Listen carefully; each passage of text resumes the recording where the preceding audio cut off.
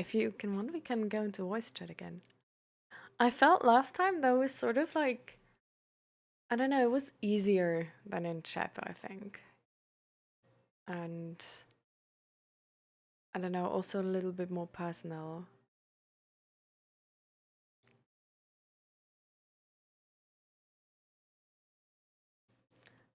Give me a second, I need to change one of the...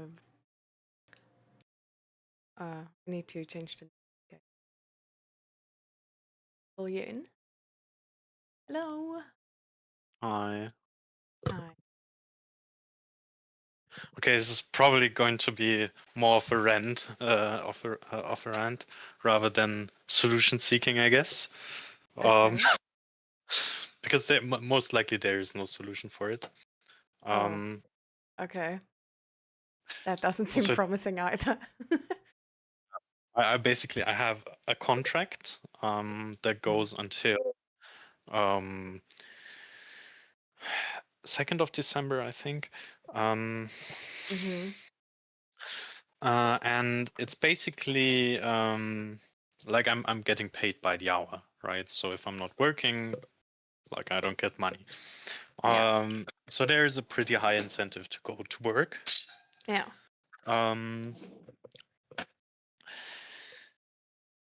yeah, so basically I had like, so for context, I talked with my boss Mm-hmm. because I wanted to ask her something work related regarding how I manage certain things. Because like I'm relatively independent in what I do. But since there are more people working on this project now than there used to be, I kind of try to keep everyone like on the same level. So I kind of try to communicate my personal standards so that we Yeah. have one overall standard and not I have my standard, the other one has that standard. Um, Yeah. so, for instance, I try to implement that people won't write the time in minutes and seconds into the Excel sheet, but rather convert the time into seconds, right? Which kind of Okay. works, kind of not. But the reason why I pushed for that is because if you want to evaluate uh, the it's hard to explain without really going into depth. So um, I basically had the situation where I was supposed to evaluate something. Mm-hmm. And part of that was like adding up the time. Like we wanted to see, okay, how much time were the video clips? That's basically from heute 19 Uhr. So a news format. That's basically the Yeah. time that is being analyzed by an AI. And we wanted to see, okay, how much relevant time is there? Like how many minutes were analyzed in this scenario, right? Yeah. Um, so you can't add up minutes and seconds in Excel. Like there is no option for that No way. unless you have one cell for minutes and you have one cell for seconds. Then it's very easy to write a function, Yeah. right? But if you do it like one. Then you do this like this apostrophe thing to indicate that that was Mm. the minute, right? And then you put I don't know 23 behind it. Yeah. You can add that up, right? Um, Well, I mean, you can, but it takes a more um. Well, let's just say the function for it is a little bit okay, you, harder. you can't add that up with a simple function. Yeah. So effectively, it was quicker to just convert these numbers because back then the list wasn't too long. It was quicker to convert these numbers from minute and second to second only. So, Yeah. like, what do you have to do? You just basically like the longest the longest clips are basically not longer than like, I think the longest I've seen was like 2 minutes 30, right? Oh, okay. So So it's you like fine. It's it's really super fine. fine, Yeah. right? Like if the clips would be, if it would be a matter of hours sometimes, then I would have said, okay, look, we will just neglect the seconds in this case, just Yeah. round up and we go with the minutes. Um, but it's basically like the max number is like 150 seconds, right? Yeah. So converting is often very simple, especially if like it wasn't a huge problem for me because like if you made the first 10 cases, then you will just see, okay, you don't have to calculate it in your head every time. You just see, okay, it's 1 minute 20, that's going to be 80 seconds, Yeah. right? Yeah. At a At some certain point, point, you it's just just learn the corresponding exactly. markers, I guess. Yeah. Um, so I did this. Where basically I think like somewhere between 300 and 400 entries. And then I added that up, which caused me to suggest that we might just add that up immediately, Yeah. which worked. Like sometimes people will still just write the minutes, and then I will add that up later. All right. Mm-hmm. Um, so that's just like for some context what I'm doing. Um, Sorry for a that's not second. Are everything, of course. you Like, vaping meanwhile? no, sorry, I have water on. Ah, okay. Because the water, for some reason, is really loud every time. Oh, sorry. Probably um not deciding to work again, but it's I'm done now. Okay. Yeah, I don't know. Voice cancellation is just. It's fine. I mean, if you Uh, don't. one second. Mm, I would just like try to reconnect. If that's fine. okay.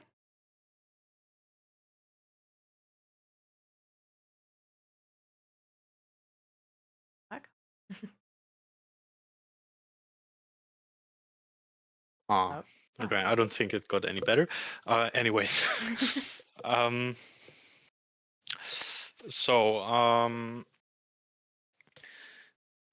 my issue today basically was that I went in and asked this technicality, and my boss was like, "Oh yeah, I wanted to talk to you anyways, because Mm, like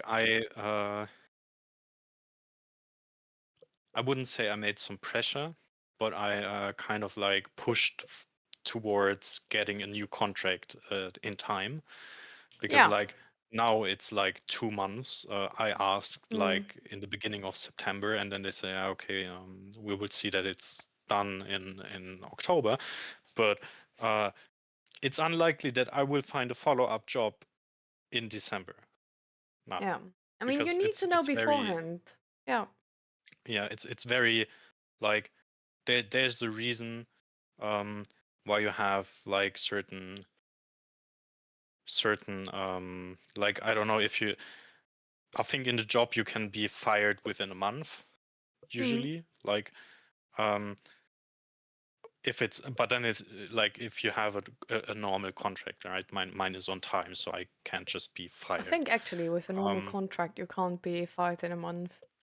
You also you get you money could actually if be you're being fired. if there is like you could be in theory like if you want to terminate your contract, you have to give them notice one month in advance, I think.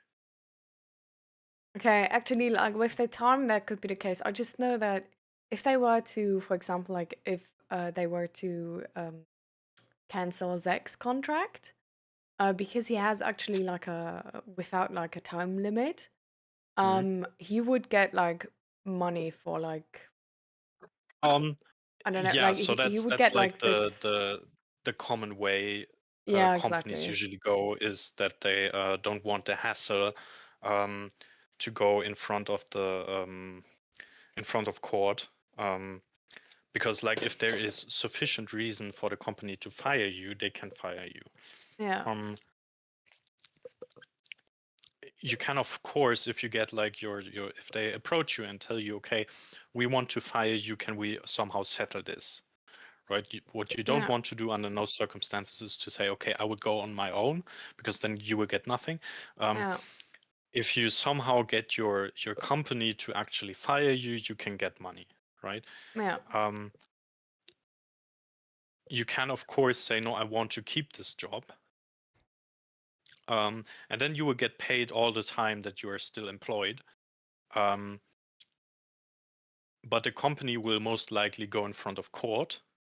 Mm. um, and unless they fucked up, they will most likely be in the right if Yeah. there are economic reasons for it.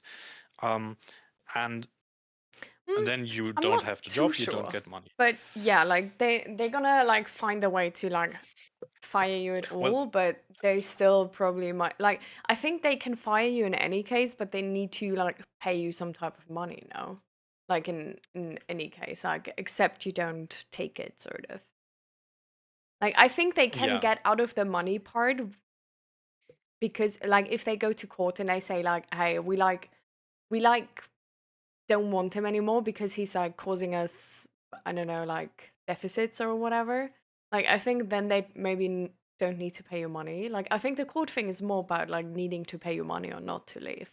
I mean, there's a difference if you got an Abmahnung, right? Yeah. um, so basically a notice that you did something wrong, um, which is necessary to be terminated without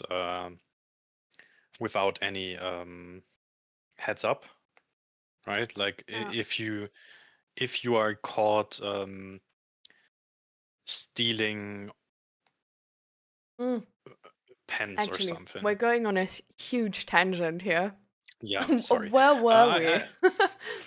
Um, it was Oh yeah, the contract. about Like she talked to you about the the contract. contract. Yeah. Um, so effectively, it was about like I said, okay, I want to have this security, otherwise I am going to look for other jobs, right? Yeah. Um, not because I don't want this job, like I'm way too lazy to find a new one, if I'm being honest. Um, Yeah. I mean, but just like in case, because if they don't give you the contract now, you might not have a contract, so you need to look for yeah, jobs. Yeah. that was basically my whole reasoning, and she was Yeah. like, yeah, understandable. We would see towards it. Okay. Mm, so then she was like on vacation and some stuff. Um, so she wanted to talk to me because she was like, yeah, we have to see, because like you have been absent a lot. I would Mm-hmm. argue it wasn't a lot. It was Mm. like I think 10 days In like the whole year? since I'm working there since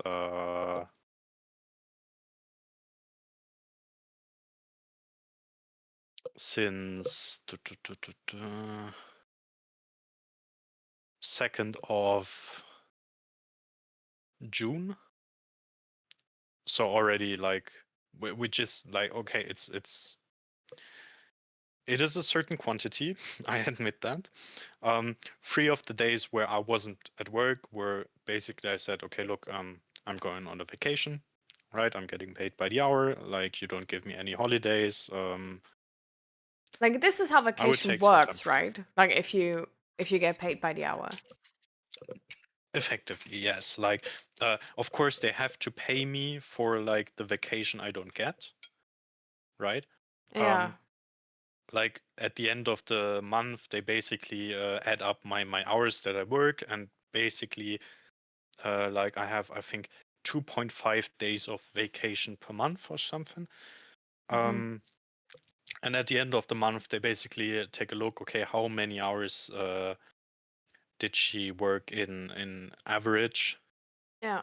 And my average day hours are basically paid as my 2.5 days of work, Yeah. right? So I'm not getting paid like what would it be?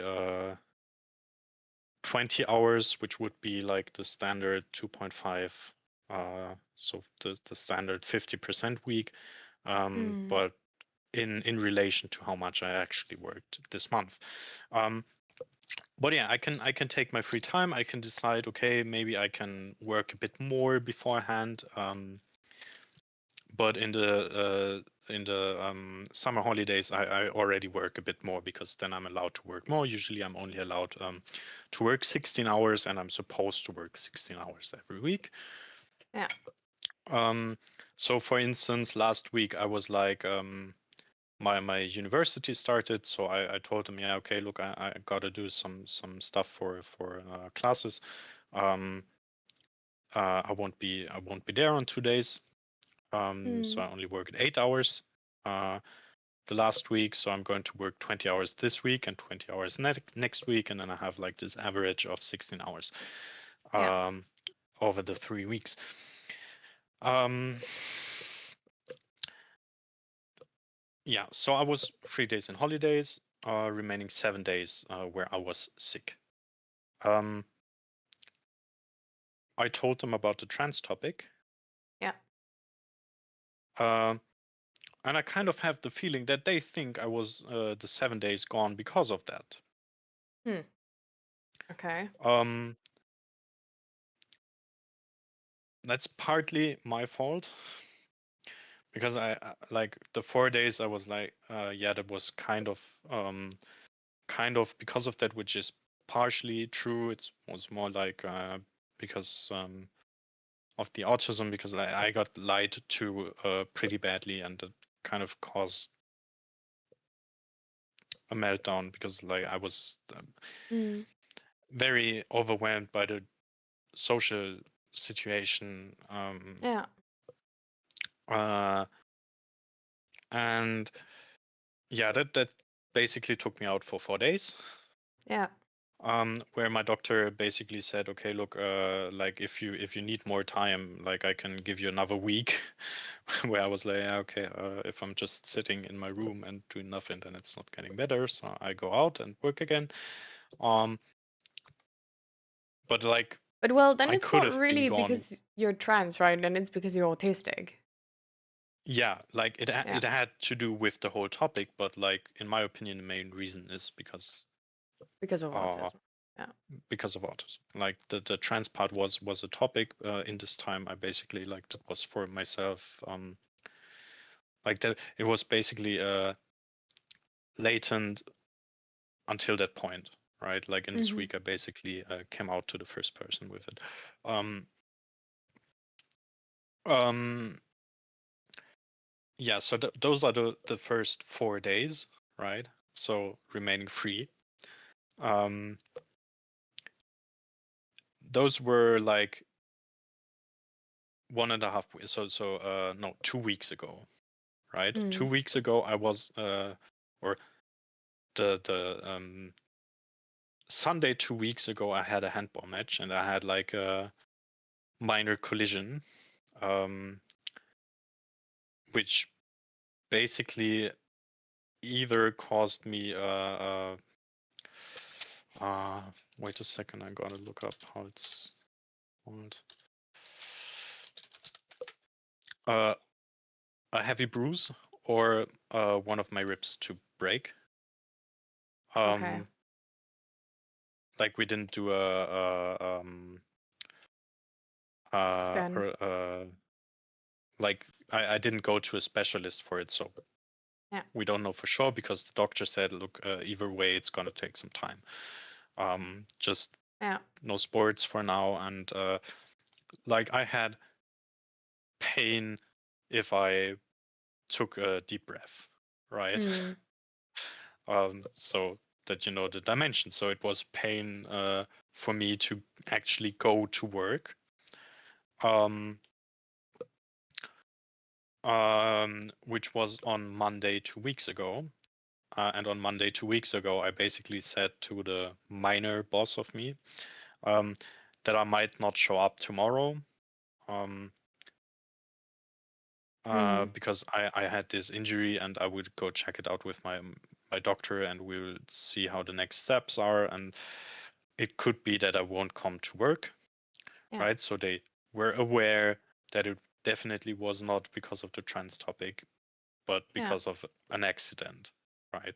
Um, which can literally happen. Like that's like you can argue that was kind of my like I take the risk of playing handball. There's a higher risk that you injure yourself there. Although I would argue that the statistics are not as high as someone who plays soccer, for instance, and we have a lot of soccer players in the department. Um, and yeah, so they knew. I kind of feel like they didn't communicate that well under each between each other. Um, Mm. and effectively, she said, "Yeah, you were like we gotta take a look at that and yeah, well, I just was sick because of an accident, right? I could have been run over by car and would have been out for 2 weeks or Ever? something because I don't have. Yeah, I mean that probably wouldn't be as much of a problem because then they wouldn't have to terminate my contract, right? Um, Okay. um, Quick side question. Do they need to pay yeah. you if you're on sick leave? Um, that depends. Like if I just phone in and say, okay, look, I have a migraine, I won't be at work today, then they don't. So it sort Um, of depends if you like officially take sick leave or not. if I take sick leave with a doctor's notice, Yeah. um, then they gotta pay me. Yeah. But as far as I'm aware, like if you are on sick leave, then the company isn't paying me, but the insurance is. Yeah, well, I just know that like some companies are still like particular about this, especially with contracts about time. Um, I don't know what really the motivation is because I also don't know how much like if they need to pay anything from that or if maybe like the insurance is getting more expensive or like anything like that. I don't really know.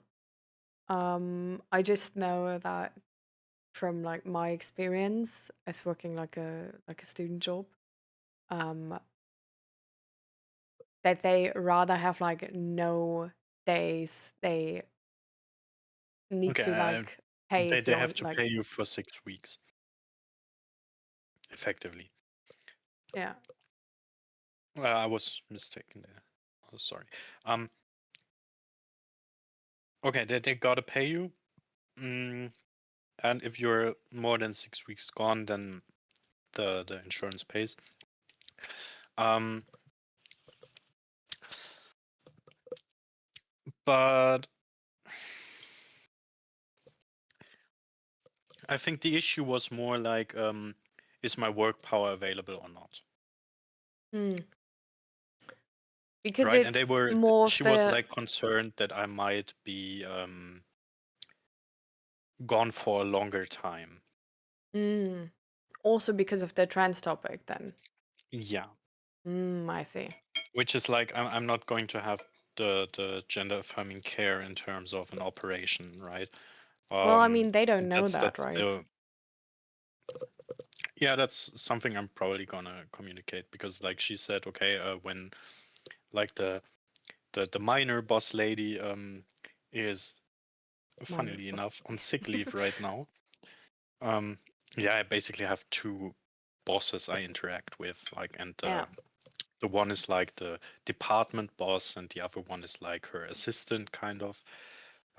Well, the second in command, and they are basically like the ones I'm going to if I have an issue, because they were also working in the field I'm employed right now.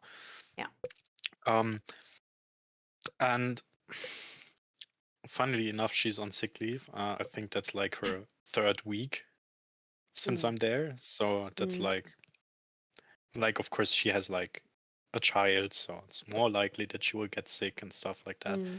right? Because if the child is in kindergarten, then I mean, honestly, though, that could also be one of the reasons why the company is maybe like a little bit like thinly spread because they already know, okay, we have this like one person who's like gonna be like more on sick leave and we have to pay even though she's not like creating value for the business. And we can't really like afford more people like this, or like we rather avoid affording more people like this. Yeah. But yeah, I think they're just like I don't know. I think regular people don't really come in touch with the trans experience sort of, and also like what different cares are there, like what different gender affirming cares are there, and like how I they mean, look and like what the normal process is gonna be. a Because thing that if I'm not going to tell them is like you can, from taking hormones, especially in the first 3 months, you can get like serious depression, mm, right? Um, which I'm not like, hell no, I'm not gonna tell them. yeah, that's fine. But yeah, I think just like clarifying that you're not gonna like do like an operation and gonna be out for like half a year or something is probably really helpful for them to like know and to plan with. Yeah, the thing is like they claim to be very content with the work I do. Yeah. Um, so it just seems to be this issue where again I would argue like the 3 days where I got my injury, like that could have happened anywhere, right? So I I don't think like that is really a reason. I don't Um, I don't know if your past 10 days are really like it's what they say, right? But a lot of the time people just I don't know like need reasons sort of to validate their feelings and express their concerns sort of. mm, So I don't like I don't really think we need to go in depth about these like few days and how valid they are or not, because I feel mm, like it might just be that they're concerned because they think you're gonna get like an operation and you're gonna be out for like six months, right? And like now they give you a contract and then you just work for like 1 month and then you're gone, sort of. yeah, Um, that's kind of like because I think this 10 days, like you say, they're like reasonable enough. So I don't think that's the issue. Like I think there's sort of like something behind it. And like if you yourself believe it's like the trans topic, then yeah, just sort of like talking about this and being like hey, you guys know that I like don't like I'm not gonna be gone for like 6 months, like right? Like yeah, you guys know that. yeah. And Um, uh I mean, I'm pretty sure it's a trans topic because it was basically like very heavily leaned in this direction. mm, mm, Um, I um, and like what really bothers me is that she basically said like, yeah, we might look into it that you basically accept to resign if you would be sick for a longer time, which is like, so they sort of what the want to fuck? look into a contract where if you would be out for months, No, no, you would I'm pretty resign sure it. it's not going to be a contract because I'm pretty sure this is against German law, right? Because there is Okay. a reason why you are not allowed to fire someone who is sick. Yeah. So do you think it's more of like a personal sort of like uh Not because of the trans topic, because they're like very open. Like for context, they are like very convinced of gendered language, right? yeah. So they are very open to it in general. Um, so I think I might just like how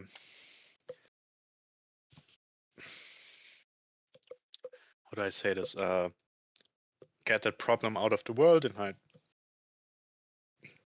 just talk to them next week, and tell them that like the reasons for that, and tell them the reasons for that. Might work, might not. I don't know. Mm, but like this insurance that they want, that I just resign if there would be something bigger, like um that's nothing they ask from others, right? Mm.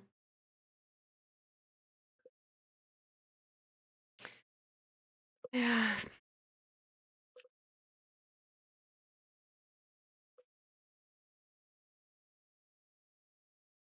So yeah, I don't know. I sort of wonder what they would say about like is there like the lady who's like like who was pregnant is now like having her child. Is she also does she also have sort of like a student contract? No, right? She has like a proper full-time No, no. contract. So she isn't pregnant, she already has the child. Yeah, yeah, was pregnant and has the child Yeah, now. no, she had a regular contract. Okay. um Like giving them the benefit of the doubt, maybe they would say the same to a student who's like pregnant. I don't know. But it's definitely like it's like it doesn't really matter if they say to a student who's pregnant, like if it's like only connected to this, but in any case, it's like I do understand their perspective, right? Like it's this like these like tiny contracts are always I don't know, like companies don't really give them out if they mm, how do I describe that? Like Yeah, they don't want to give handouts. I get that. um so it's like I understand, but at the same time it's just like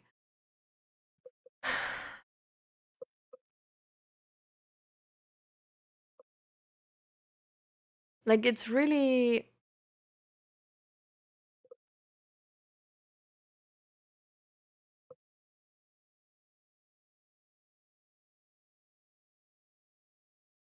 I don't know, it's just bad practice.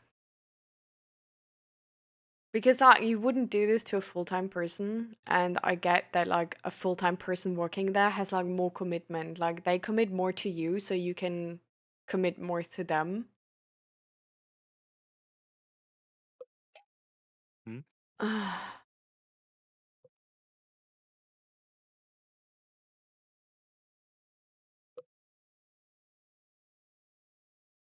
And this is hella annoying.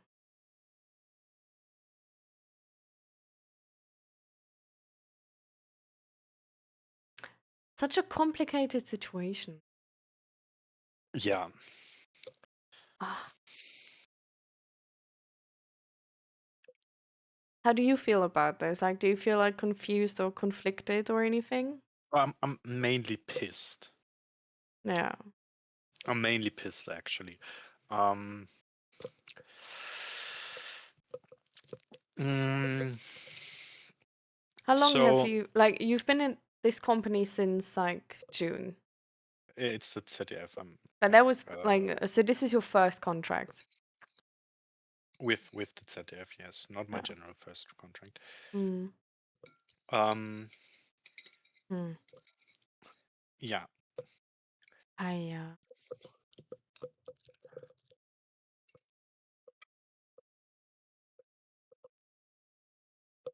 um yeah, but effectively they like want, like she basically said she wants this, I call it insurance, um which is something they probably won't ask from others. mm. um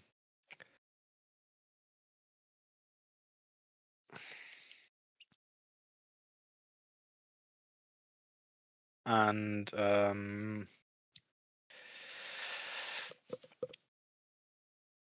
Yeah, I don't know. Like, How does it make a difference for you personally if they were to ask it from others or not? like personally, first of all, it would like right now, I don't feel like they really appreciate me, Mm. right? Like, if that's like already in like if that's enough reason to question me to question me in regard of my potential efficiency, right? Then I feel like I'm not really being appreciated there, I guess. Mm. Um and like how do I say this?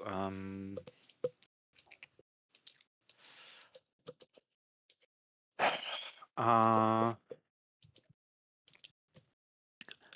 I feel like if it would be a general thing that like everyone would have to cancel their to resign from their contract, um, if they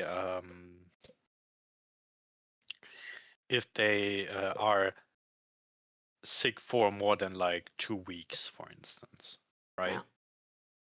If there would be a general thing, I still would say like, oh, that's kind of shady business. Um, and I probably just wouldn't do it, I guess. Like if that would stand in my contract, I would probably go to a lawyer for like 1 hour of or probably to my professor, right? Would ask him, look, that's in my contract. Can they do this? Can they not? And I would just like keep everything as it is until the moment that they like say, okay, look, in your contract is this paragraph where you have to resign, and then I would say like, okay, look, you are not allowed to do this, right? That's why they won't write that in my contract. Yeah. Um, but they want to have this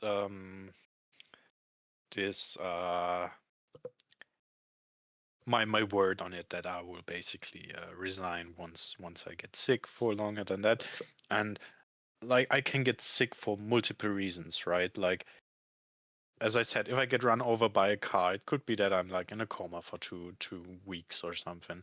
Yeah. Um, or and I might not be capable of working, etc., etc. Um, and in this case, I wouldn't resign, right? Yeah. Why should I resign? Like, not my fault. Seriously. Um, um, so yeah, I wouldn't resign in this case, and seriously, in the other case, I probably wouldn't resign as well. Um, Yeah. because like that's not something I do by choice, right? When it would be something like, oh, I take a vacation now for for I don't know 2 months or something, then I could argue, okay, look, let's maybe like I might do that at the end of my contract and we just terminate it earlier because like I'm not going to work, you won't get any workforce, and you can just hire someone earlier because like my contract ends 2 months earlier, right? When I'm going on the vacation, and that's something I would consider to be reasonable, right? Because effectively, my contract is giving me no benefit at the time. It's only making the company lose work power. Um, Is it if I'm sick, I like still need the money I though. think the situation with the holiday is different though, because they don't need to pay you on holidays, right? But they will Yeah, need to pay you if you are sick for a longer period of time. So if yeah, you're but on holidays and they know you're on holidays for like 6 months, whatever, like they could employ another person because they have that money left. If you're sick for um, 6 months, they can't, like that's they, that's the with the same logical amount of money, assumption, can't yes. afford. That's a logical assumption, yes. There's also things like you have to work them into the field, right? So you have more expensive expenses in general that probably wouldn't be as much of a problem. Um, but like ZDF is a big house, right? Uh, you can't just hire someone because someone else is gone, especially if it's like a minor position like mine. Hmm. Mm-hmm. Um, I mean, like if someone goes into Mutterschutz, yeah. um, then they could probably hire someone, but just for okay, this person is gone a little bit longer. Um, they can't just hire someone because then the big boss will say, no, why? You have this contract. I only allow you to have like one of those contracts at a time. Um, Okay. so I can't just take off a month or something like that, right? Um, Um, if they can't write it in your contract, mhm. it's like, and they just ask you to give them your like your word for it. Yeah, well, I could lie, but I'm a terrible liar. Um, Um, yeah, but like, how would that, like, I think it's not really about whether they like can do that or not, right? It's more about that they ask you to do that in the first place. yeah, that's effectively the bigger issue, and I'm going to Mm. try and basically talk them out of it, I guess. If they ask, I'm either gonna straight up lie and say, yeah, okay, I will terminate my contract then, or I would say, yeah, I'm not going to give you that word because which might lead to my contract being terminated um, right away, right? They might just not give me a new one. What is your Mm, specific concern about them asking this? Is the specific fear that they're transphobic, or like what is the specific concern about that?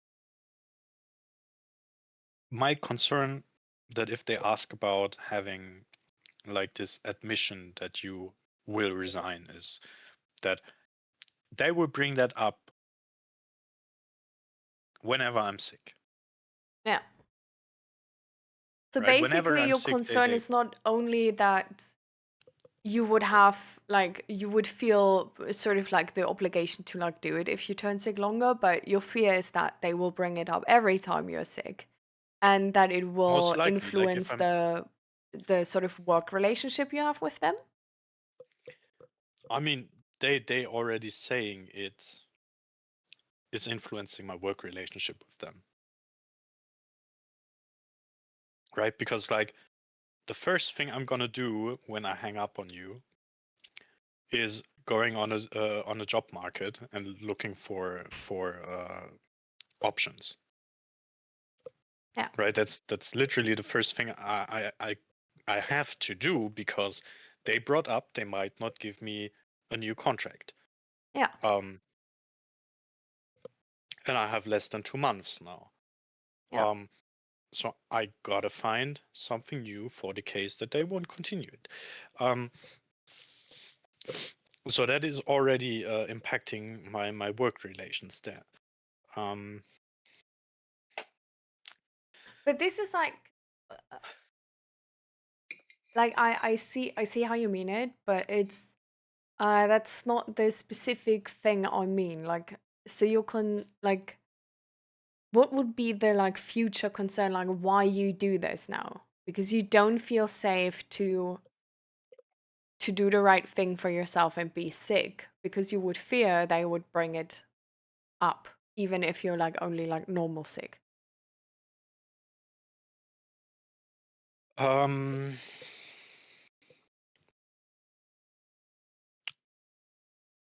I mean, I feel like let's just assume you are sick with corona or something like that. Yeah. Like, corona is like a special case. Yeah. Um, and to be fair, if they give me a new contract, I might be eligible for home office. Yeah. Not necessarily, but I might be. Um, and honestly, if I would have had a home office 2 weeks ago, I would have worked,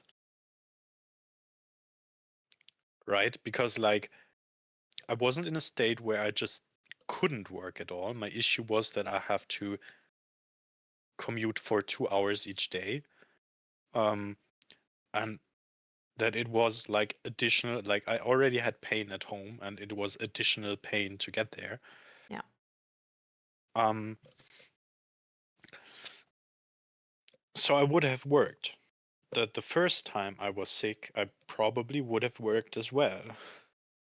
It was just like a situation where I just like where public transit and stuff like that was hardly bearable. Yeah. Um, so yeah, I don't know. Like I would have worked if I would have had home office, but like the big boss kind of has a stick up her ass regarding this. Um, because like the my bosses, my two bosses, basically yeah, I don't know. They somehow admitted it to someone who hasn't been there for 6 months, and that's like for whatever reason their rule that you have to be there for 6 months, and then you might get home office. Um, they somehow don't really want you to have home office. I assume because they don't really trust students. I don't know. Um, But yeah, I might get home office. Like in this case, if I would get sick with corona or something like that, I might just work unless I'm like really like bound to my bed, right? But I wouldn't go to office if I have the flu or corona for that matter. Yeah. Um, because that's straight up stupid. Like everyone else will get sick and then like doesn't make sense. Um, but assuming that I don't get home office and I'm sick for 2 weeks, they will be like, huh, Laura is sick um, for 2 weeks now. Um, maybe she should resign, Mm. right? Maybe we can find someone else uh, because it doesn't really seem to matter what's the reason why I'm on leave, right? Mm. Um, um, so yeah, I think they would bring it up no matter the reason why I'm sick. The moment that I'm sick for longer than a day or something. Okay. Because I think with this, we sort of like get to the bottom of what you need from them. No? Like, this is not only an issue about, like, how dare you ask me this, but. I mean, it is kind of an issue of how dare you ask me this because like they're not supposed to ask. Oh, I'm yeah, pretty yeah, sure yeah, it's definitely, like, illegal as to well. demand. But I think the bigger issue, like, actually, like, holding you back from this is because if it would only be like, well, like, you're not supposed to ask me this, and like, you can't really, and like, fuck you, then it would be like, it wouldn't feel like really like hard to lie, maybe, and just be like, yeah, sure, and then like not do it, you know. But No, I'm it's like just you like really want to bad have at like a good lying. work relationship with them, and you don't want this like towering over your head. No, like you want Yeah, to that's feel kind of like, the issue. If I lie, is that like I can't lie and then I just lie and then it's fine. Um, like it's how do you say? Basically haunting me. I know So what you like mean. if I get into this lying, like I mean you said you're autistic as well. Then you know that you go like on a specific topic and you just can't let it go, Yeah, right? And it's in your head and it's returning like you're doing something completely different, not thinking about it, and suddenly it's there. Um, and you can't get rid of it, and it takes some time until you get completely rid of it. No, I Um, feel that. That's like whenever I lie and it's like something where I feel like this isn't like, I don't know, just generally actually whenever I lie, I have the same. yeah. Sometimes even about like portion sizes, like when we make food and I make like two portions and I know like Mm, have the feeling that one of them is bigger than the other, even like only slightly or whatever. And not when I lied about it, but when I just like didn't make Zach aware of it, sort of, and he like could, just like trust me to make them equal, and then they're like not equal, and now he's like picking the smaller one, sort of without yeah. knowing. Like there's a lot of like ifs, and like this is not really important to any amount of extent, whatever. But like even doing this, in the moment I tell myself like this is like Leah, you're like so over the top. Like what are you like serious? But then like later on it's like haunting me and then I like come clean to Zach. But yeah, there's definitely I understand this compulsion very well. Yeah. Um but I think it is important that that by they asking you this, you fear that this will come up whenever you're sick. Um, because they might just have asked you this for like the situation if you were like, because like let's see it from the most optimistic view of their side. Like they heard you're trans and they like instantly think like, okay, like you're gonna have this huge operation and like they don't know shit about this, right? But you're gonna get a new body, like you're gonna be like out for like 2 years or something. Yeah. And they're considering to give you a new contract. Like maybe they're even considering to give you a longer contract because they have have been happy with your work, right? But then they're like, No, okay, like it's how long are you out capped. for? Like maybe you were out for like forever, basically. And So the like, total contract time is capped on 2 years. okay, but like 2 years is still a lot, right? So like it's a lot more than like So what I you only have been would given get so one and a far. half Um, and because like they at the 6 months I was already there to it. yeah, Um, um, no, they like they're considering not giving me contract because they're considering what? they're considering not giving me the follow-up contract for the 1.5 years. Yeah. But it's like I just want to like focus on the most optimistic view of them because they might just like ask for this possibility of you being like sick for basically like endless amount of time and they needing the work power and not able to get it sort of, because they still have to pay you. And like to be fair, yeah, after like 6 weeks or whatever, like the insurance is going to pay. So technically, that's already well reduced to 6 weeks because after that they would like get the money back and could employ somebody else. Um. Oh No, well, no. actually, if their In boss is case like, you're sick, you can't employ someone else because like I could end my sick leave anytime.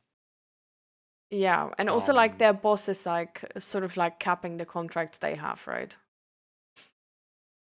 yeah, You said right? yeah, basically. Yeah. Okay. So they can't even do that. That means like even if the insurance is paying, it's like not really changing their situation, right? Like they don't have a person they need. Like they lack 16 hours of work every week. Um,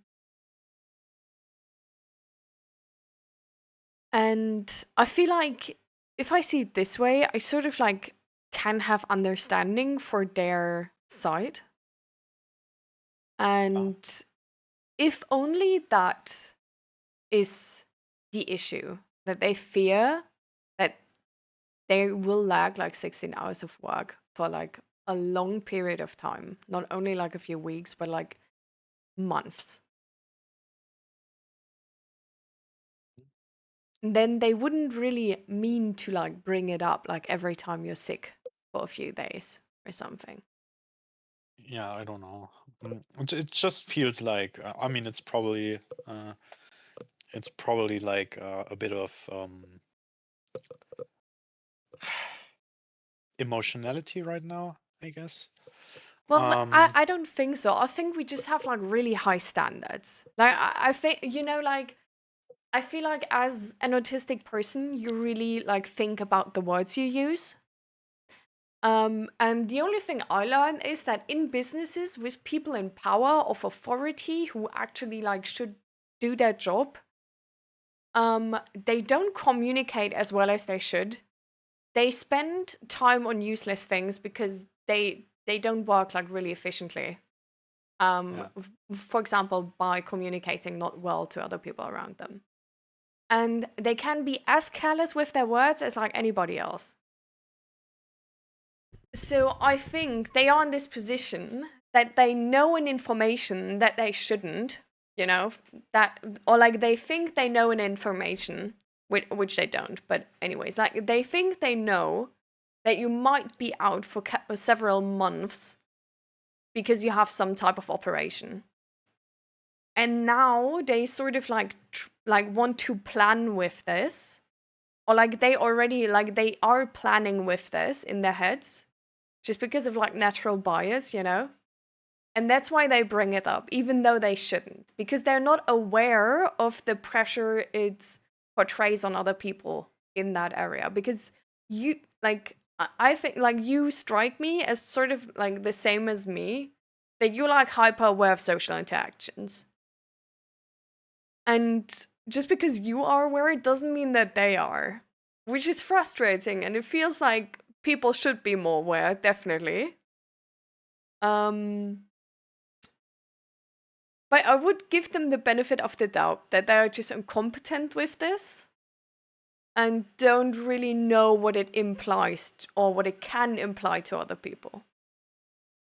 by So the way, all your concerns you have, I would definitely like talk to them, like sort of like clarify if that's actually what they mean. yeah, Like this like resigning thing, like will they bring it up if you're sick for 1 week? Like maybe they yeah, instantly say like no no no not that, just like if you have that operation someday, you know, like then because we really need the work power, whatever. And then you can like yeah, evaluate again, sort of like to just sort of like get new information and more information. yeah. But this is definitely such an annoying situation. Like I'm so sorry you have to go through this. Like there's just like more and more things coming, right?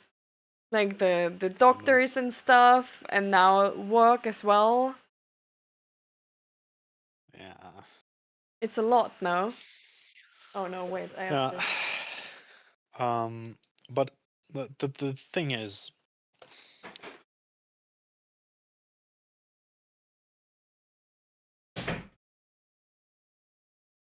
Sorry, I had to throw out the robot because otherwise I don't hear anything anymore. okay.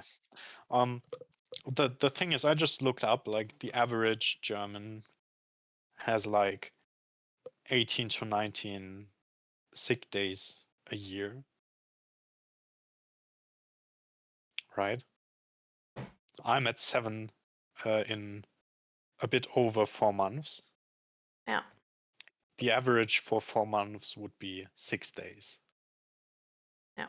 That's why I think it's So not about the days. Like that's why in the beginning already I said like your days are like logical enough that I don't think it's about the days. yeah, I think it's really this like bias that they think they have some type of information they already plan with, and it's just like incorrect. And uh, this is sort of like where like how this miscommunication is sort of like starts, you know. yeah. So yeah, I think I would just like talk to them to sort of like clear up all the miscommunication and really like get the answers you want. Um, so for example, like if they were to bring it up, if you're sick for 1 week, like would that be a thing? Is that what they mean? Or is it only if you know like you're gonna be out for like 3 months minimum? And then they might not even like I don't know, like maybe they just say like yeah, and then like for these like 3 months, like quit, but then like if you come back, you instantly get a new contract, whatever. Like there's a lot of things which like can help to make a good decision here. But I don't think it's bad to look for other jobs because I feel like if you have another job in your backhand, you can also ask for better contracts from them, right? No, because like that's as in big companies, usually you have like standardized contracts. Like I get where you're coming from, and in most cases that would be true. Um, but the contracts are not up for debate there.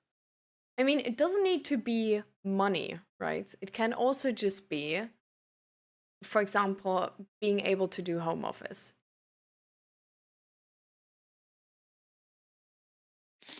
Yeah. or like stuff like this. And I mean, if the contract is like really shit, then you know you like rather switch because, you know. Um but I think it's always nice to know your options to just sort of also know like how I don't know, like how dependent you are on their offer. um but yeah, like how do you feel in general about this? Like are you exhausted? Oh,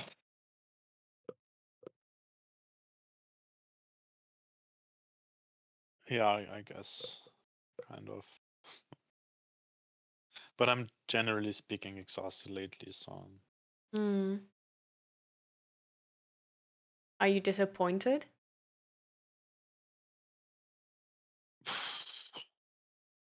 I think like I'm pissed.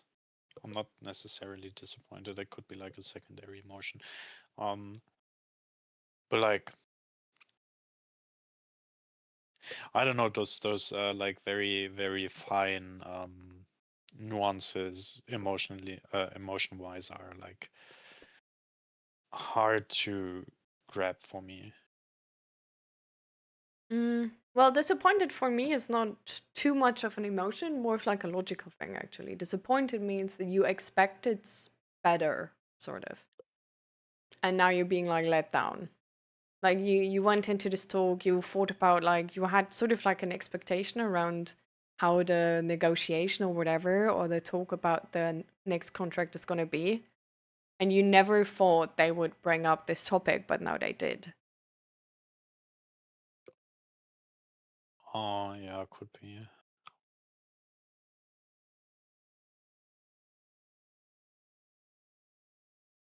Because I feel like disappointment Um, is oftentimes like really well connected to being pissed.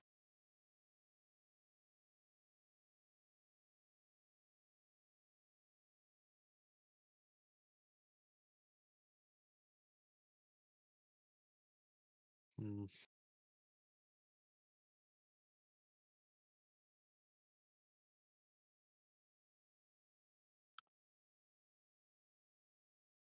I don't know.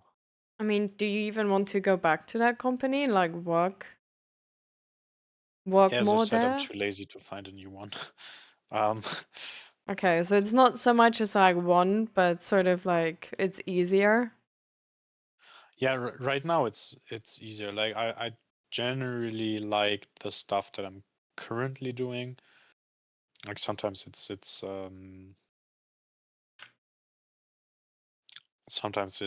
better, sometimes it's worse. Hmm. Um, it's just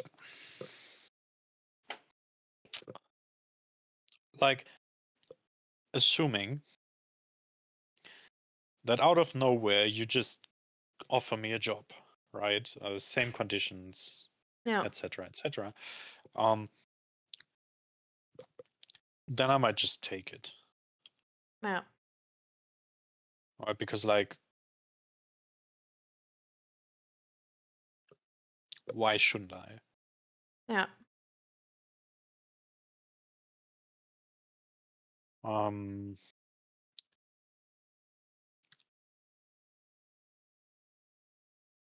So you feel sort of like less safe in the connection with this business.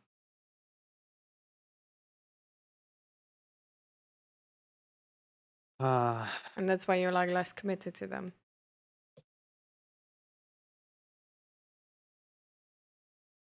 yeah, I don't know. It's just uh,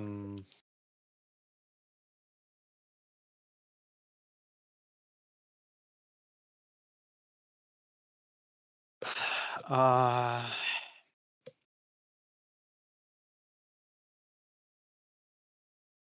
do I say this?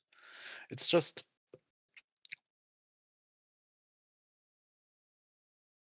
like if you come around and like I wasn't gone for like I don't know for 3 weeks or something, right? Like the basically for me it comes down to the question like, do they expect me to be gone for a long time, Mm. right? If they do expect that, for whatever reason, they shouldn't give me a new contract, Yeah. right?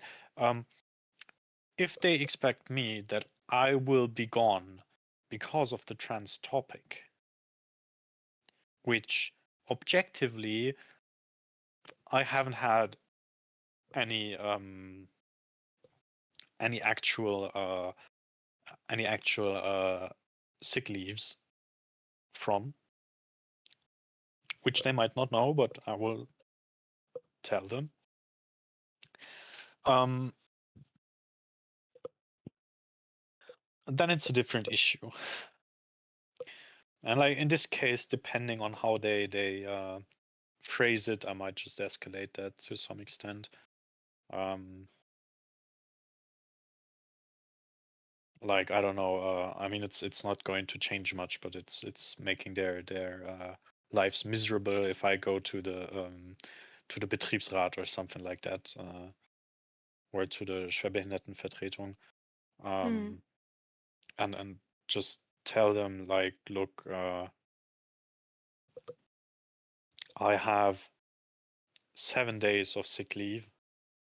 That's like and I mean it's mid, like you basically have like 1.5. The average German is 1.5 days each month sick, right? Um, Mm. it's mid uh, October. So as long as I'm not gone for a week again now, I'm pretty much on average, right? Um, so basically, I'm getting questioned because I'm the average in being sick. Um, and if they should pursue this whole trans topic, uh, then it's somewhat discrimination because, like, I don't have an operation planned. I don't have anything planned that would take me out um, for a while in this regard. Like everything I have planned is something that will be done in like one afternoon. That's it.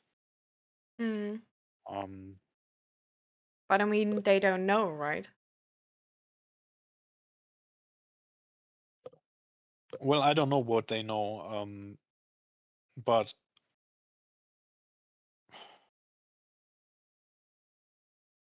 Yeah, I don't know. Like, I literally don't know what they are aware of.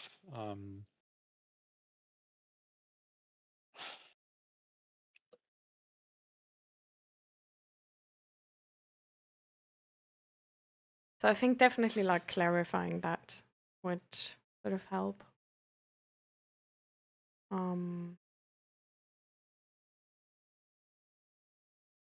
Because like you say, like I don't think your sick days are the reason. I think your sick days are the argument they bring up because they don't have any others really, or like they don't feel like their other arguments are as valid because it's only like expectations or assumptions.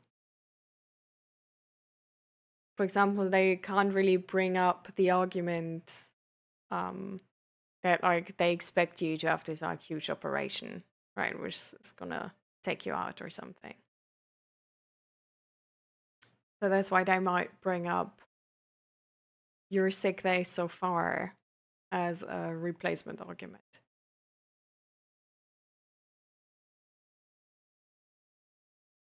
uh, So I feel like honestly, just I don't know. I think being really straight with them and being like, I have the average amount of sick days. So this is like not the problem here, right? So what is the problem?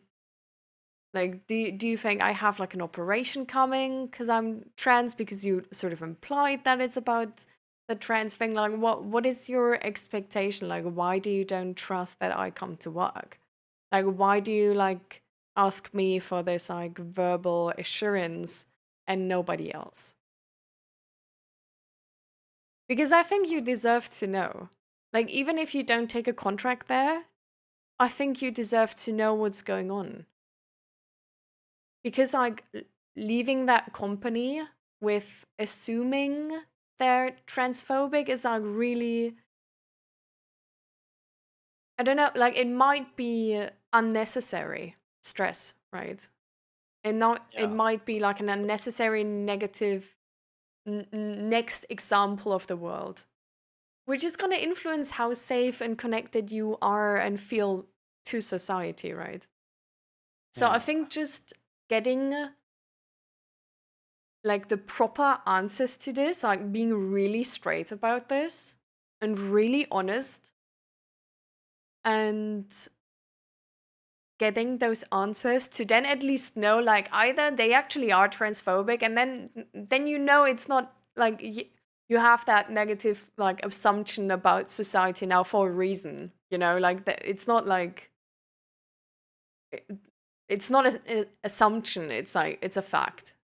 um or they might just turn out to be like incompetent with assumptions and absolutely unaware and unknowing of trans experience. And then it's maybe still a negative impact about society because you think like, damn, like everybody's fucking stupid, but like it's a different type of negative impact. yeah, Because I feel like it's like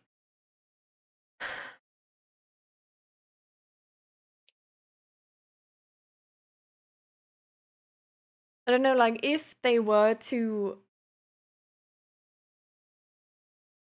say this with the assumption that trans people in general just get more sick or I don't know, like not as productive, you know, like not even the operation, but just like in general, just because you're trans, they expect you to be more sick because you're, I don't know, maybe supported by the assumption that like trans people are whiny or whatever. Um, I think this is really like first of all like highly unfair and like just not right. But also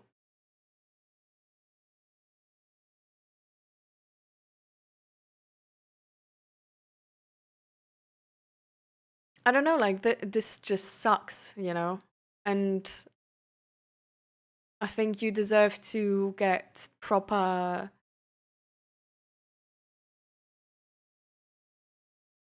the proper picture about this, you know? I think it would really help to sort of know if that actually is the case. I will see next week, I guess. Yeah. But I think you shouldn't be afraid to bring up all those points which don't make sense to you. Yeah, Because probably I not don't yet. think any of those questions are an issue, you know? And I think, to be honest, like I guess like definitely like some people can't handle clarity as much, and like a lot of information not as much, and they sort of like hold on to like bad arguments if they're being found out. So like this can the the talk can still be like really annoying, but in essence, like any of those questions are like, if they're being answered, they're just gonna give you more clarity. And it doesn't mean that you need to forgive them or anything, or that it's like gone or anything, but that you just have more clarity what's actually happening and what they actually think. And I feel like knowing what others actually think about you can really help to have like an accurate image of society. And I don't know. I mean, I definitely hope they're just like I sort of like expect or hope. Well, I don't know them, right? But I just like this. Just sort of seems like one of those situations where they are just sort of like unaware of the authority structure they are in and what pressure they actually do have. Like there's bosses who just still sort of like ask women like what they like if they want to get pregnant or like have babies, like what the family situation and is going to be.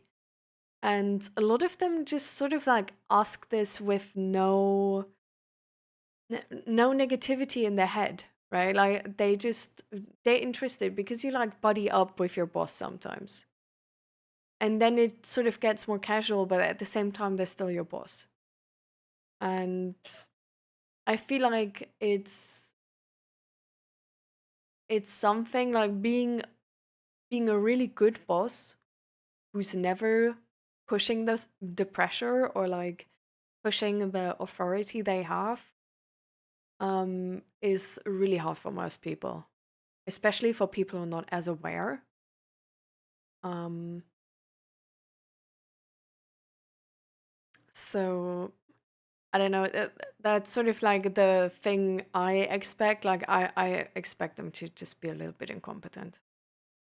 I don't think there's any like bad intentions. Um, I just think they're unaware of the implications it has for you. And I think that's something we should get better as society, definitely. Because as you feel right now, this has definitely like implications. And I think that's also something you can make them aware of, you know? And it's something you gotta make them aware of by like asking like if this is only like sort of like asking if your interpretation of this, that this is maybe only because you're trans and stuff like this, is correct. Because then you sort of like a lot of people are just not aware of what they imply and what they showcase, sort of. And then like sort of like showing them on a silver platter, hey, like this is actually like what you like. This is what I understand if you say stuff like this.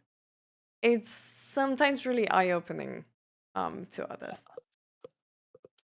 Because let's be real, like the most people are not like hyper socially aware um because they never had to make that much of an effort to like fit into society in the beginning.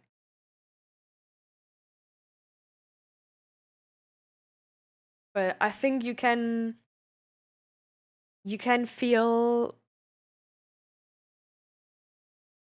all of those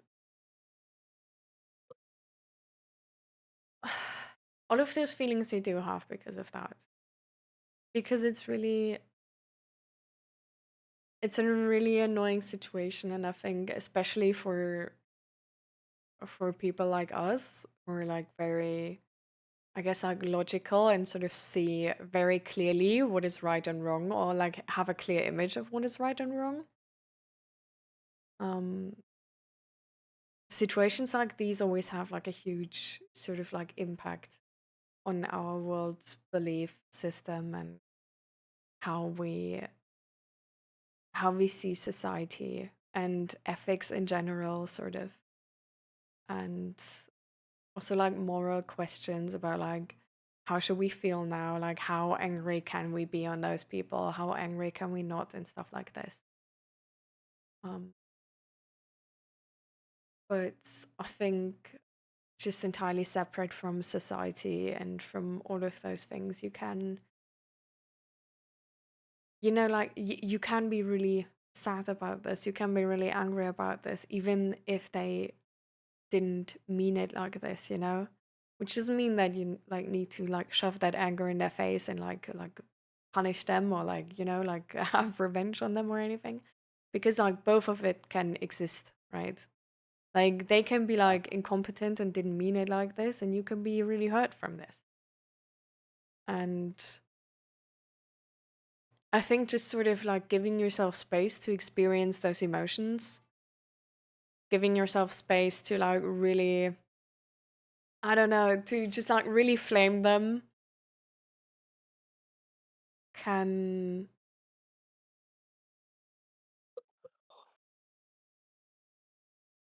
can feel like really well, like really good. So if you want, we can sort of like try to, Nah, I don't. like, Nah, I thank think you. it can feel really good. Like it's scary to Yeah, but I, be, I don't have I don't have like you don't I have don't know. to mean it.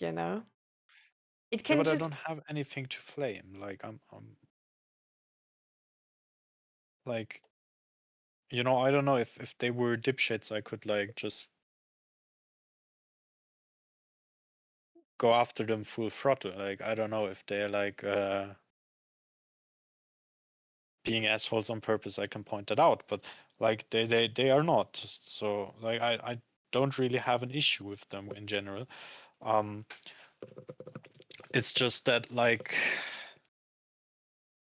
yeah, I don't know. They just put me in a position where I have to um where I have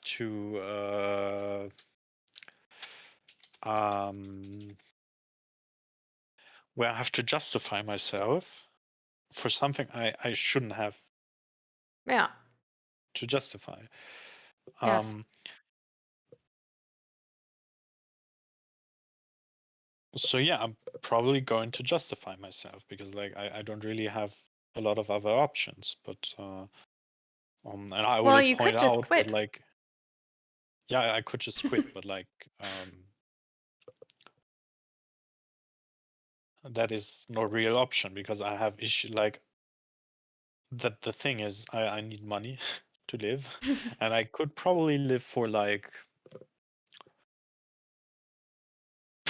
if I really cut it down to the bare minimum, I could probably keep on living for like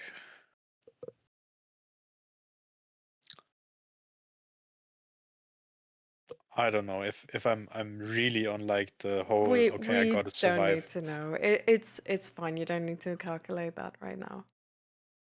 Like I I wouldn't get it. At the die or same get time, like you evicted could for a couple months. technically like apply for new jobs and just wait how that turns out. And if you find a better one, then not confront it. And if you don't, then confront it. Like there's like a lot of different situations and a lot of different I mean decisions that's like you could effectively make, right? what I'm going to do, right? Because that is effectively what I'm going to do. As I said, like when I hang up on you, the first thing I'm going to do is go onto a job website and start looking for jobs. Um, So yeah, I don't know.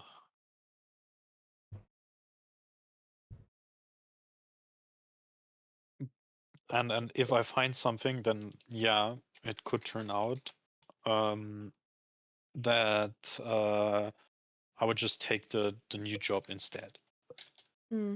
right? Um, I would the really like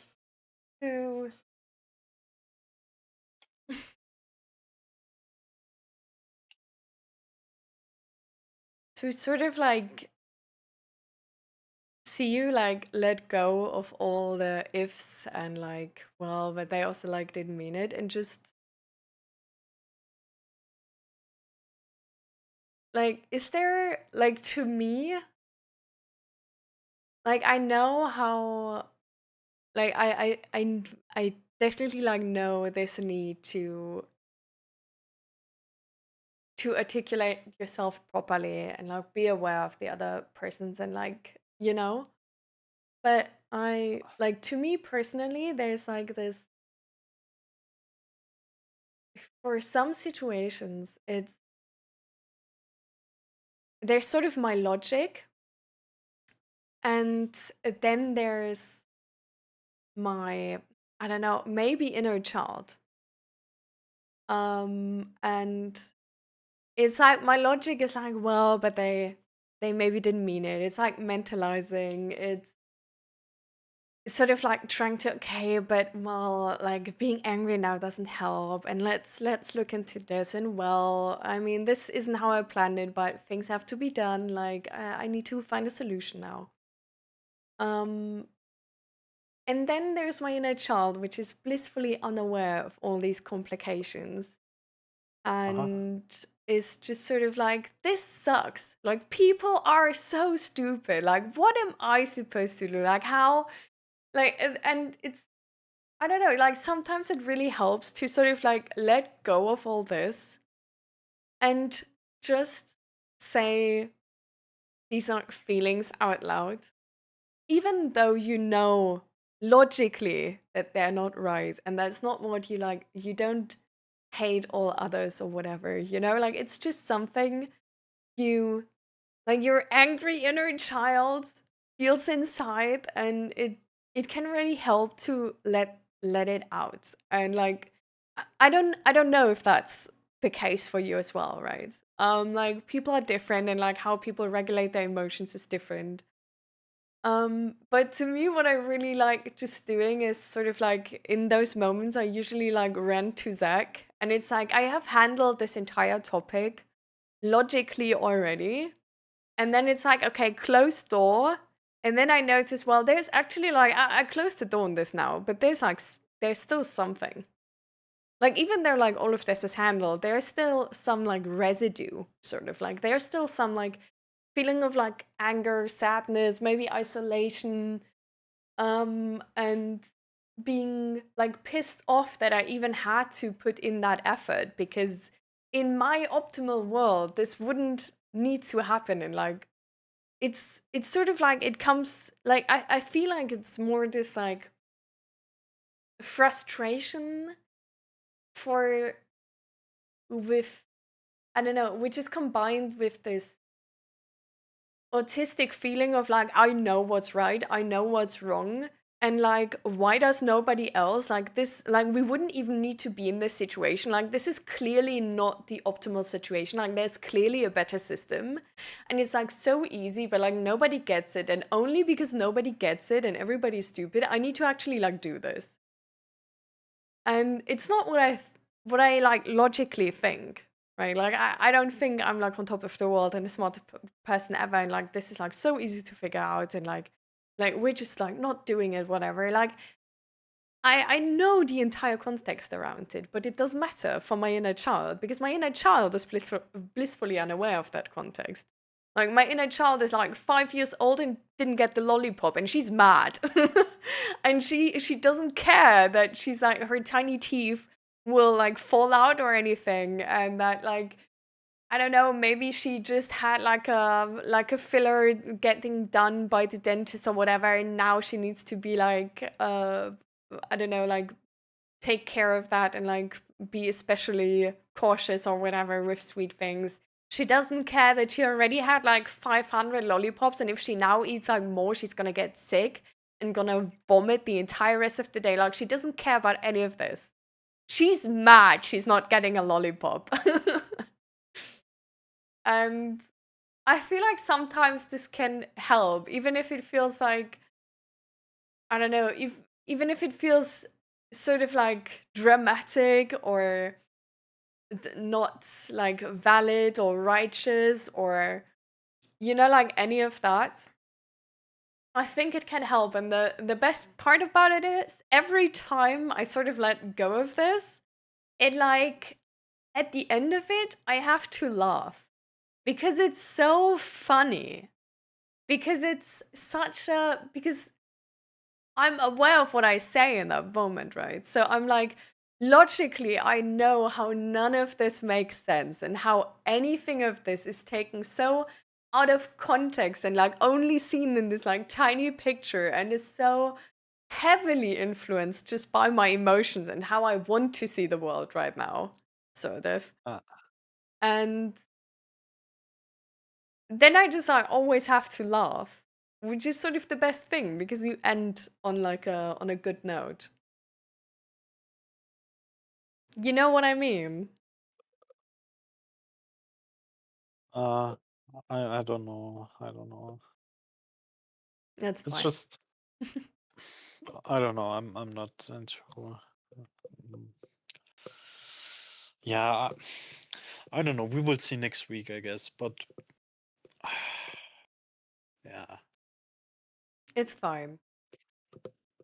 the thing Like, what I just noticed is that I can screen for positions I might want to apply to, but like I want to have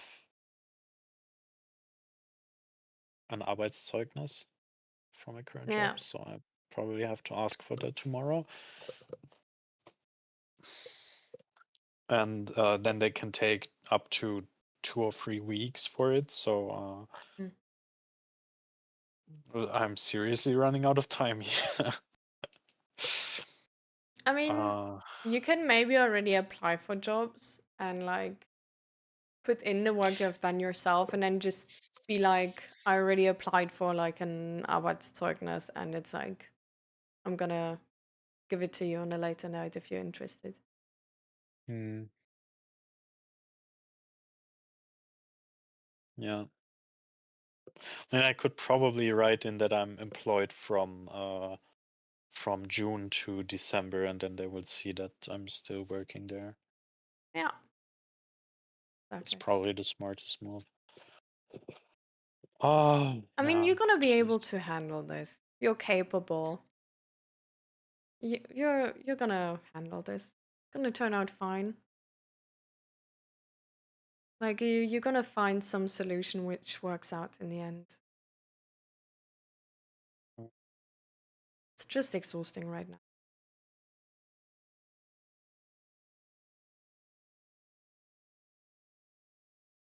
And maybe you can do something for yourself because you are exhausted.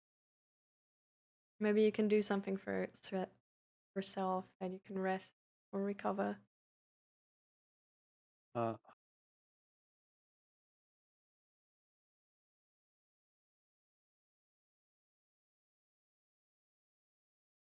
yeah, I guess. Um, Is there any news about your friend situation, by the way? Have you thought about what you want to do no, we just about we it? just like I'm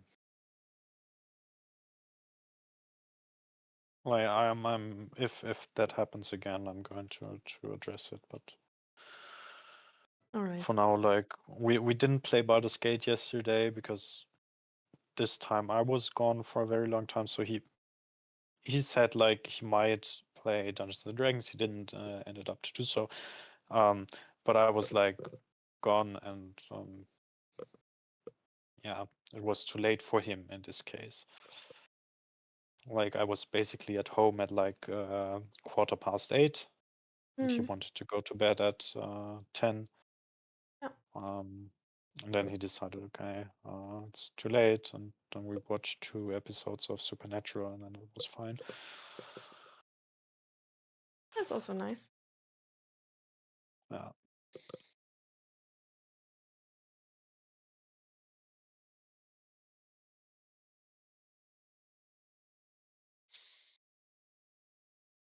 Yeah. Is there anything sort of maybe I could have done better in this talk? Like anything where you felt like I didn't understand that like easily and it was sort of like effort. Or like No. you can also like think about this and text it Okay. later. So, Yeah. Ugh.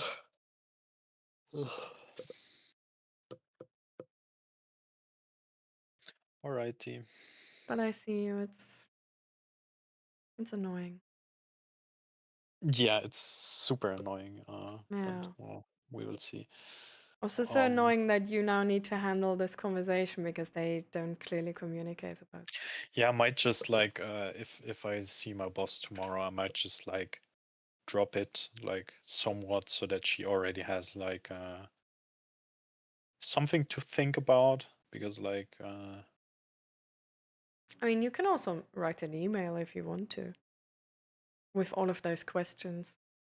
yeah, but then something is being misinterpreted or something, and Hmm.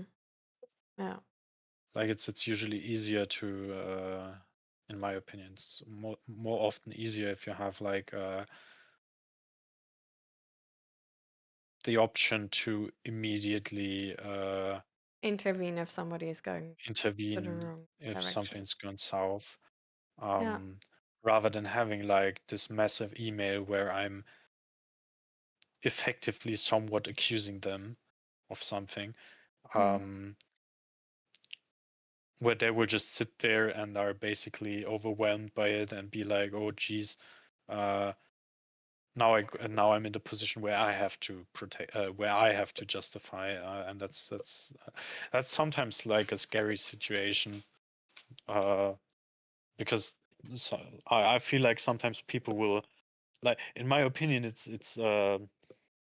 justified criticism, right? Yeah. Um, but sometimes people will get really defensive, even if the criticism is justified, right? I think it's And I just kind even of if want to avoid criticism that. is justified, I think this is sort of the case because a lot of the time we don't mean to do something and then we feel like it's like we're surprised by the criticism, you know, like we didn't expect it because we didn't mean to do so and we didn't Yeah, notice how it sort of blew up. And I think that sort of adds to the equation because then we're not like prepared to face this, which yeah, puts us in a higher stress level, right? And then at the same time, we sort of feel like, well, but we didn't mean to do this, so like it's like unfair to like punish us for this because this wasn't even like the purpose of it. But I think it's yeah, easier to just sort of try to be curious and ask for clarification in a curious way. yeah, Like I feel like curiosity sort of um, gives you the answers you want and is less threatening to people. So if you really yeah, try to sort of like understand what they actually want to know and what they are actually like concerned about, um, then you might be able to like clarify any misunderstandings without having to be in this like facing off situation. yeah, yeah. I guess it's just annoying, I Yeah. guess. And like, I mean, maybe it could be that like the minor boss will come around, uh, and she will be like, "Oh yeah, like we talked about this. This was because of sports injury, and she just didn't told the bigger boss. Um, I mean, they so like first, that's still an option that they didn't communicate in between themselves, and the big boss just yeah, came back and saw, oh, there's another week gone. yeah. um, and I don't know, maybe I said something that she took in the wrong kind of way or some like I would see, and like it's just Well, mainly annoying. I think in a weird way, this is also the culture we shape in society right now, right? Because we have on one hand we have people who who think trans folk is a problem, and then on the other hand we have people who, because of those people as well, feel like okay, we need to protect trans people, which then also means that they need protection, which is a lot of the time sort of like implied in our society with weakness, right? And fragile fragility. So I don't know, and it doesn't really come from a bad place in the first place, right? But then it sort of translates to a non-independent picture of the Yeah, person. But yeah, I think just sort of like being curious and trying to like find the the place where it like went wrong, because they're gonna have like some type of logic, right? Like they, and like of course there's like some people who are just like transphobic, but I guess they probably wouldn't be, because you said the business itself is like really open, right? um I mean, doesn't like can still be the case, but if it isn't, they're probably just, it's just many miscommunications coming together sort of to shape this image. So I think just really being curious and like picking it apart and sort of like telling them how things came across to you, and just sort of being like maybe like if if this helps, like I think I would maybe say something like, um hey, about like the time we talked about the contract, I really wanted to talk about it because um I don't know, like there's some things I sort of understood where I didn't feel like that's maybe how you meant them. And so, for example, when you explain this and this to me, with this, like to me, this sounds like every time I'm more sick, like there's going to be come up this question. And it also like sounds like you think I was like more ill than other people, whereas I think I was like ill on average, right? Like, is this sort of like showing it of this perspective, like this and that what you said came across to me like you mean this and that, and like is that really what you mean? um it's sort of kind of already like set like a like this like curious sort of state where you, where the other person feels that you don't expect the worst from them, but you sort of like you believe they are a good person, you believe they didn't mean to hurt you, and you just need like clarification if how they meant specific things, yeah, because you like to you they came across weird, but that like surely can't be the case, right? Because like they're amazing people. Sort of like it sets the stage like this where it's like way easier for a person to actually like um come in your direction, and uh because they don't feel like they need to I don't know, convince you or like defend the fact that they're like a good person or anything, you know? But they just, it's just sort of about details where it's like easy to talk about. Doesn't raise the stakes. so much.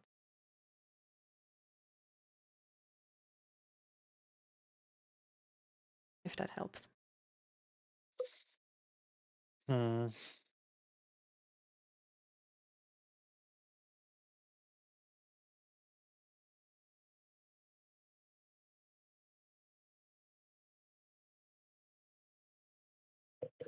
Well, I don't know.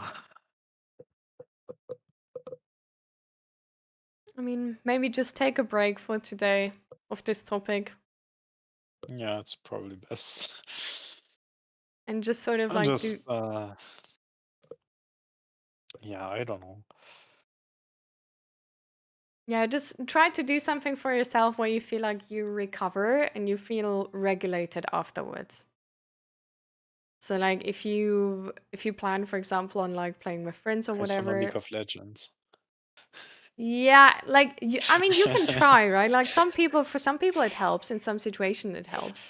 But definitely like when you do, like after like one game or two, like try to feel if you feel regulated again. Like do you feel safe again?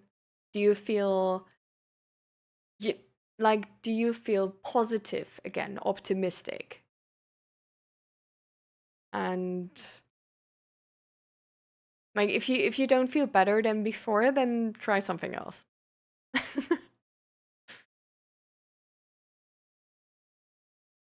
Like really try to find something where you feel more regulated than before afterwards. And I doubt it's gonna be League. But it could be.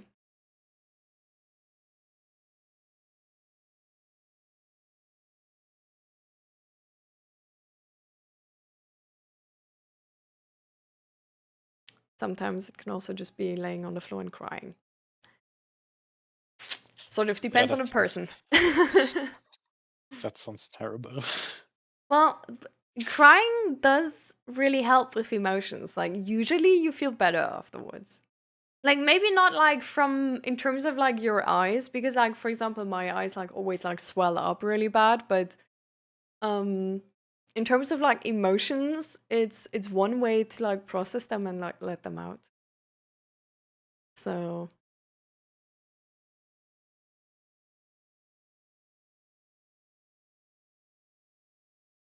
Oh man. I don't know, like try to do something where you feel like afterwards you're like sort of okay with the situation and you feel like you're sort of okay and feel like re-energized to take on the effort to apply for jobs or stuff like this, you know? Yeah.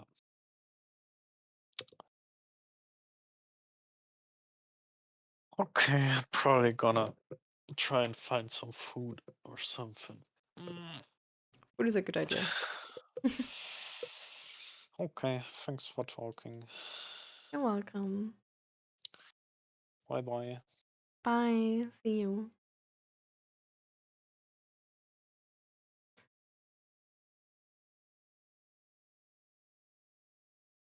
So,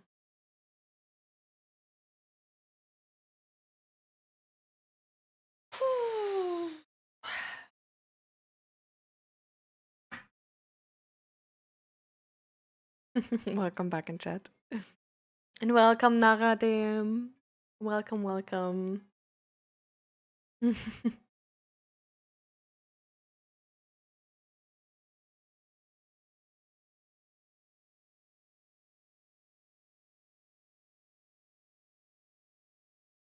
Attack of the vacuum robot. The vacuum robot is really loud, and like afterwards, when I like sent him out, he bumped into the door like really hard. Like, let me in.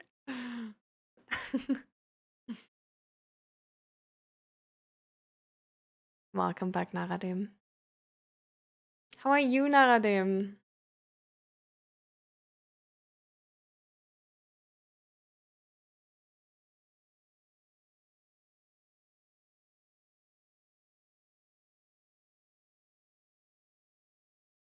Yeah, seriously. It was It was loud, loud. Like I was like, okay. mm, I don't really appreciate this song right now. Do we maybe want to listen to some jazz? We can like either do piano or we can do jazz.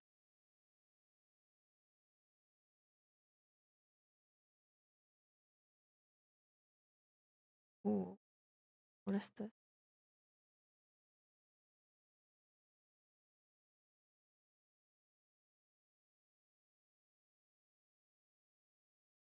Feeling harp?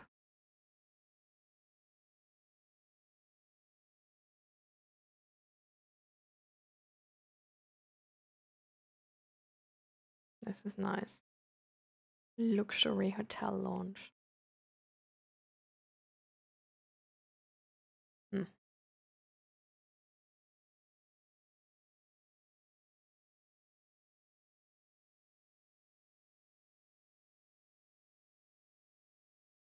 The water boiler is set on 70 degrees.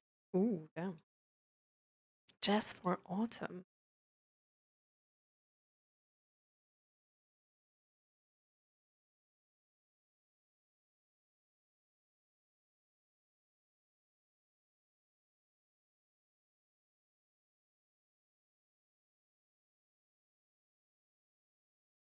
Pretty good so far. First half of the day is done. Still have training at around 6 p.m. today, but man, sleep schedule's out of control. Oh no. My sleep schedule on the weekend. Oh my god. I messed up. I seriously messed up. It's not going well the past few weekends. um I so on Saturday, um on Saturday, I wanted so essentially with our D&D group, and we met on Friday. We talked about the Critical Role campaign 4. I've by the way, I watched the first one, but not the second episode. Okay, no spoilers. But so good, by the way. Like I'm not gonna spoil anything. Um, but campaign 4, next level shit. Like campaign 4 seems like a movie about people playing D&D. Like it seems cut. Like honestly, like it doesn't seem like it's real time. Like it's everything is so smooth. Like it really seems like they like cut it to perfection and like cut all the times out where people say like and oh, what do I have? It's like so, so smooth, and there's so many people involved. It's so, so cool. Can really like to anyone, I can only like Critical Role campaign 4, tippity top of everything. Love it so much. So inspired by Critical Role campaign 4, um, I talked to our D&D campaign, and we were like, actually, let's sort of get into making battle maps and stuff like this. So then on Saturday, I looked into making because there's so many free assets on this actually, and there's like a creator which is called like I think like M24 Frey Zero or something, and he's making all types of models since years. He has like all the models from like the monster manual and stuff like this. Um, and so cool. And I downloaded like some of his models and like put them into a file and like sent them to like our friend because he has like a 3D printer. And I also there's people who have like who have files about these like condition rings, and actually like I thought like maybe like buying them will be easier, but apparently with the like apparently our friend can do like two color printing, and they turn out like pretty fine. So he's making them himself now, and I also sent him like all of these files, and then some like the spell size indicators and like some like height indicator tower sort of things, and then sort of like some items of cover. So for example, like a stone, a bush, one tree, so that we can like have something for cover. And the other thing I want to make is make proper battle maps. And I think like everybody has heard already about these like battle maps which are like laminated. And then you can like just with those like wet or dry color erasers, like draw on them and then like erase it. So it's basically just like this terra texture laminated, and then you like draw on it, like where how your map specifically looks. And I've seen this multiple times, and what I also have seen is that those laminated things stain, and they apparently stain not like rather quickly. So my idea was I'm gonna make these texture whatever things. I looked into those texture things, and I think that the textures of the like most common ones you can buy are ugly as fuck. So I'm gonna make them myself. Like this is my ambition was to make them myself with like with AI generating and stuff like this, and then just generating this texture and then like making the whole map. And I thought like maybe we can make like sort of like a grass texture and then sand, ice, and then we make like and then like water. But then we make like one river sort of like separately, so we can just like lay it on top of it wherever like we need it, sort of. And then like maybe some like trees also like flat, so we can lay them like where we want them to, and stuff like this. And then sort of have this like stacking situation where you put like the texture map, and then you can put like the river where you want it and like the trees where you want it. And then you don't like laminate any of this. Like all of these are like they're maybe laminated for the purpose of like keeping them clean and stuff like this for like safekeeping. But essentially they're only like printed on like thicker paper, and that's it. And then what we do is we like sort of assemble it and then put like a really thin glass or plexiglass pane on top. And then we draw on the plexiglass pane or glass pane, whatever we decide to use. But this is sort of the idea I have. Because I feel like I don't know, like I have the feeling it's gonna turn out great. And then if it's like only paper, you can also like just make more of them as you go, sort of, and as you need them. Um, because you don't really, like there's no, you don't like it's not that hard to make them. Like essentially, you just need a printer. Like to be fair, okay, we want to make it in DIN A like 2, so this is rather huge, but it's still like technically you could print it on the go and wouldn't even need to go to a printer shop. But yeah, so that's why I feel like okay, like this seems like a really nice idea. Um, but yeah, I don't know, like I didn't like getting the AI to run was actually really hard and took really long, and on Saturday I was awake till 5:30 in the morning. Um yeah. So on Sunday, I woke up at like 12 and went to bed at like 1. So now I'm sort of like back into normal rhythm, but oh my god, this took a while. And the maps are not even done. Like I don't have the texture yet I want to use. Because I have found like the website which is called uh okay, I have no idea, but I have found a website where you can get like free textures. But the textures look ugly. Like the textures, okay, like they don't really look ugly, but they look too realistic. Like I want anime type textures.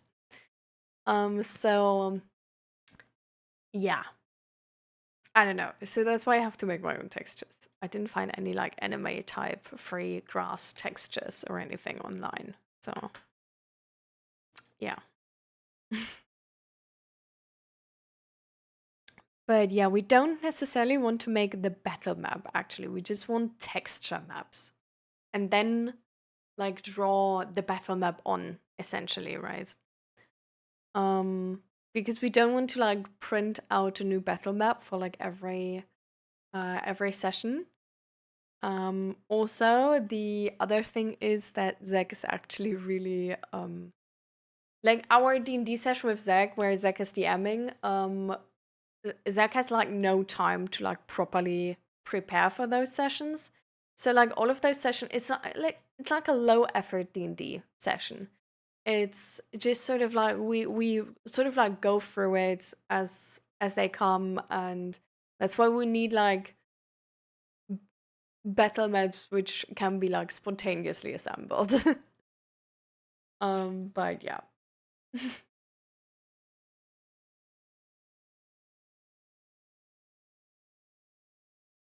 Cold showers for this week. Can you not like put like the heat like less, like sort of like a mix? Isn't that like how it usually works? Because 70 degrees, oh my god.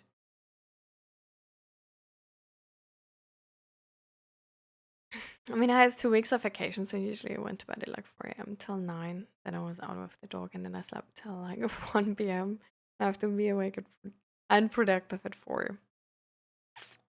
That's a huge switch. But which website do you have, by the way? Just to make sort of sure I checked all of the options.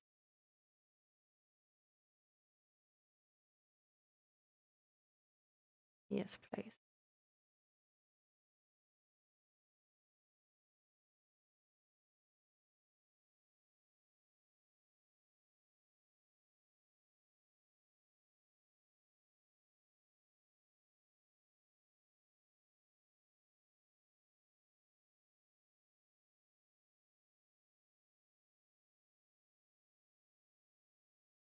Nadim is typing.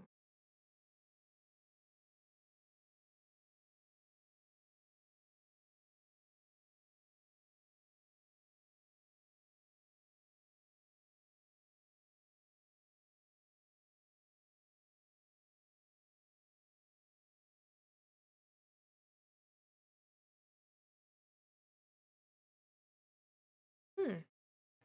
Okay. Ah.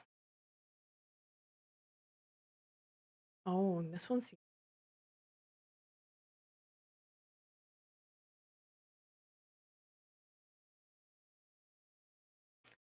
like, is it free? Because it says like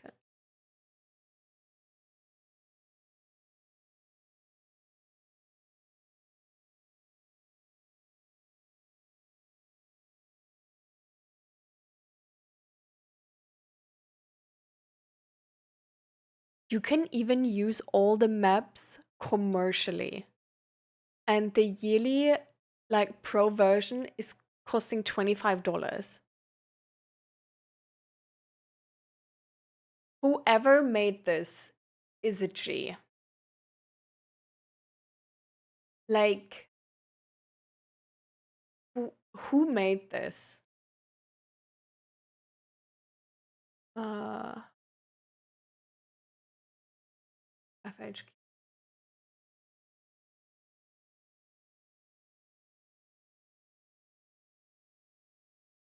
No, this is the contact us.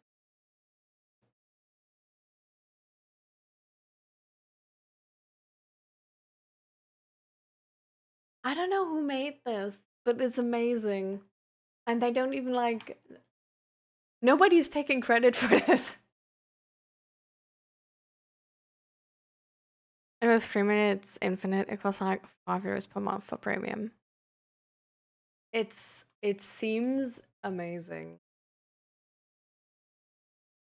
I'm gonna definitely try this later.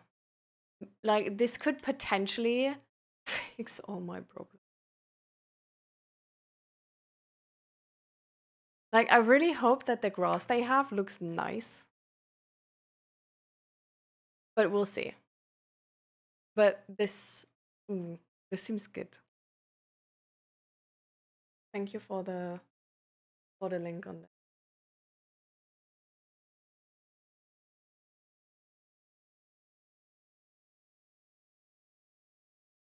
So, how are you doing, Naradim? How is your mental health? Or your health in general? I mean, it's a combination.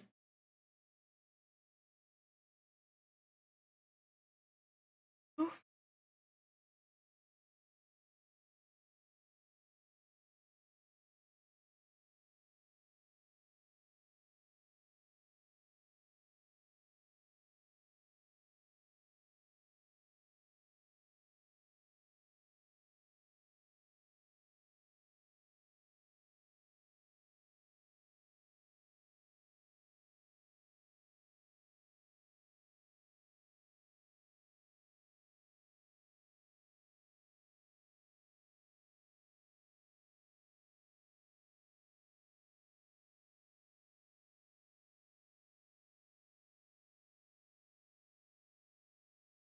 I would say pretty stable since the last time we spoke about it. I don't know, I just don't stress out about a lot of things at the moment. Nice. That sounds nice.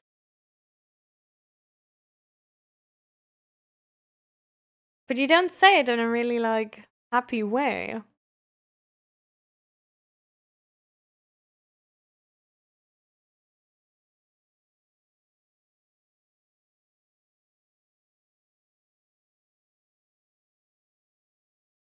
Like, isn't that like really good?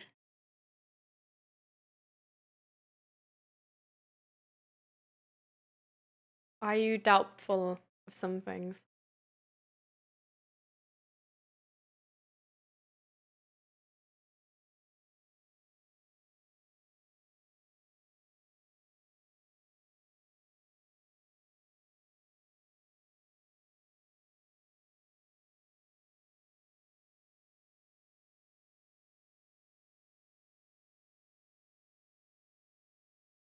The sky is so grey today, but the sun is still finding a way to come out. On one hand, it's like really nice, and I think it's so cute. On the other hand, I'm at the PC. You don't need to come out today. You'd rather like piss me off. Like it would be nicer if you come out tomorrow. Like then I have time. But I appreciate you trying, doing your best. Oh, there's somebody doing something outside, which makes a weird noise.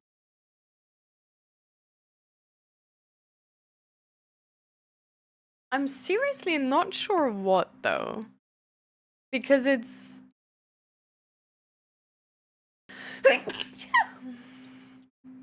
because it sounds so.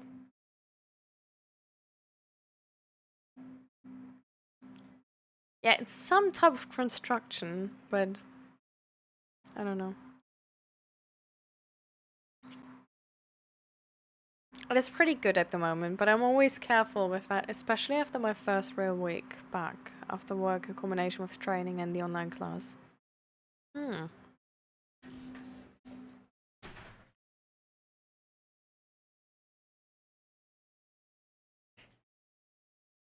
So you don't sort of trust the piece right now? Type situation. Like maybe this is only the quiet before the storm, or how is it?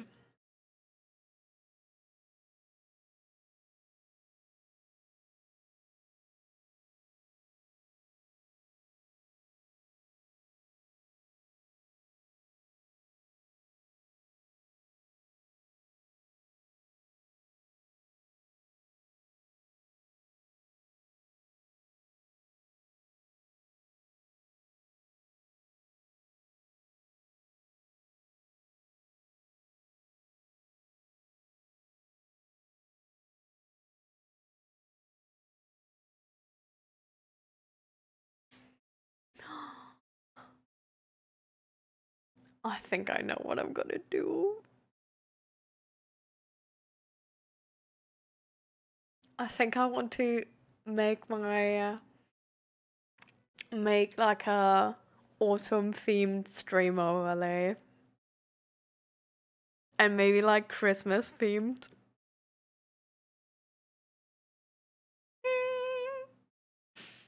I just got sort of like I was just scribbling a bit on this sheet of paper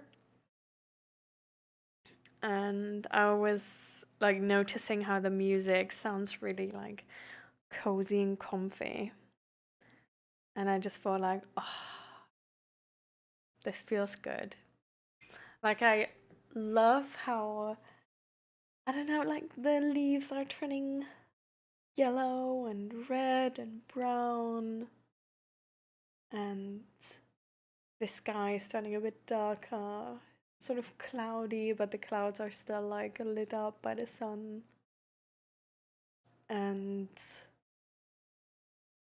it's, I don't know, it's like this, it's sort of like a mellow feeling because it's not warm outside, it's cold. Might rain, you know. You sort of like you never know because like every cloud looks like dark enough so it could hold rain. And I don't know, then with this music, it feels so cozy. Like it feels like I have like my stove in the back of the room and I have like my cookies ready to eat and my tea and like my blanket. I don't know. Like it really feels like one of those like autumn lo-fi like thumbnails of the YouTube playlists.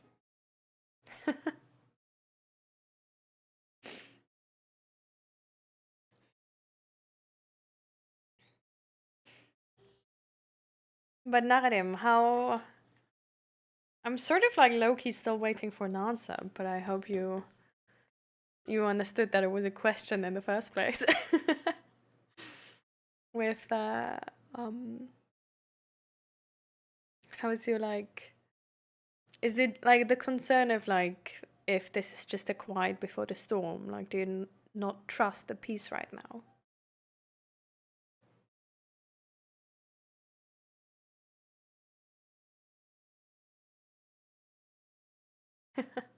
It's fine. That's always the annoying part about being like in like a chat stream situation. Because I don't know if you didn't hear or if you're just typing. That's the annoying part. Like I'm just waiting and then like 5 minutes later it's like, oh by the way, like I don't know, didn't hear. But the thing is you don't even say you didn't hear, right? Because you didn't hear. Like you didn't even hear that you should have heard something. Oh, it's such a struggle. I don't know. I get it's I guess it's like I was about to say like I don't know how like big streamers do it, but I guess it's like a different thing if you have like I don't know, like a lot of chatters because if one chatter is like not answering, like I don't know, like everybody will feel like they're being talked to. So you're gonna get a lot of different answers. You're not really dependent on like one person like actually like talking to you.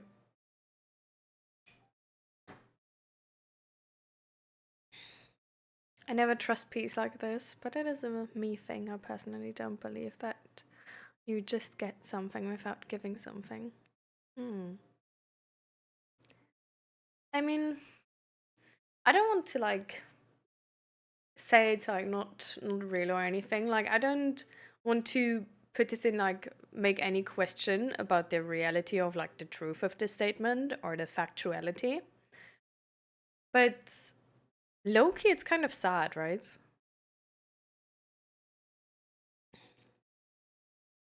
It's like even if this is true, like it's low key sad, no?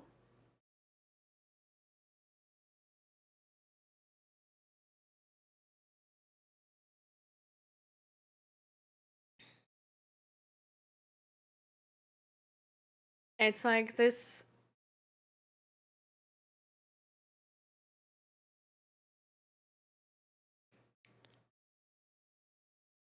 I don't know, that every good thing costs something or takes sacrifice.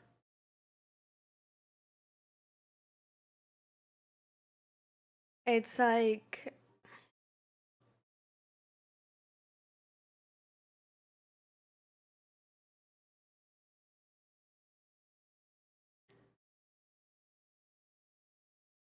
even if that's true, it's like if that is true, it makes you like, what if you got something like really nice, but you didn't sacrifice anything for it?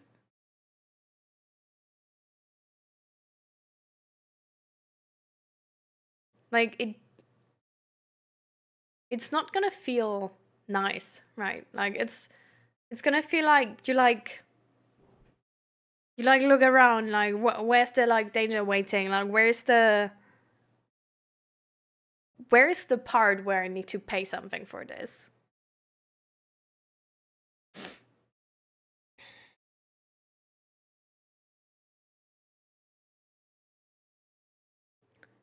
It's sort of like I feel like it's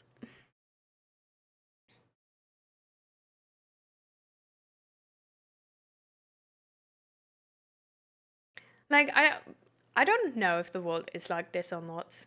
It doesn't like the reality of it also doesn't really matter, right?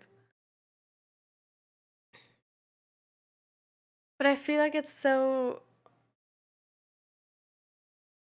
of sad how you could get the most beautiful thing and like for free. Like you could be one of those like lucky people, you know, who just who just got it just like that.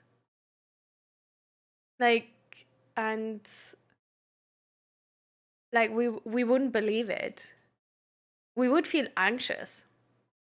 We would feel like okay, like something like the universe is gonna take something away, like something is gonna, you know, like I'm gonna have to sacrifice something. Like there's gonna like this will come at a cost.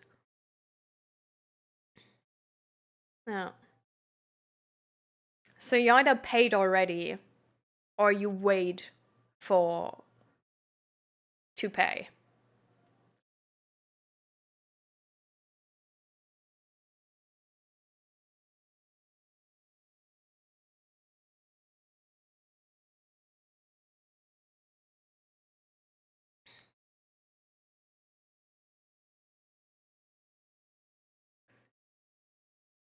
How does it work with a person? Like if a person does something like really, really nice to you without like any reason. Like how would it feel?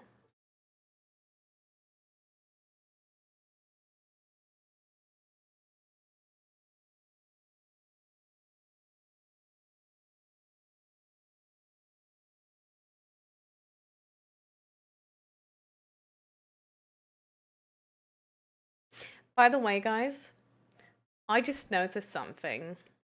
Um I think we should maybe like I don't know if this is necessary, but I feel like maybe we should have like sort of like a safe word of like, and I don't mean like an actual safe word or anything. I just like mean like in the something that sort of works in that way for people who want to like take part in a stream but don't have the capacity to be like questioned themselves. Because I feel like otherwise a person who doesn't have the capacity to be questioned themselves right now will have to like not watch the stream or but essentially well they can still watch the stream but like not type in chat because then they will be questioned, like otherwise like only this works sort of. So I feel like maybe we need to do like a sort of like a safe word or like a, well I guess we already like started with this question like do you want to take part in it, but that doesn't necessarily mean that you want to be like, you know, like questioned or like have like a deep conversation. but maybe just that you want to listen to deep conversations.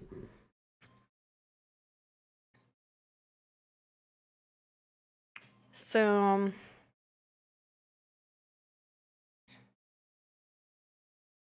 I don't know, like, do you guys think that would be beneficial? And like, how do we make this? Like, how do we achieve this?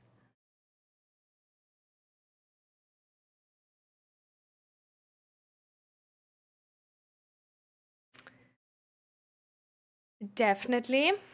I mean, that's for sure. Like I hope everybody knows this. That like they could always just say like, no, I don't want to answer.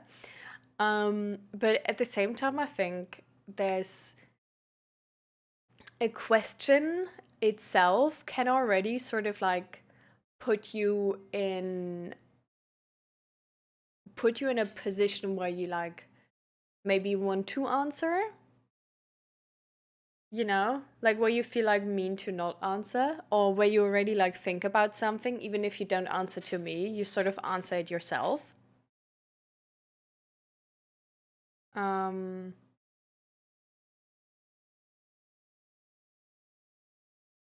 but I guess to be fair, like I sort of do this when I like in the beginning ask if you want to take part in a mental health check-in. So I guess that's maybe the question where this is already ensured. At the same time, I don't know if it's clear enough, like articulated, that it's sort of like you don't, you know.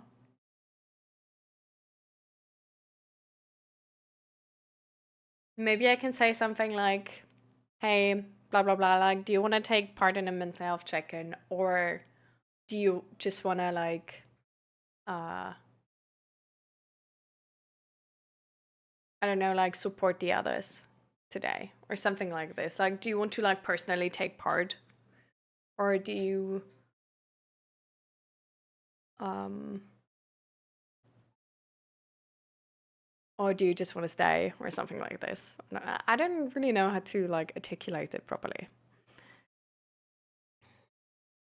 First, I wonder why this person does this, but that is always in correlation with the relationship I have with this person. I mean, I know that if, yeah, exactly. Okay, we have this. First, I wonder why this person does this, but that is always in correlation with the relationship I have with this person.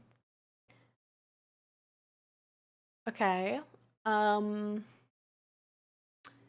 well, what if it's like it's a friend, but they do something like really, really nice? Like you don't have, it's not your B day, it's not anything, but they just buy you something like expensive and really, really nice. And they just sort of say, like, hey, I've seen this and I thought this fits perfectly to you.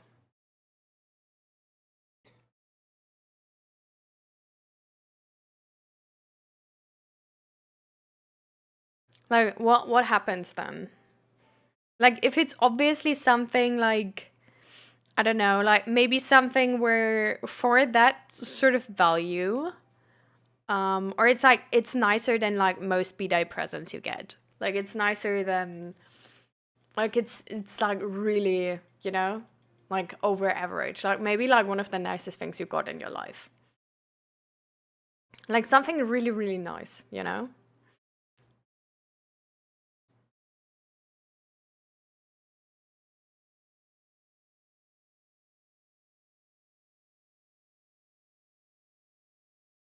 Okay, so that would be fine. That's good then. Because I feel like in like personal relationships, sort of this like thinking of like there must always be a cost to something.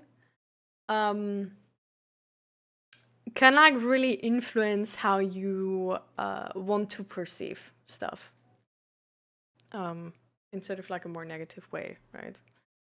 um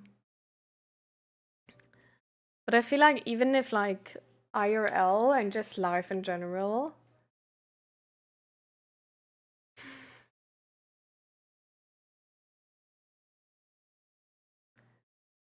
I don't know, I think it can be like really exhausting to have this mindset.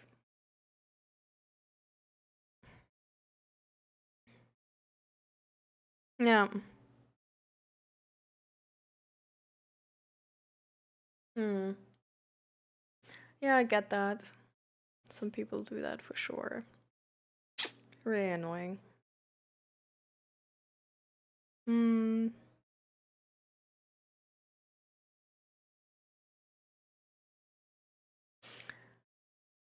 Because I feel like it's so. To me, it's like so sad that it's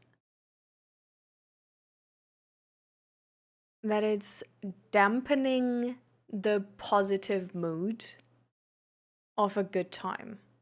You know what I mean? It's like you have like a really good time. You feel really good about yourself, but you sort of like low key don't want to allow yourself to like fully enjoy it and be like really joyful about it and really like, oh my God, it's so amazing, blah, blah, blah. Because you're scared of what comes next, sort of, to like level this. Um,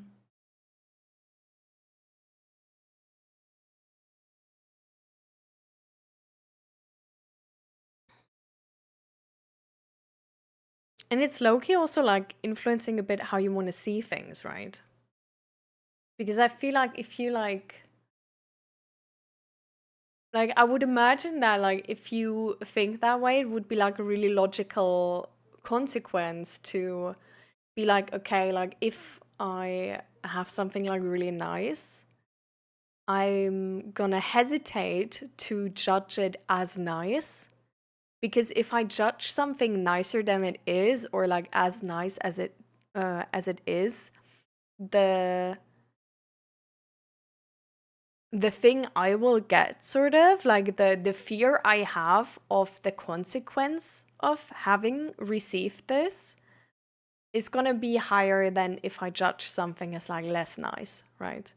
Because if I judge something as like, okay, it's like fine, it's like I also only expect like little to like pay little to experience this.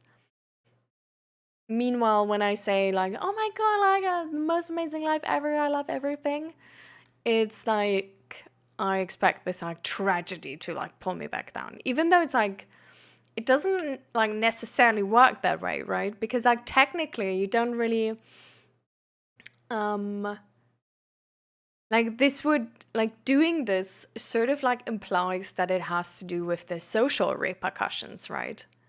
That it's not the actual situation and the actual like if you actually earned this or not or whatever. But it's more that if other people think you earned this or not. Um, because you can't like change facts by like endorsing or like dismissing something, right? You can only change like the social uh the social view about this.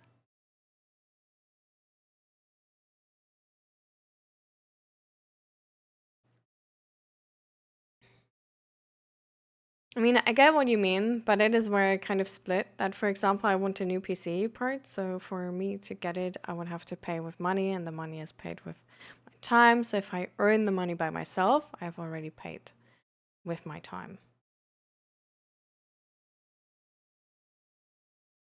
Yeah, that is where my exchange happens in that.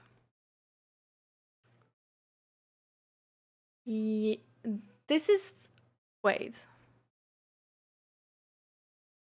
this is not necessarily like splitting with anything I said though. Let me question where we like let me think about where we're like what this means for like the communication. Um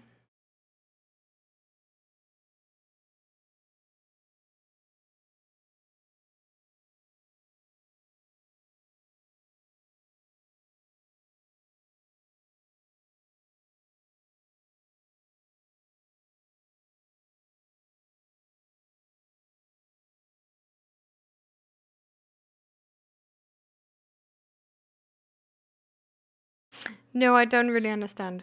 Um,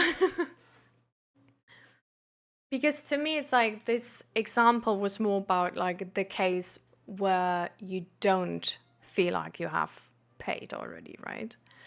And where it's like, how do you handle situations? Like, what is the like instinct on how to handle situations where you feel like there's no balance yet? Like, do you like, is there a need to like sort of like talk it down? Uh, because you hope that's gonna like lower the repercussions, sort of. Um, because that would be like the more of like the then the fear is more like socially, that like other people are gonna be causing the repercussions and sort of not like well I guess it can also mean that you're just gaslighting yourself, but um then it's more of like people related, or that if you like don't do this and like really like if you're able to like if you have something like really nice, even though you know okay like there's like I don't know, I didn't feel like I paid for this in any sort of way, then you can like say it as like as nice as it is. um because then it's more like a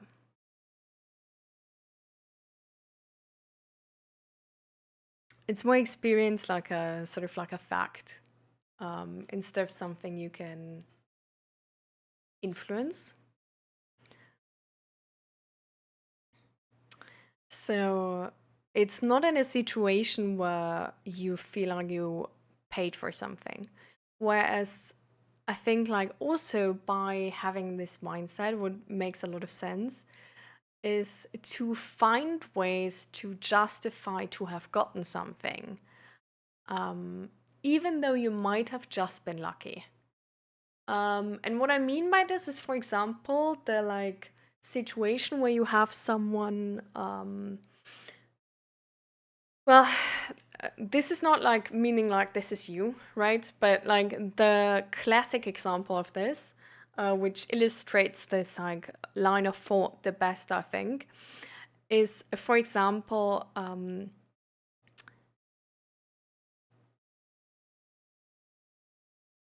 men who are misogynistic and sexist because they don't feel like otherwise they didn't like deserve their job. Um, so they need to like find ways to justify why they have gotten a job over the like woman, and because they sort of like in the back of their head um sort of feel like okay like this has probably not been like too just, so they live in like a sexist society, like in a misogynistic society. They have been chosen over the woman, but they can't see sexism or misogyny as the reason, because that would make their own achievement, like that would diminish their own achievement in that way. So that's why they need to like that's why they usually then also turn to sexist and misogynistic like ways to sort of like double down on this, to sort of like be content that they got it for a reason. um which is like which doesn't necessarily need to be sexist or misogynistic, but it's usually sexist or misogynistic because it's doubling down on the situation which got them this achievement, and that it was like righteous and stuff like this. And because it's like because it makes them dismiss the thing why they got there, which for example would be sexism or misogyny, they sort of also are sexist and misogynistic because they support that, because they're dismissing it, like they don't want to see it, and they do their best to make this look righteous even though it isn't. So it's not like them being actively sexist or misogynistic, it's more like them excusing this and like trying to make this not be what it is, to have achieved this properly, because they can't have this job just because of sexism or misogyny, but they need to have it because of their own achievement. You know what I mean? And this is like sort of like how it can influence how you like judge the situation around you.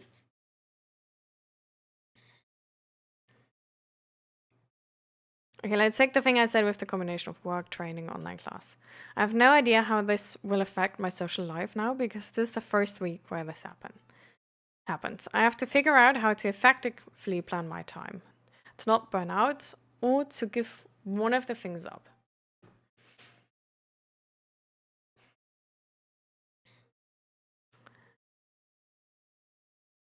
Yes.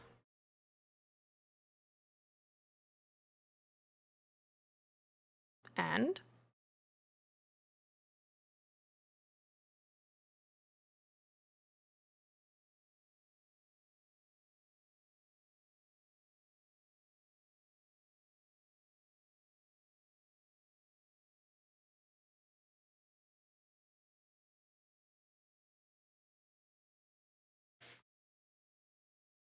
well, essentially then, actually, when we go back on um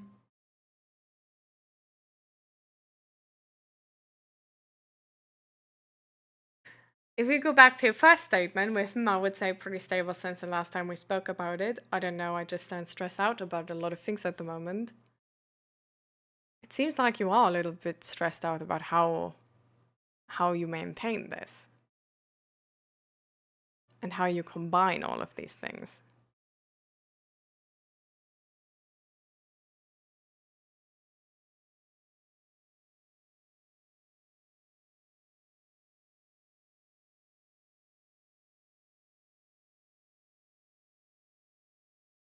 So maybe it's less of like, I don't trust that it stays, and more of like, I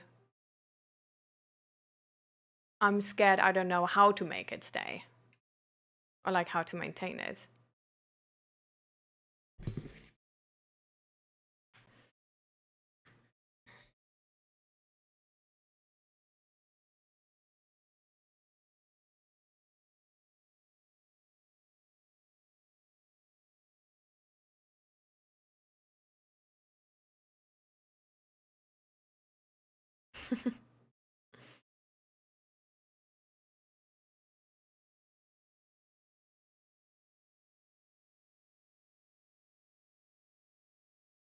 Well, it can still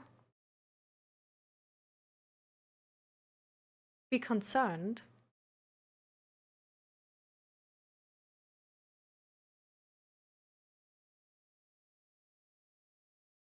Like the difference I see there is sort of that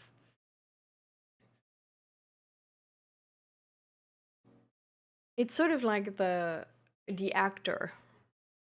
Um because when we first started talking about this, it was more like I'm good.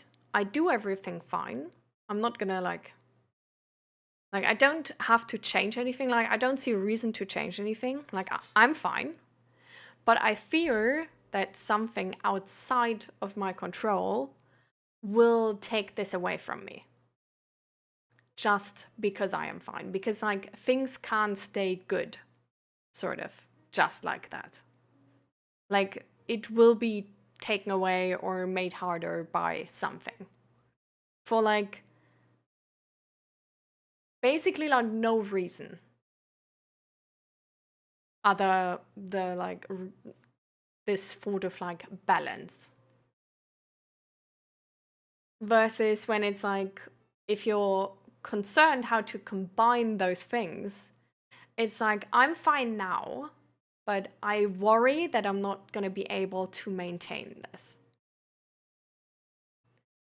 Where which is sort of then like you're the actor and it's not really like this could go away for like no reason or just a reason of balance, but it's like I know it's hard to maintain this. Like I haven't been able maybe to maintain this a lot of the time, and that's why I'm worried I'm not going to be able to maintain this. And while am able to maintain this now, I have, for example, like experiences or recollections where I haven't been able to maintain this for so long. And I sort of like, so I don't know what I need to do right now. And I can maybe not do something right now. But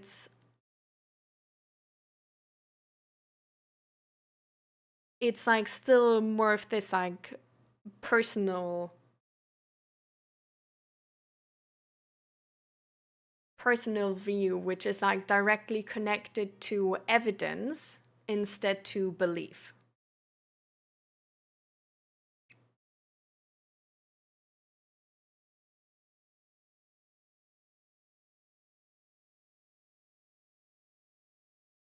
It can be both, of course. I mean, after all, it's mental health and it's not easy. I mean, I know how it was before without the online class, and it took me a while to balance that all out. Now, with a new chess piece on the board, so to speak, I have to look if it just fits in or if I have to adjust again. Okay. Like, this is like a specific concern. Like, this is not only the, like, to me, this doesn't sound like I'm doom thinking for a living. And like, I just believe there's like there's going to be some negative hook to this or anything. I think this is concern which makes like a lot of sense. Like especially if you say like it took a while to balance it out, and like so like I know balancing stuff out and balancing like work and real life and stuff like this is hard, and now something changed, so sort of like right now it works out well, but I don't like because it has been hard. I sort of like worry that it's gonna, like be harder than this.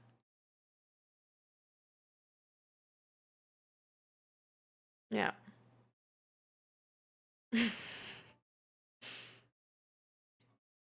Okay. But this is like changing a lot, right? Because like when we first thought about it and like talked about this, it was more of like, oh yeah, I always expect like something to turn up, and like I'm just sort of like a little bit like doom thinking everything and like stuff like this.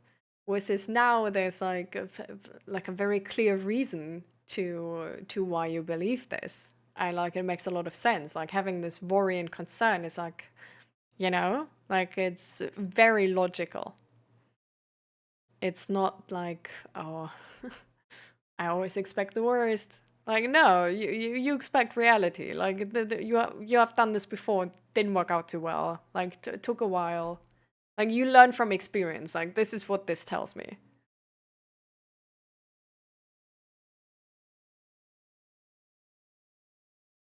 I think it's like a very important distinction.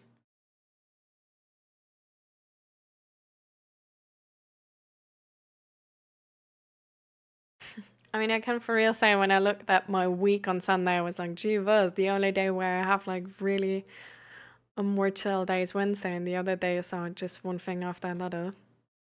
Hmm.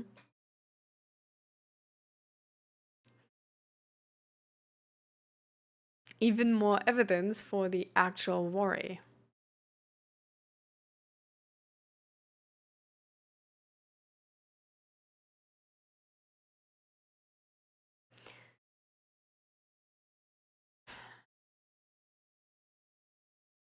How realistic, um, like if you, because it's now the beginning of the week, like if you say on, like if you looked at the week on Sunday, you felt like, damn, like this is a lot.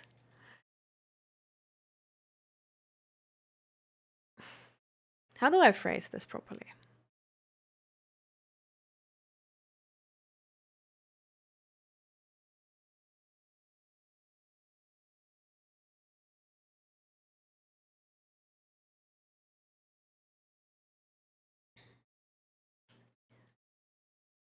How realistic do you think is the expectation that next week, for example, or like next weekend on Sunday, you're gonna feel like you're not gonna feel so fine like today anymore? Because you said like at the moment like pretty good, pretty like stable, but I worry that it's changing. Now you say on like Sunday you were looking at the week and you were worried. So like how realistic do you judge the it's to have changed on Sunday?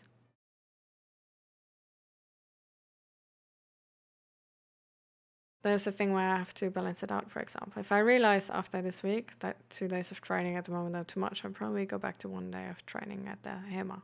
Just slip in some home training again. Hmm.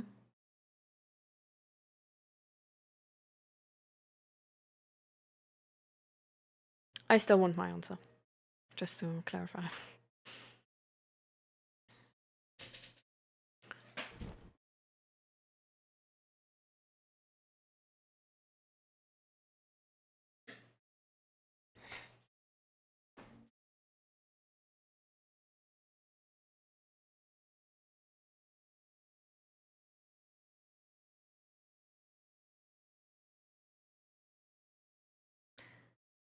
Um. Okay, yeah. I'm just gonna sort of like repeat what I wanted to know. You so in your first message you said you were like worried. Like right now you're stable, but you're worried it's gonna change. Now you said on Sunday you looked at the week and you thought like, okay, this is a lot. How realistic do you think is the like how's the probability of the reality that this Sunday you're gonna look back on the week and you're gonna feel like, okay, this was too much. Like I don't feel stable anymore.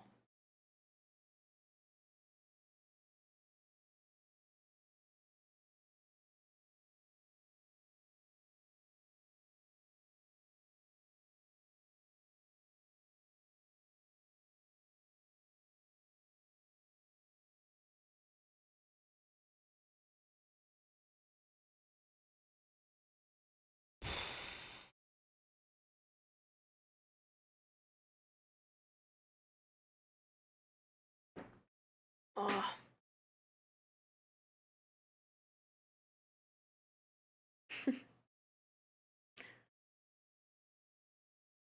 oh, I notice how I still have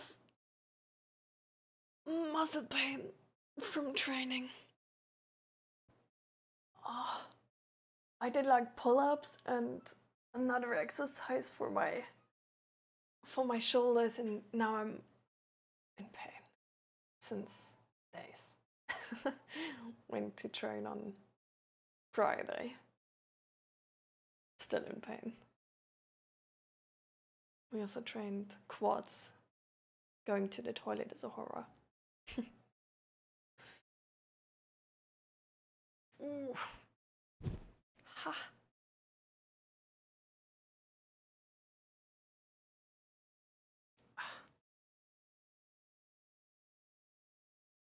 If it helps, try to go with your gut feeling. Like if you think it's hard to sort of,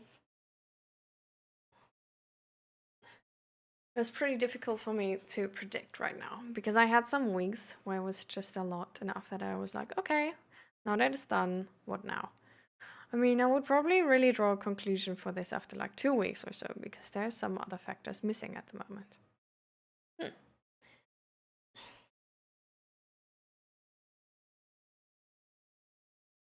Okay. Um.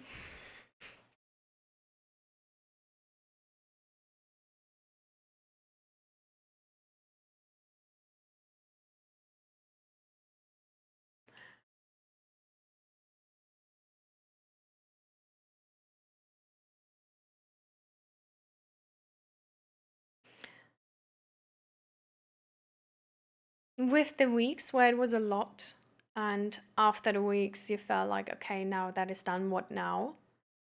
Did you feel as rested or recovered after the week as before?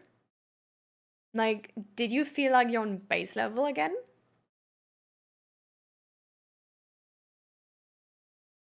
Or did you feel like you managed without getting like over your head, sort of?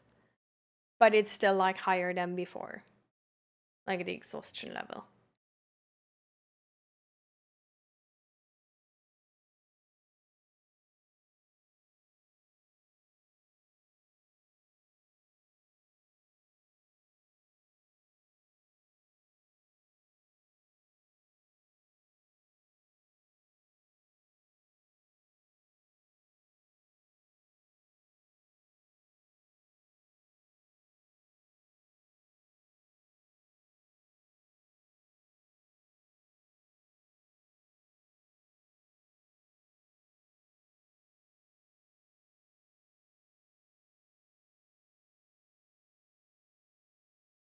Not really. I managed because I pushed and thought that I had to manage, and it took a long time before I took breaks from stuff because I was too stubborn to see that I couldn't all work together.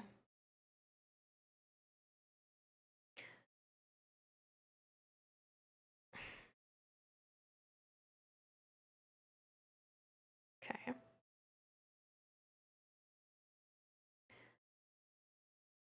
So, what I'm essentially trying to get to is that you are worried of the upcoming week, but you don't trust your judgment. You only want to make a judgment after about like 2 weeks of it, where your example for the weeks where you also felt like, oh yeah, it's definitely a lot. The outcome of those weeks were that it was a level where it like built up and was like not entirely sustainable. Like sustainable for 1 week, sure, but not sustainable for like an endless amount of time because it would go up after every week. And like at some point it would be too much. Because really sustainable is only something where you start the week with the energy where you end the week with, right?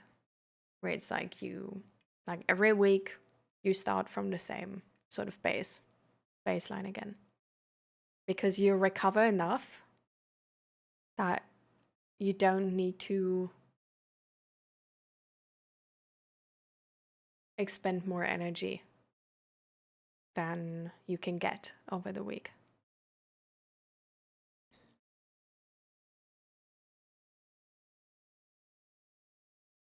At the same time, you said that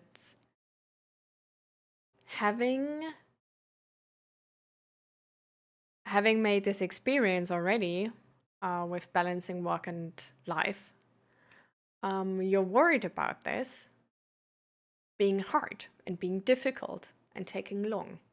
Because the last time it was hard and it took really long for you to adjust it in a way where it was sustainable.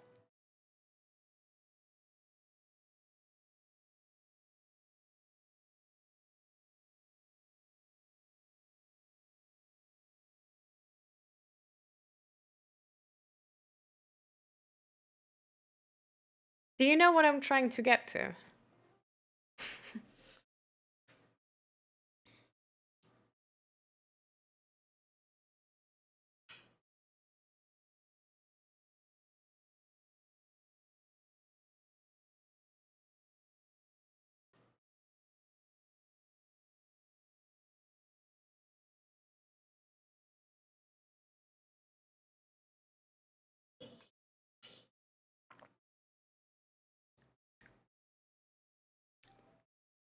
I don't like a protein drink, but I liked it back in the day, and now I have 2 tubs.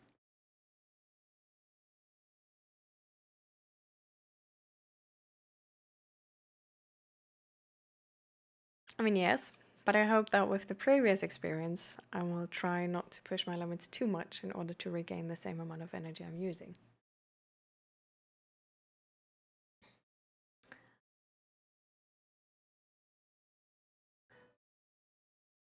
So,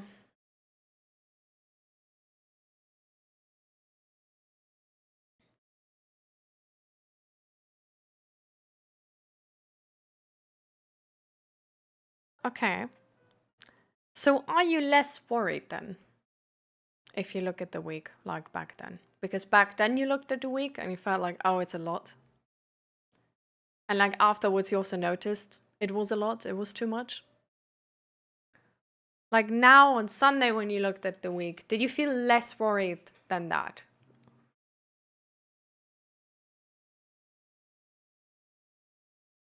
So it is easier for me to take a break from stuff because nobody else than me is affected by it. Mm.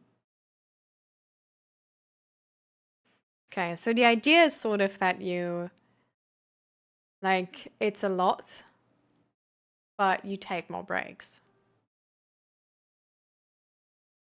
So that's sort of like the idea how to handle it better.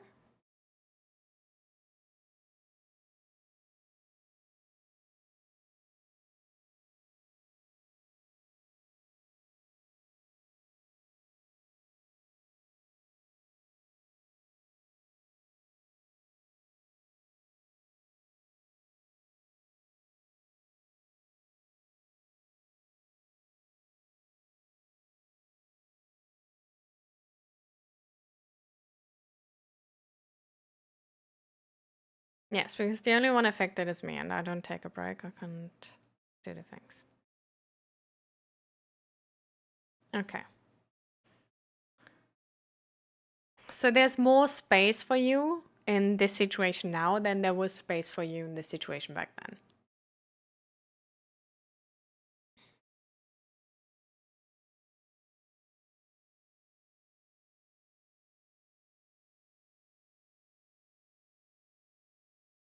Can't make a cake and then expect to eat it if I'm not hungry.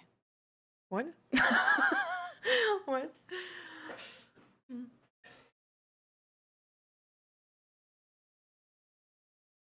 I'm confused. I don't know this statement. And I don't really get it in this context.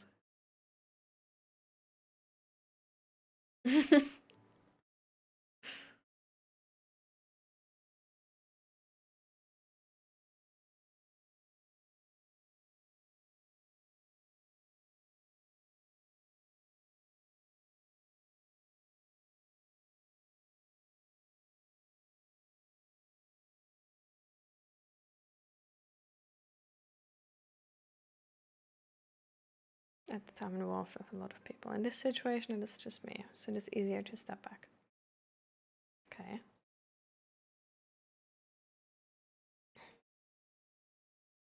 What speaks against taking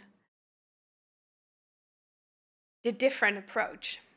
Because your approach right now is this is the line where you have the like optimal configuration.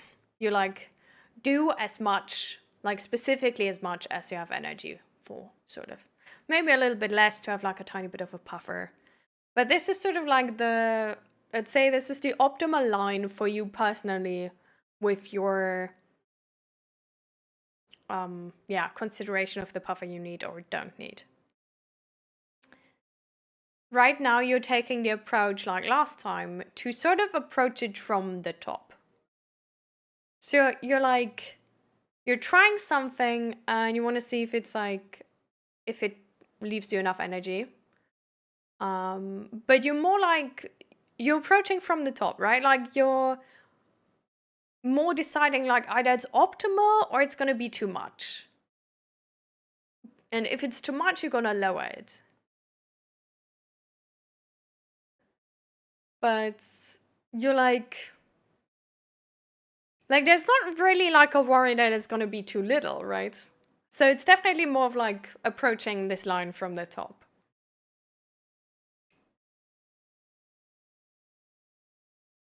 What about approaching it from the bottom?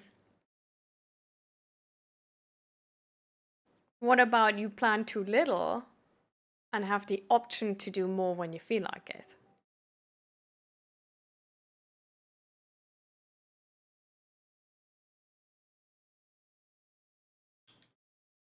How would that like is that how does that sound to you?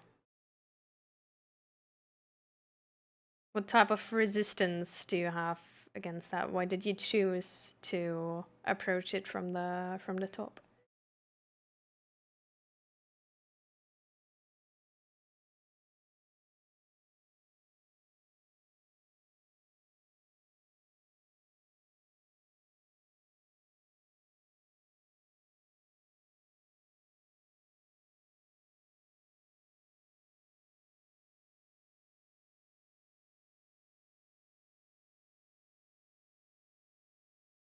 I mean, time-wise, I really can't plan too little, I think, because everything this week happens in a certain time frame I have, and in between, I still have to do things for me. I mean, with the training though, like, could you have it optional? Like, what would happen if you would say, like, okay, like, to the HEMA training, I'm just gonna go once, and if I feel like it, I'm gonna go twice.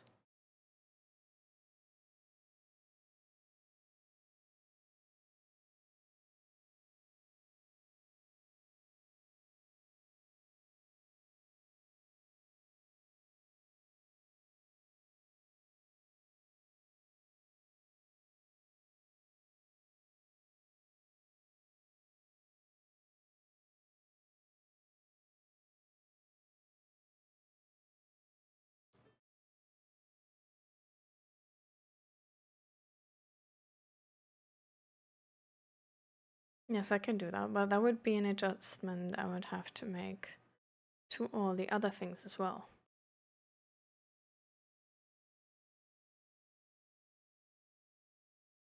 Why to all the other things? Wouldn't it only influence that you train at home if you don't feel like you have the time?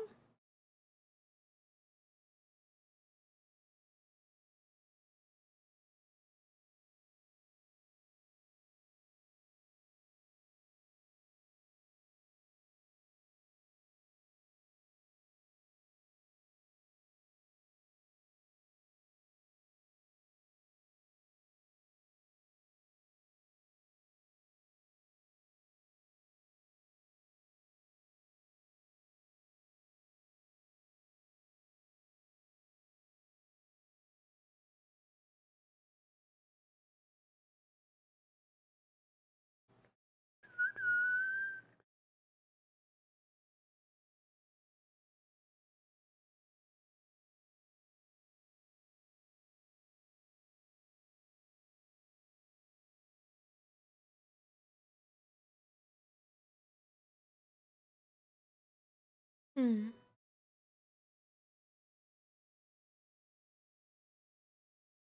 Hmm.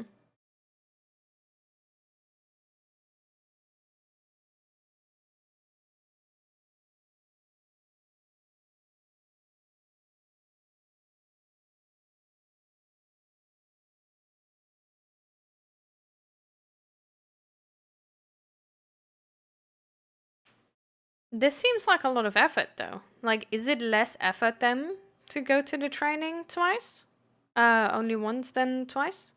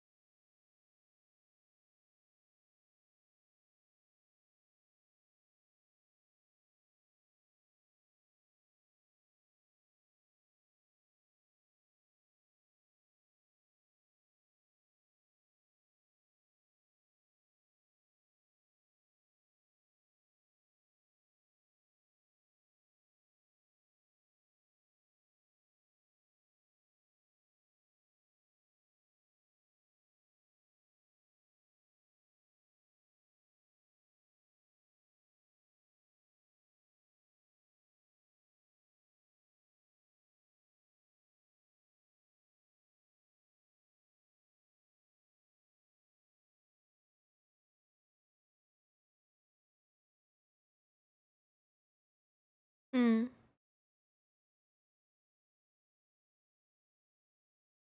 Mm-hmm.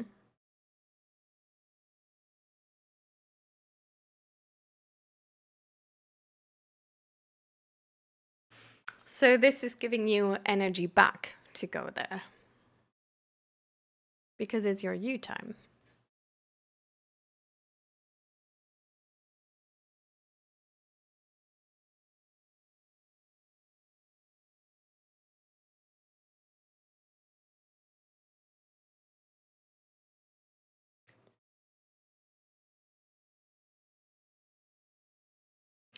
So in which regard is it beneficial then if you lack energy to not go there if this is giving you energy? Is it sort of like taking, like it's making you physically exhausted, but it's giving you social and sort of like emotional energy? And that's sort of the calculation. So it's still like it's sort of like good to skip it if you feel like physically exhausted.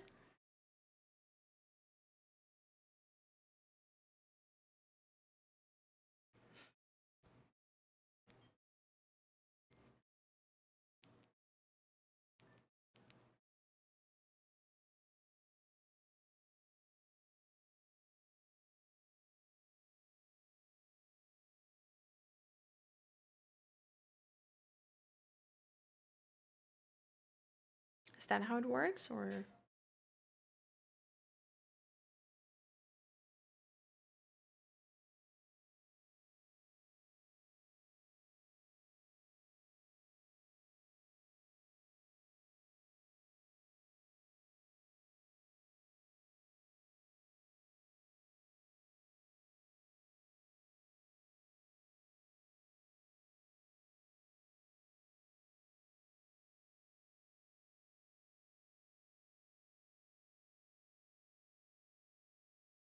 yeah, kind of this effect?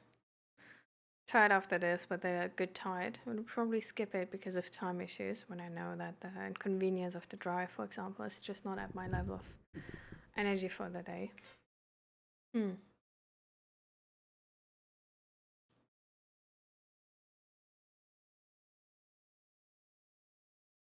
Hmm. This is kind of making me wonder if it's like,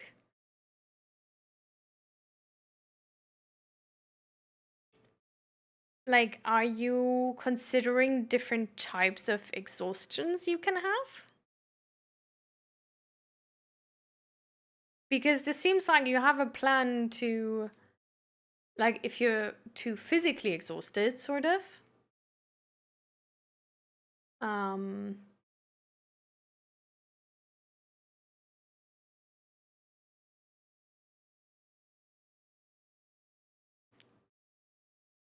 but it's like also making you maybe like like what is the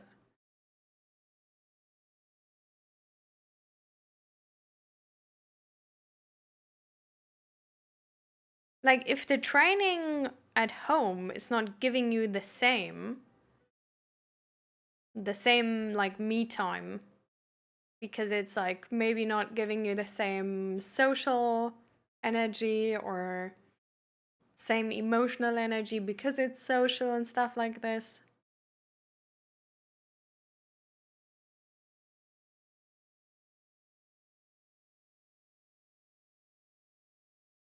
It's like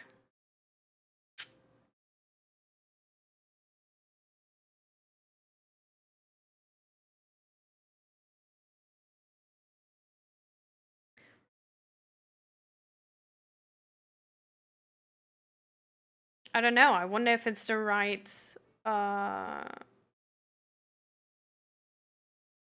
right place to sort of like cut down on, you know?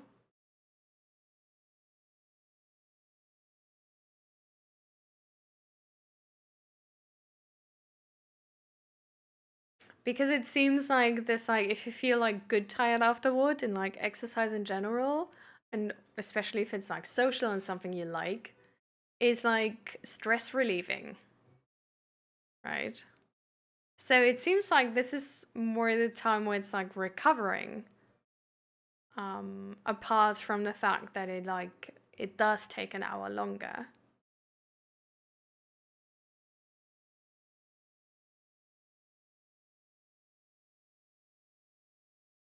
But it seems like apart from the fact that you save an hour if you work out at home, this is giving you a lot more than like an hour saved, maybe.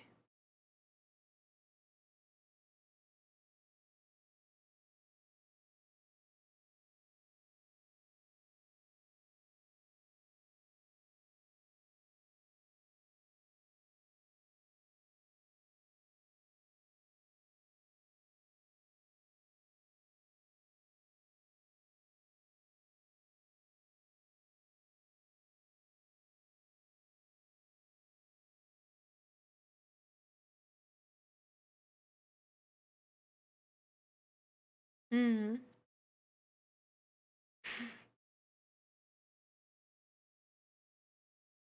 Is there like other parts of the job maybe which can be changed?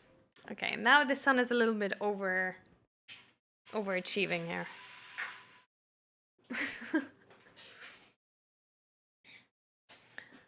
um oh, actually I need to lower this one too. Otherwise the camera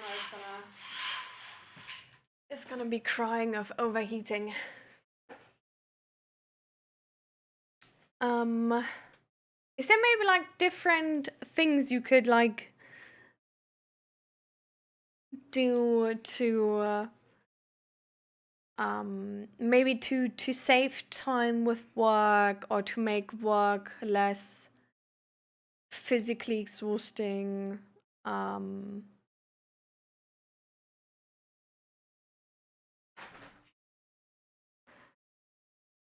uh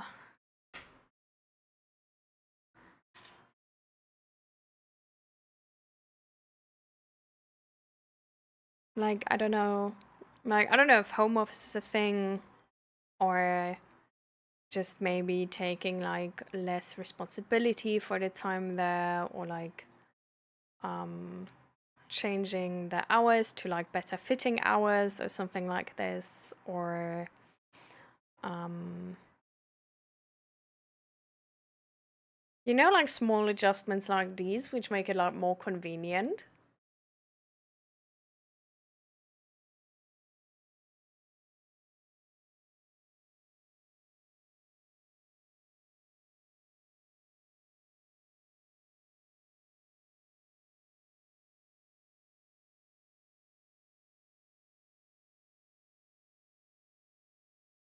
You already tried that? Can't do late shifts anymore in the week, and also no double shifts on Tuesday and Thursday. Also, I said to them on days where class I only work maximum till 12:30 because well, I need like 30 minutes to drive home, and I want to walk my dog properly before I sit down for class.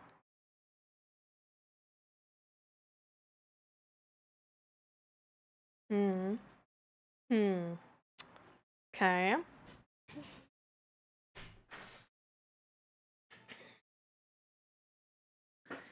Um.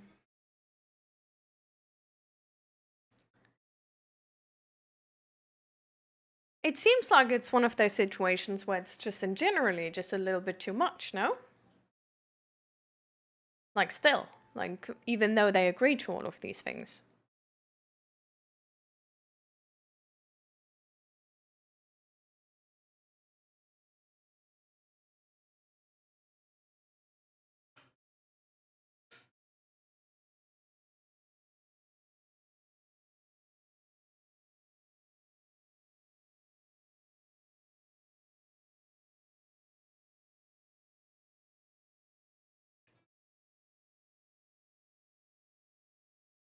Hmm. How long does the qualification process take?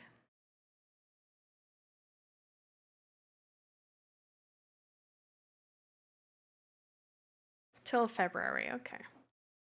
So like roughly like 4 months now. Um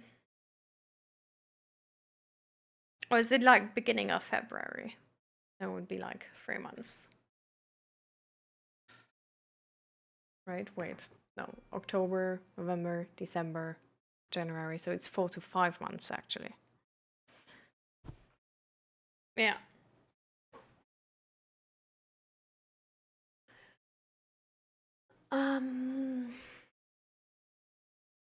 Is it an option to like, do you need to be there for all of the classes in order to perform well at the exam? Or do you show up as sort of like courtesy, but in the end you're gonna like learn on your own, and so it doesn't have like too much to do with the exam? Or do you just like need to be there?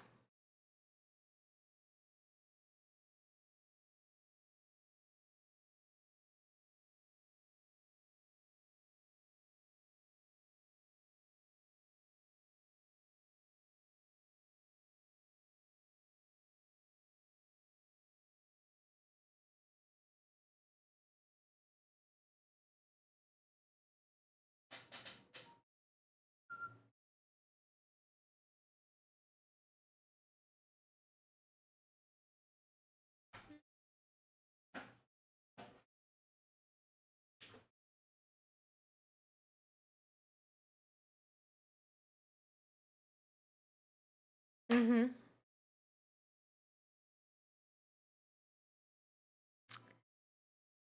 Is there a way to have those classes, for example, like on a laptop, and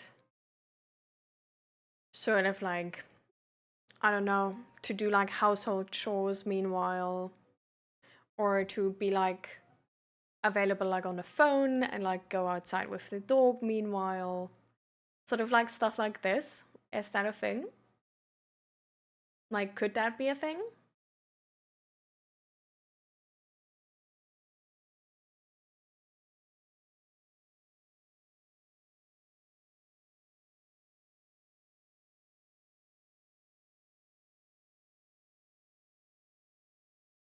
It is. I could easily do that. Would that maybe like, would that help with any of the pressure? Like, could that free up some space, or do you think that's more like stressful because you don't, I don't know, you feel like you need to learn like everything on your own then, or you wouldn't be able to listen properly and it seems like more exhausting because you feel like it's going to stretch you too thin?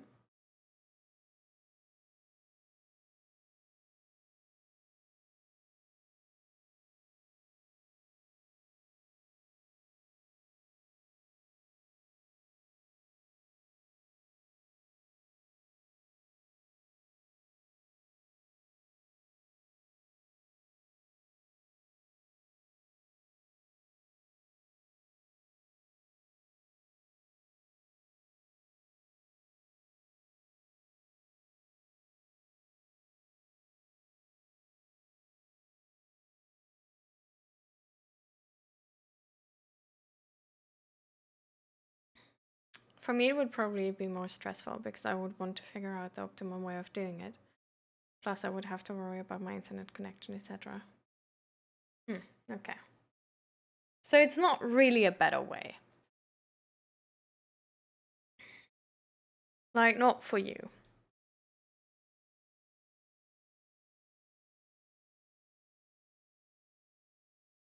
Mm,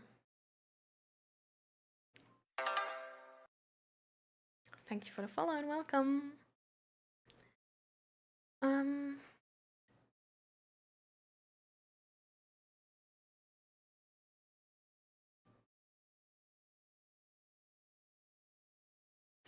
is there a way to make it easier, for example, by, I don't know, spending more time on like proper pre-made meals, or on maybe like a dog sitter, or something like this?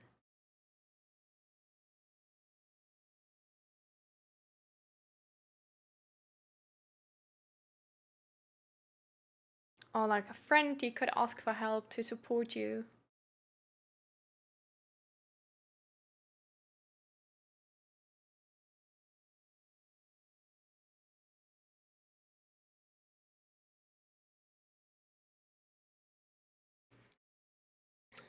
Welcome, Moabier. I don't know if that's the proper way to pronounce your name. Probably not. I'm sorry. You can absolutely correct me if you want to. Um, and do you want to take part in a mental health check-in?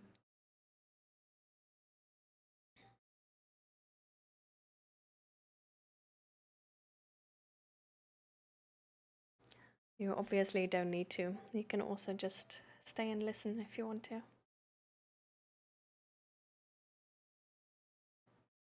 At the moment, we're talking about Naradim's work-life balance. He started like a sort of like a certification process while working, and it's just sort of a little bit much at the same time.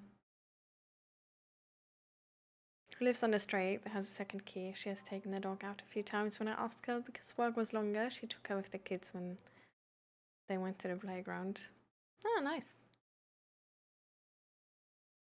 I mean, maybe you could, I don't know, just ask for some additional help that way to make sure that you sort of like do have the time, you know? Hmm.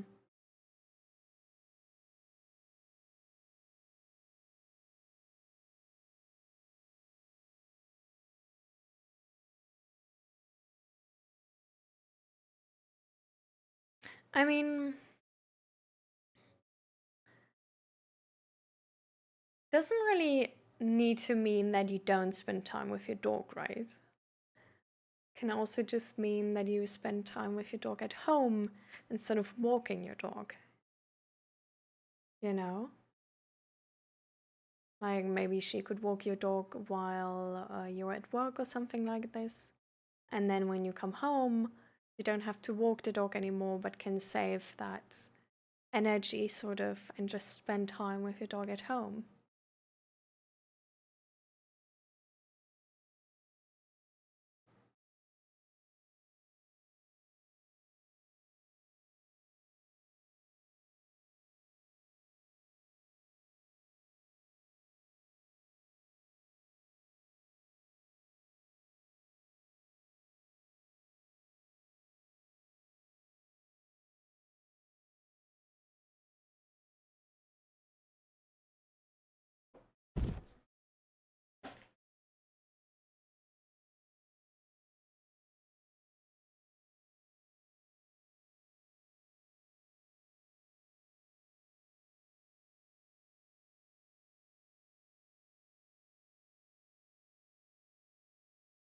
To overstay my welcome there for me.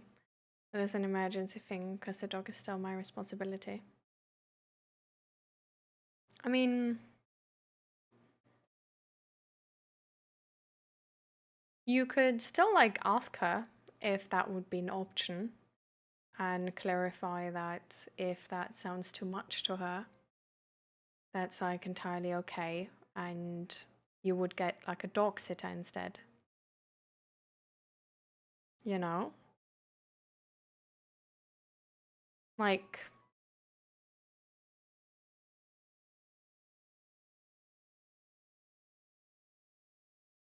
I don't know, like asking doesn't cost anything.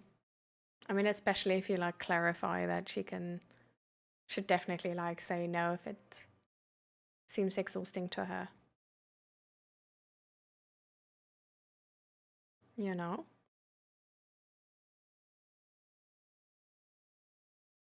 Or that she can always go back on it.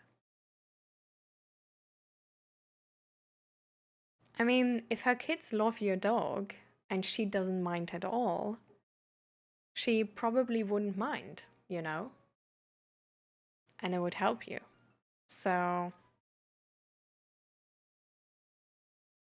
I don't really see an issue there.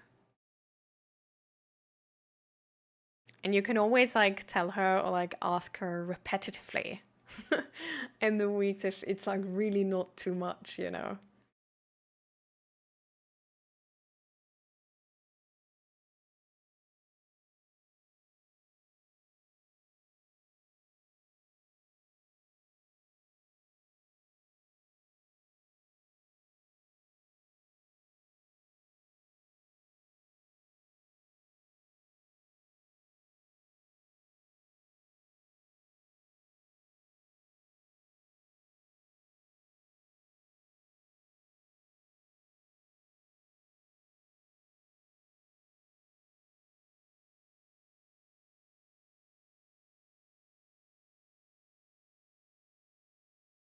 No, she wouldn't, but I would. Because for me, that is kind of pushing of the responsibility because I knew what I had to plan when I get an animal. So you're punishing yourself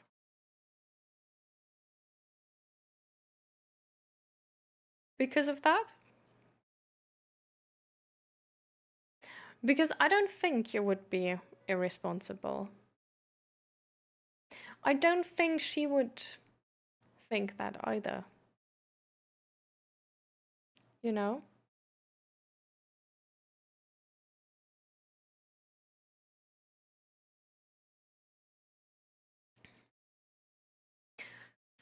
And I don't think it is the case. Because you can have a life while having an animal. And you don't push the responsibility away because you still have that responsibility. You would push the responsibility away if she wouldn't be able to say no. If she would know that if she doesn't take the dog, nobody will, and she would feel compelled to take the dog, you know? But if she has free choice and she does so, it's the same situation with having like an actual dog sitter.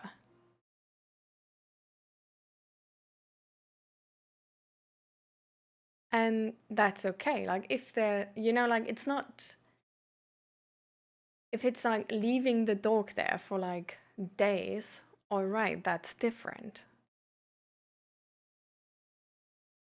But for your dog, it's she gets like an extra walk while you're gone. It's probably better, no, than having the walk if you arrive late on. Like it's just being around more people for a longer period of time and being less alone, no?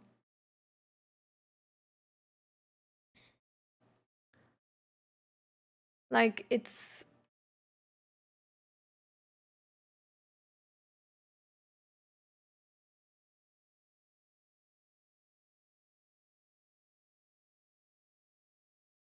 like you're still allowed to have a life and you're allowed to delegate certain responsibilities to be able to fulfill the responsibilities you do take on with proper energy.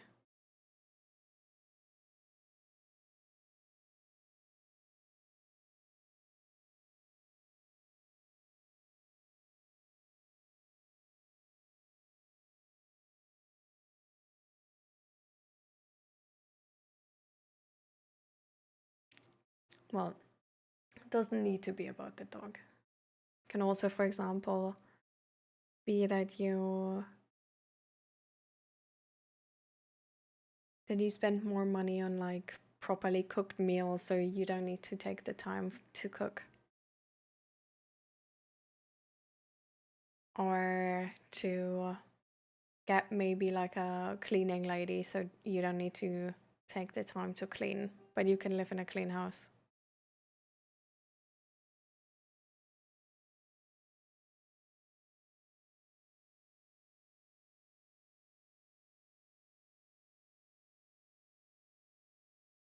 Like there are priorities you have.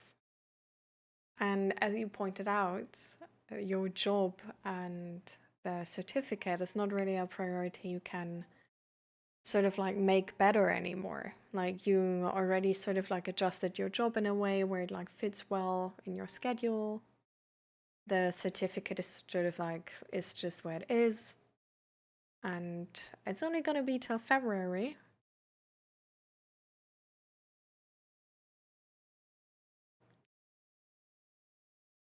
I'm a prep cooker always, and now that soup time comes up with autumn, you can bet I mostly cook for 2 to 3 days or freeze it up. I mean, that's good already. But you know, like if you need more time, there's sort of like, I don't know, there's certain decisions which you should make, and I don't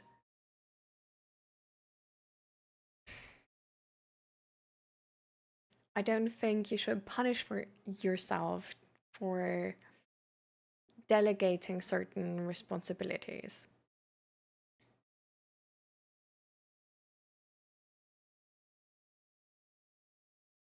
And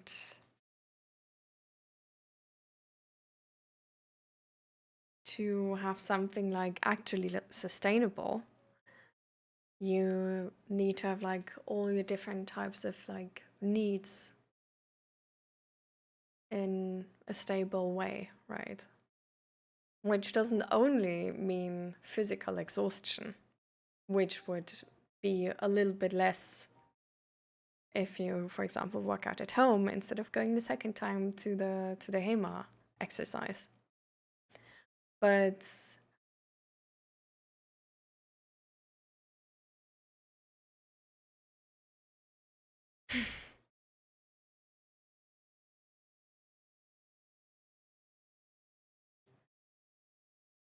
I know I shouldn't, but I kind of cope like that because, well, I mostly do stuff alone anyways.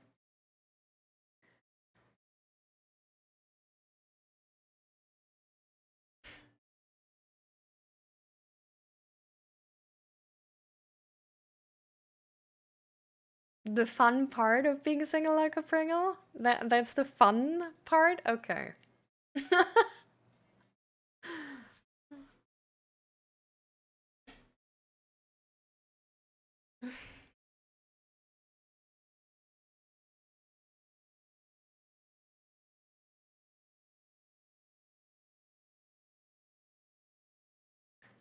You know, I think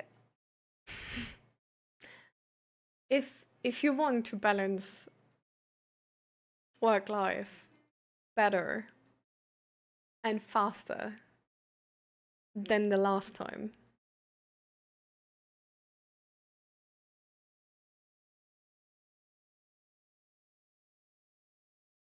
like there needs to be changes, right? Like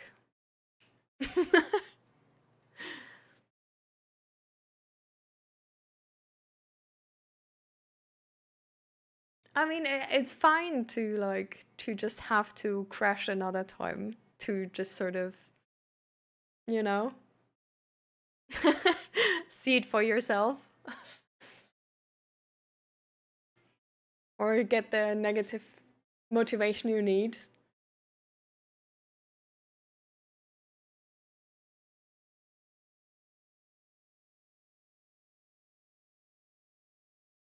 But if this like balance and stability is one of your, but I don't know if I crashed this time. Well, you yourself, looking at your own schedule, are concerned.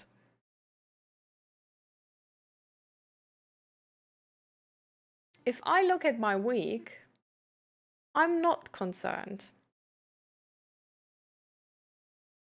Your concern has a reason. Like it's a judgment you make and you don't believe it yourself.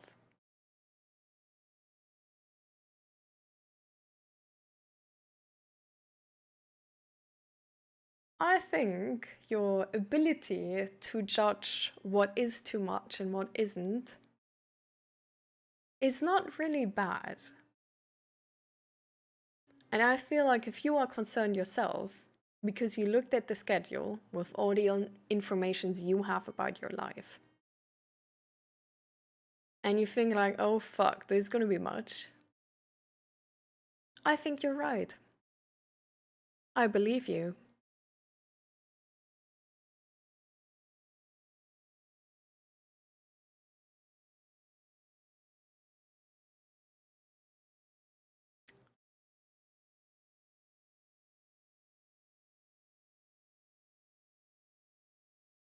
You know?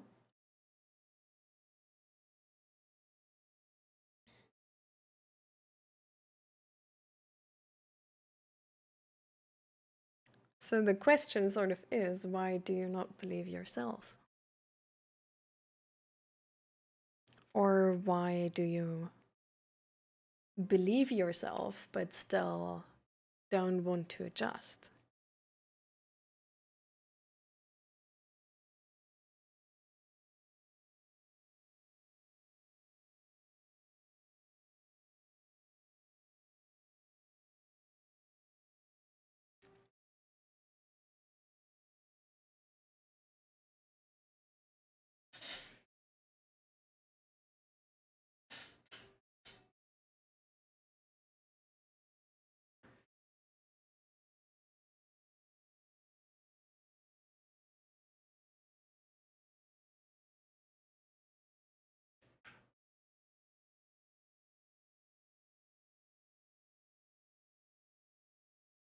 And you can, of course, ignore all of that. And that's fair.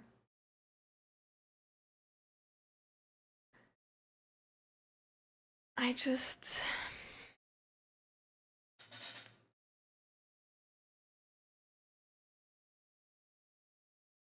I don't know, you know? Like, I like you, Naradim, and I think.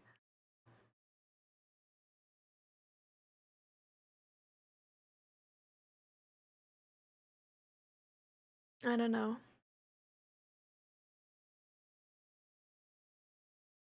I think there's a better way, you know?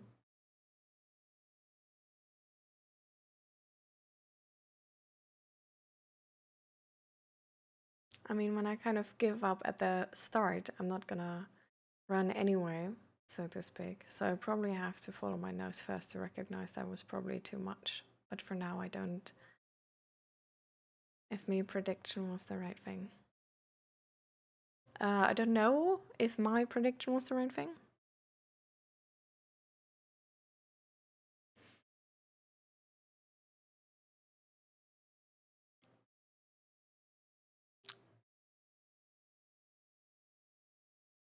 How is delegating your responsibilities giving up?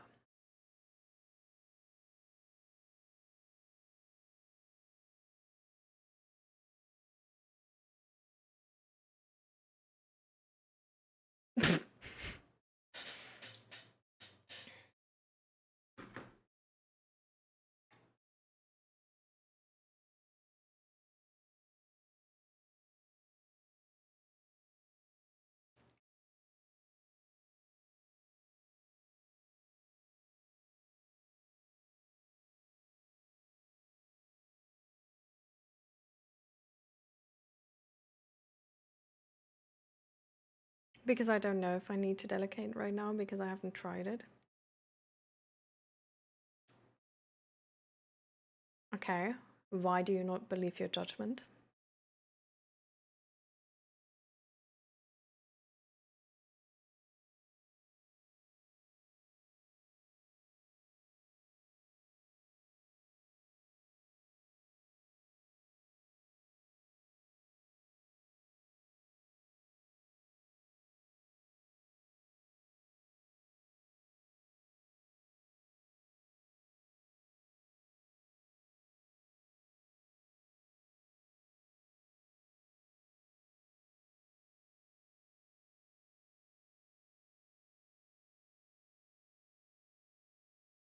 Wasn't always the best thing, because I always tempered my judgment with logic. Hmm.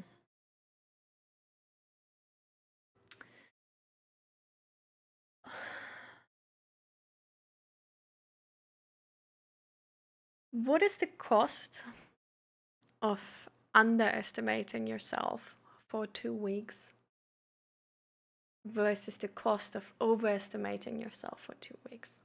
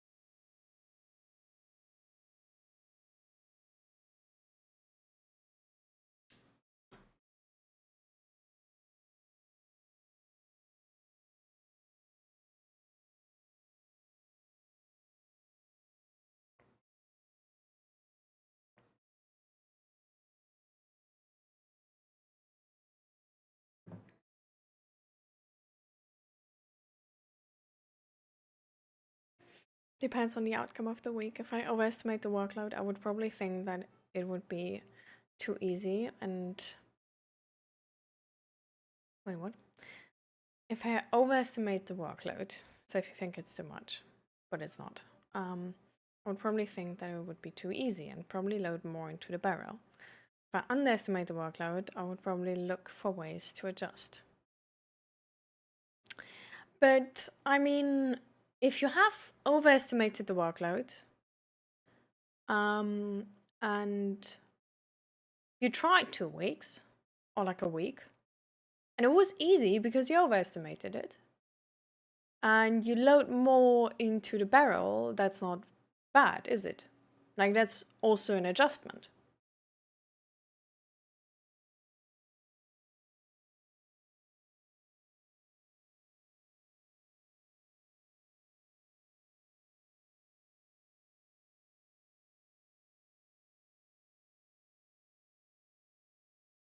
While if you overestimated the workload, you have 1 week. At the end of the week, you feel amazing. You're still stable on all accounts. You actually feel like you have energy left. You load in a bit more, go into the next week, see if you still have energy left to do more. If you underestimate the workload, after 1 week, you don't feel properly rested. You don't have the same amount of energy. Your exhaustion level went up. Actually, we're gonna do this with D&D analogies. So, you underestimated the workload for 1 week. Now your exhaustion level is 1. Now you need to look for ways to adjust.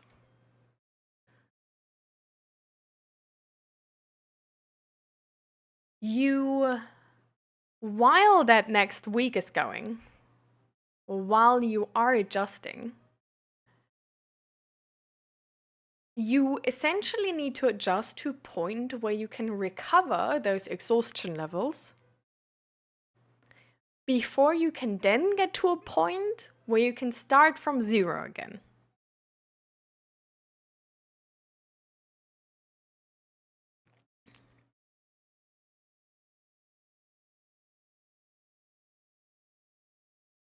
Well, when you overestimate the workload, you not only start from 0, but you have a buffer.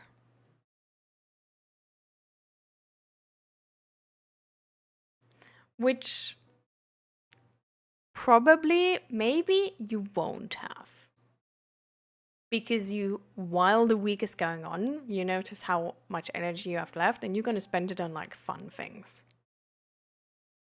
Or like on things you need to get done or something. Like, you're probably going to spend it. So I think you're going to rather like just start with 0. But notice like, okay, I was able to do a lot more of the things which I haven't had planned I would be able to do. So now for the next week, I do one more thing which I do have planned, instead of the things I did like spontaneously instead.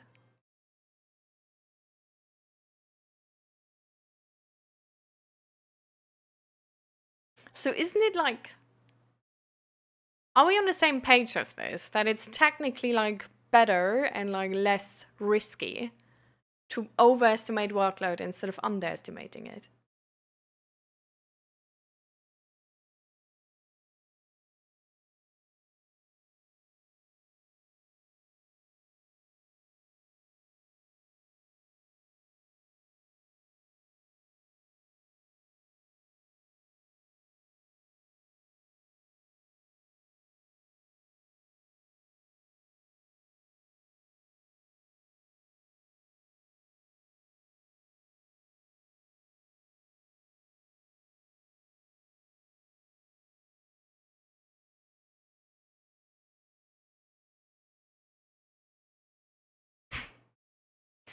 Okay. That is why I think, yes, there's a lot, but I have to see if it works before I adjust.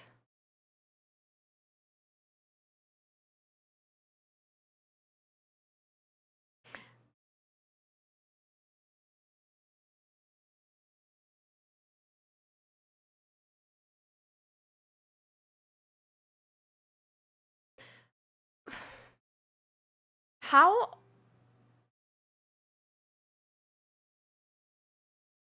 I think you're underestimating the workload, though.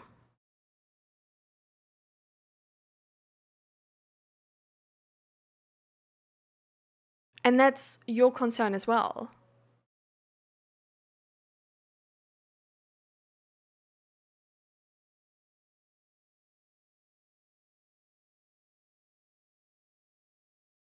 Like, your concern is that it's like too much.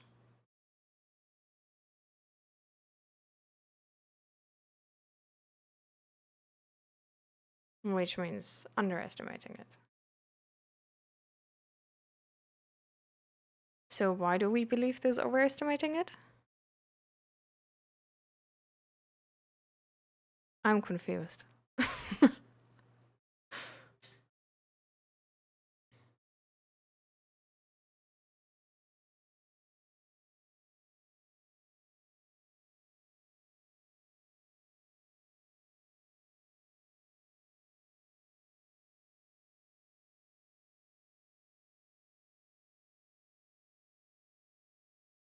Like, the thing between like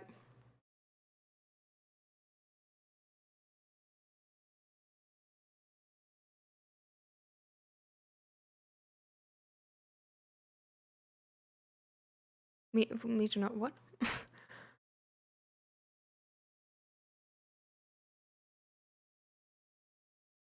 Yes, there's a lot, but I have to see, for me, if it, for me to know if it works before I adjust.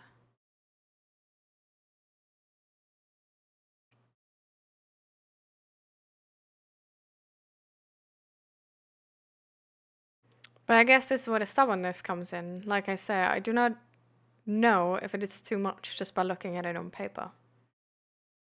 Where is your concern coming from, then? Like, you're concerned, you're worried. Like, you looked at it and you thought, like, it's too much.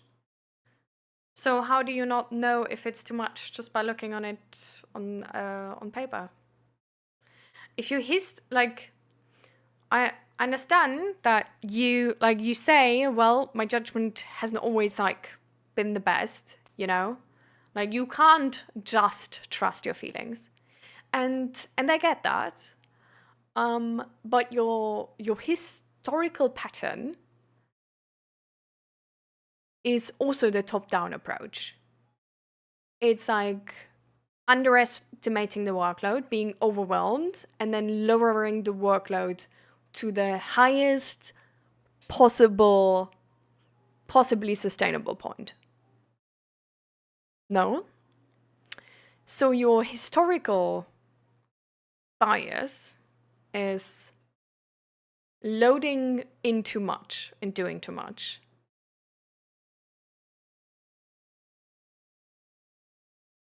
And now you think it's too much. It is like you want to climb a mountain and you stand in front of it and think, holy, there's a lot of meters. But then you find a good way where you can find the pacing for a good climb.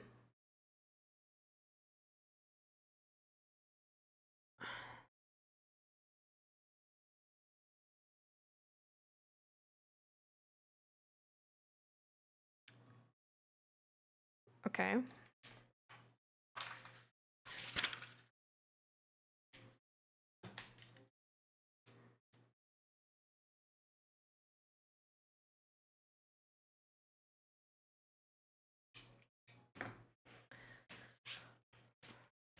You have your mountain. You look at this mountain and you say, oh my god, there's too much. I won't be able to do this. It's too difficult. It's too much.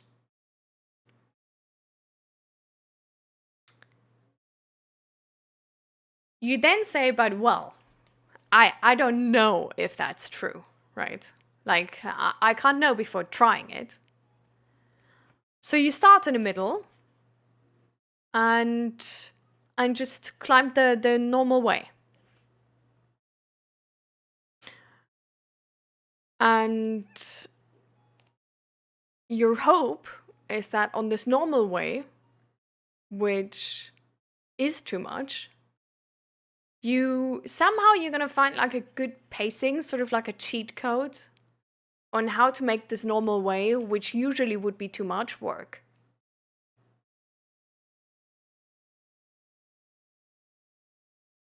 If you look at this mountain and you think, fuck, this is too much, like this is too many meters, too difficult. But I want to get up there. But I know that like my skill is like a bit, my shoes are not the best maybe. My constitution is maybe like a little bit tiny for this. But I really want to get up there. Like I want to do this. You might be able to start here. And like just sort of see here, like actually I still have a bit of energy. Like actually you can start here, you know. Be like, actually I still have a bit of energy. I'm gonna go all the way to the top. This would be one way. You could also like look at the mountain, be like, okay, there's actually too, you know, there's not too much, so I'm gonna like look for cheat codes on the mountain. Like you're scanning the whole thing and you see there's a route here actually, sort of going like this, which looks way easier. So now you take this one and you made it to the top. Or one of your friends is like lead climbing the first thing. And like then you're gonna be able to do it. You know, like you can look for ways to arrive at the top.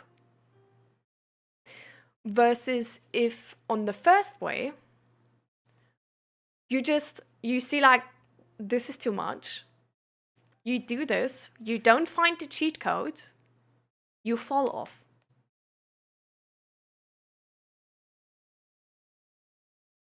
You die.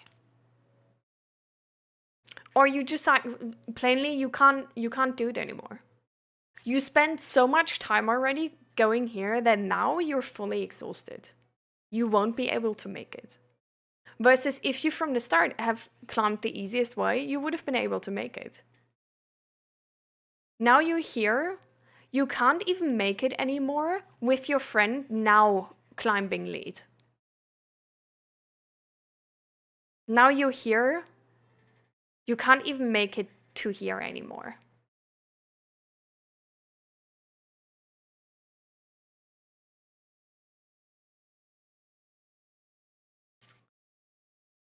You know what I mean?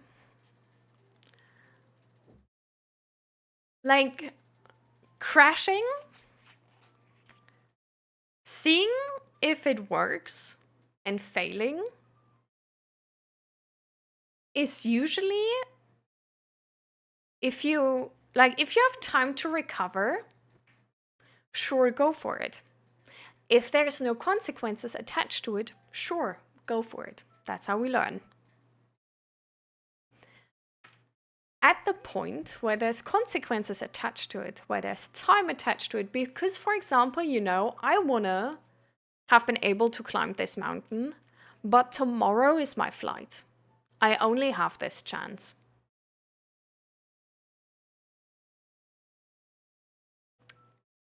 If you just try it, your risk of failing and not achieving this is way higher. And then, of course, you can be like, okay, tomorrow before the flight, I'm going to try again. But you're still exhausted from yesterday. You're not at the same energy level as the first day. You haven't recovered yet. Now you need to find like a seriously good cheat code. Now you need to find like a seriously good way. Now you need your friend to climb bleed the whole thing. You know?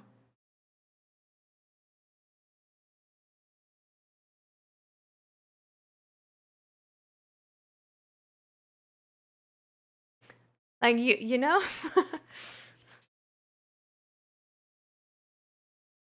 Yeah, I rolled a 10 in Constitution with the average, just my wisdom is bad.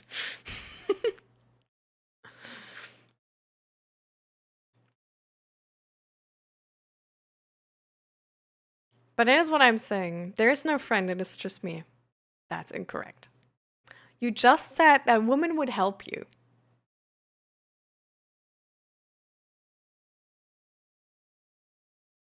This mother with her children, she would do that no problem. She would actually like doing it.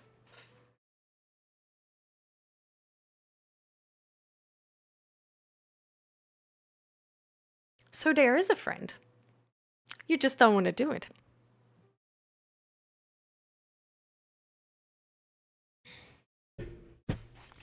Your friend is there. You know he could climb blade.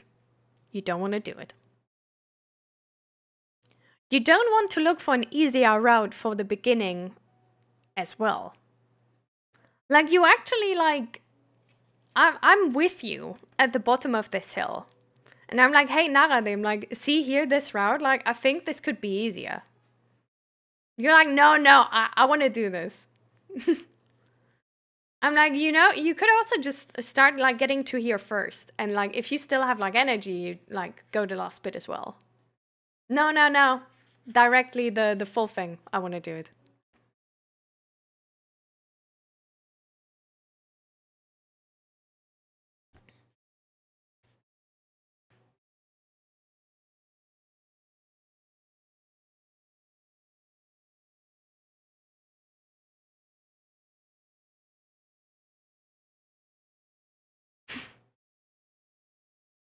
You know what I mean?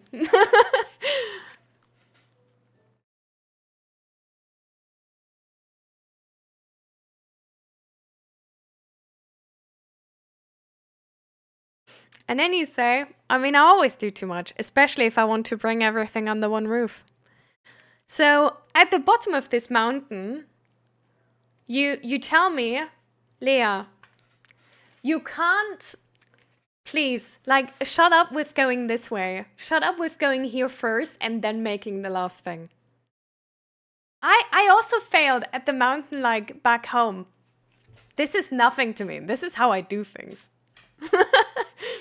Like, you then tell me, like, this is fine. Like, last time I was on a mountain which was way too big for me and I think I couldn't make it. I wasn't able to make it. And I had to like sort of like survive here in like a hanging whatever sleeping place for like 3 days. But this is fine. Like I could have died, but this is fine. You know, like it's fine. It probably cost me like 5 years of my life because of the stress. But like I'm just gonna do this. Like this time it's different. Like please, Leah, this time it's different. Believe me, okay? Like trust me. Trust me, bro. Like this time it's different.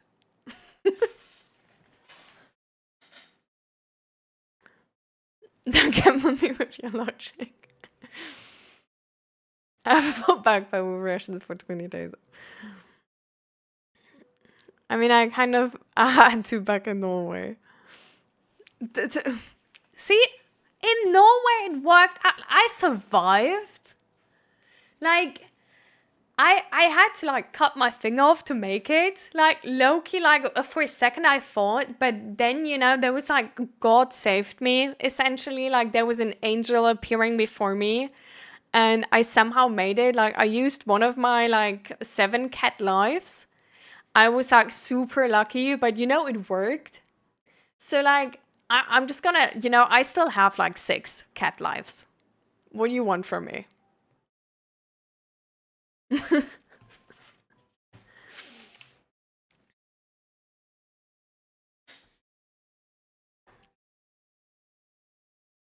mean, it wasn't a finger, but I stitched up my shin bone. It's getting better and better.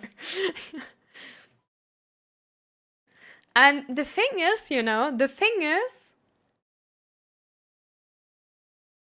when we talked about going to this mountain,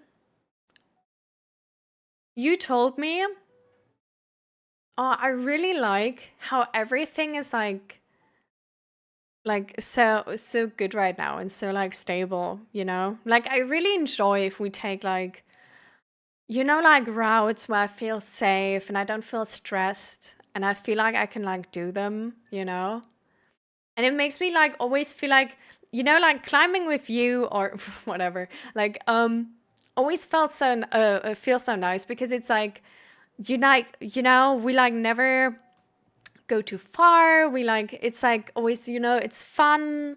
I can really enjoy it. I can look at the scenery. Like it's not so much of like a survival thing.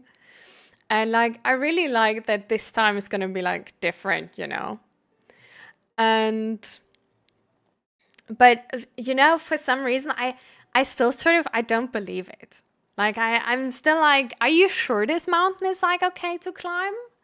Like are you are you sure like we're gonna do this all right? And I'm like, yeah, of course. Like it's fine, like it's supposed to be like a harder mountain, but I bet we'll like find the way to like make it nice, right? Like we don't have to go all the way up and stuff like this. And like if you want to climb like safe, not survival, like it's fine. We're gonna find a way. And then like down here, we discuss how we're gonna climb the mountain, and then you pull up with this, and you're like, no, I want to climb the whole thing in one go. I'm gonna climb lead the whole time. And I like look at you, and I'm like, you said you didn't like this survival climbing so much, and like how do you know like you could actually fall, Like you could actually like not make it. Like what if you were up there and then we need to do like weird like and I need to call like the mountain police or whatever to like to help you and stuff like this, And you're like, yeah, well, like but you don't know that's gonna happen. And we both look at this mountain and like I'm like, you like a second ago you said that you're worried about this mountain and you're worried that it's gonna be like one of those like survival climbing tours. Like you didn't want a survival climbing tour. What's happening?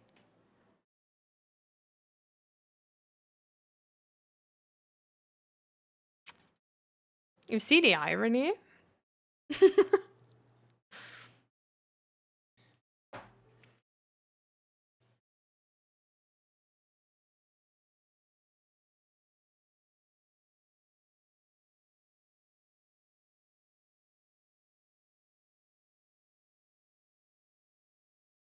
Like, you're like, yeah, no, I don't want to survival climb, but no, like taking the easy way, no. Taking this way and then looking if I have more energy, no. You climbing lead for the first half, no. Like all or nothing. All or nothing. Well, then let's climb another mountain. No, we've come here. Like I can't change my job. I can't change the certificate. Like I'm at this mountain now. What do you want from me? Like I want to climb this mountain. But you don't want it to survival climb, then let's just take the easier route. Let me climb lead for the first half. No. I want to climb the mountain. I myself.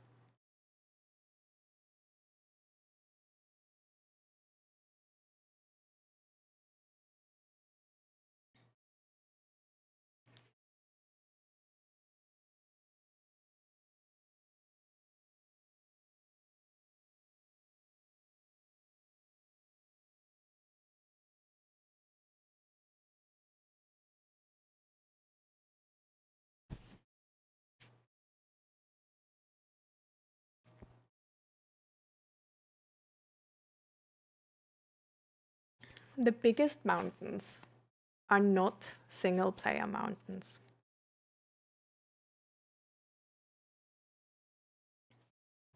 Having a good, balanced, nice life while also advancing in career under capitalism in our society right now. Like chasing your career, caring for a dog, caring for yourself physically and mentally, properly making food, having a clean apartment.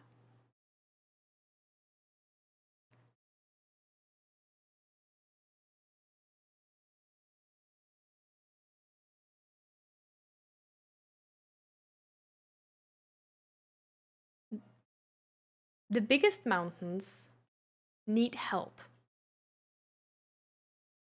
Nobody is climbing the Mount Everest alone. Well, actually, some people do, and they fucking die.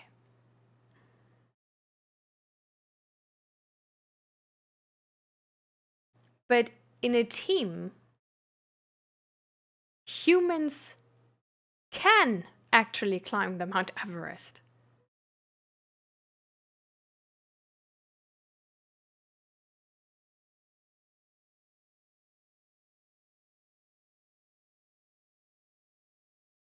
Alone, we're not gonna fly to the moon or to Mars or wherever.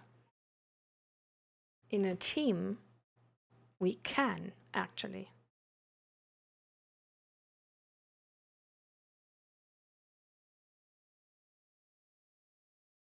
Alone, we're not gonna have a better system.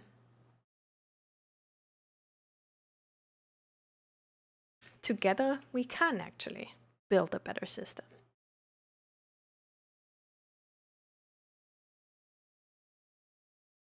At some point in your life, any amount of skill won't make up that this is a 2-man job, or a 3-man job, or a 4-man job, or a 5-man job. There's points in life where your expectations rise above single player.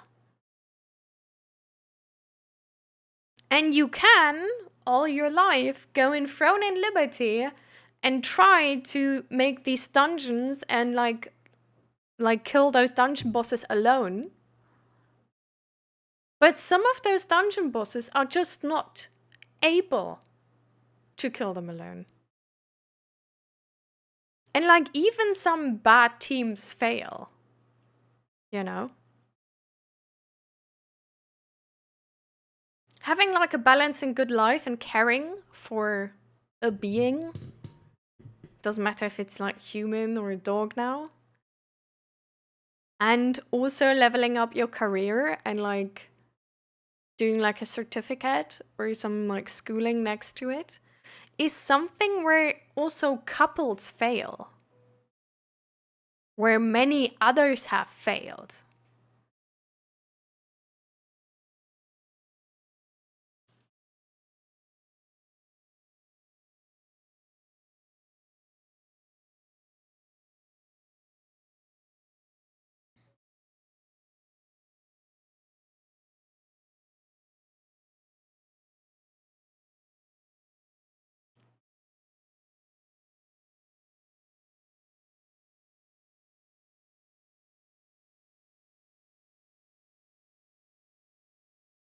If you want to stay fully independent all your life, your goals will stay one player goals.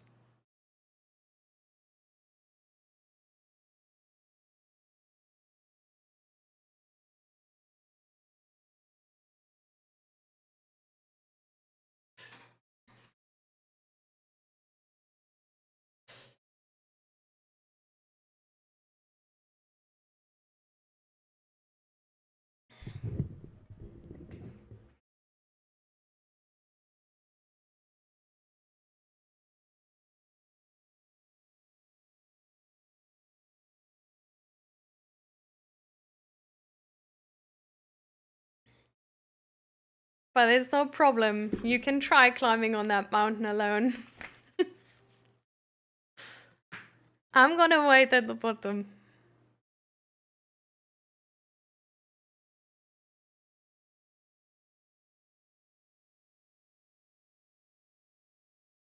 And sort of like be on the walkie talkie while you climb up that mountain.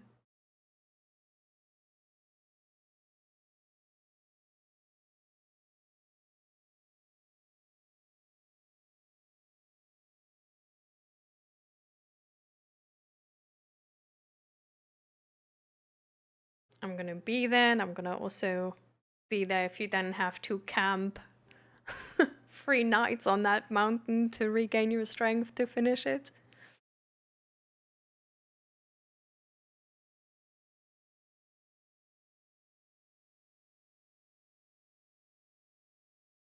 And it's easy for me to do because I'm not on that mountain.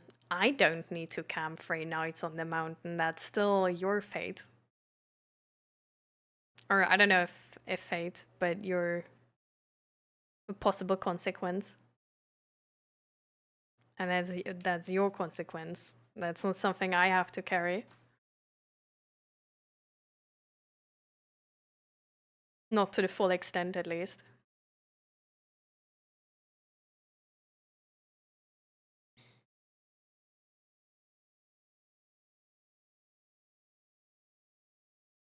But I'm definitely worried that it might come to that. I'm worried that there's just,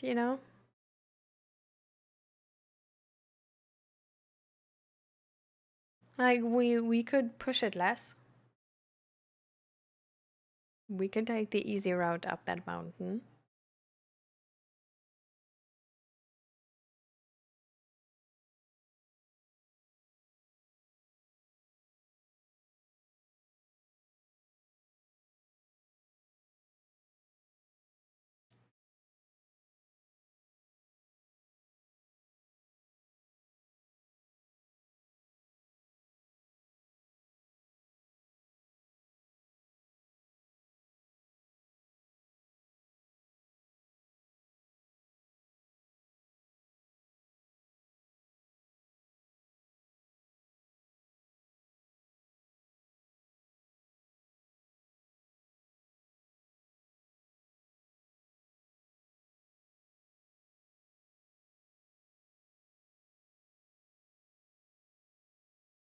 So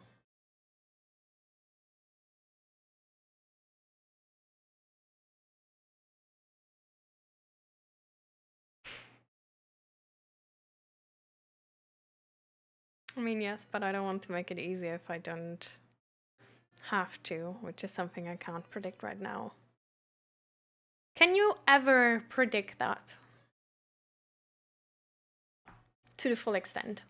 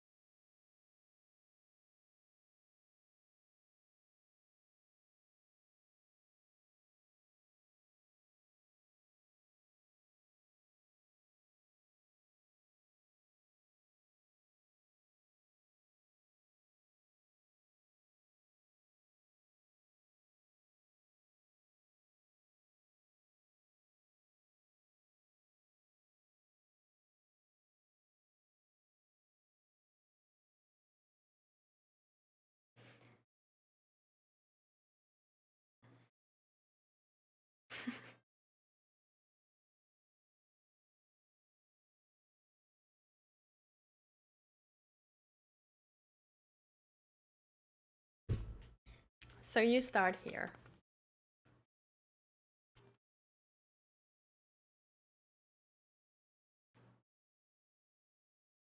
You don't start here. Don't start here.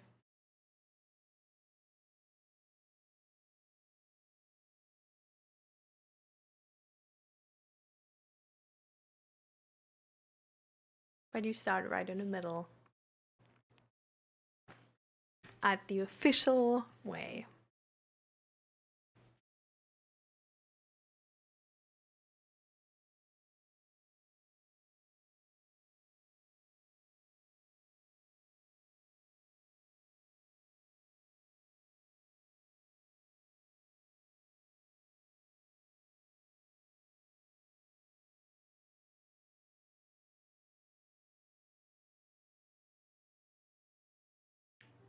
You mean you would go back? Would climb down again to go to another way?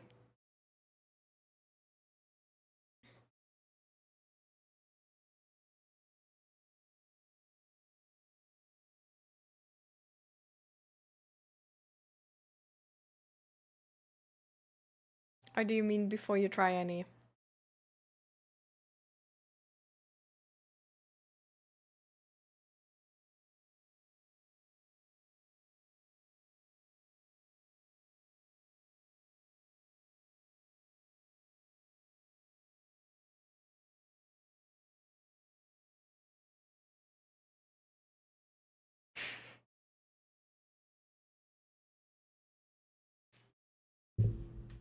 The possibility of having different ways here, right next to that one, where you can, like, once you start it, still switch, it's definitely lower than all the possibilities on this whole, on the whole start.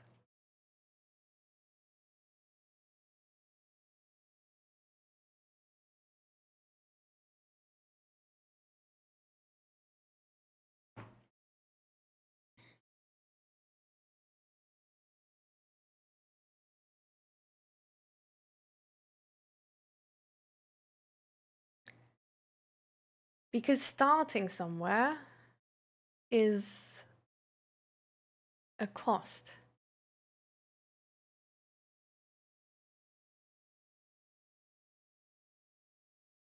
If you started and you started with like a really exhausting way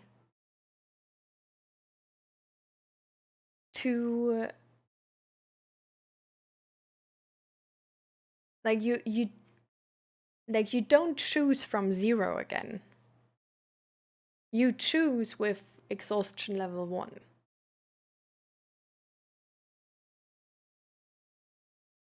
If you then just adjust like a little bit, you're still gonna stay exhausted.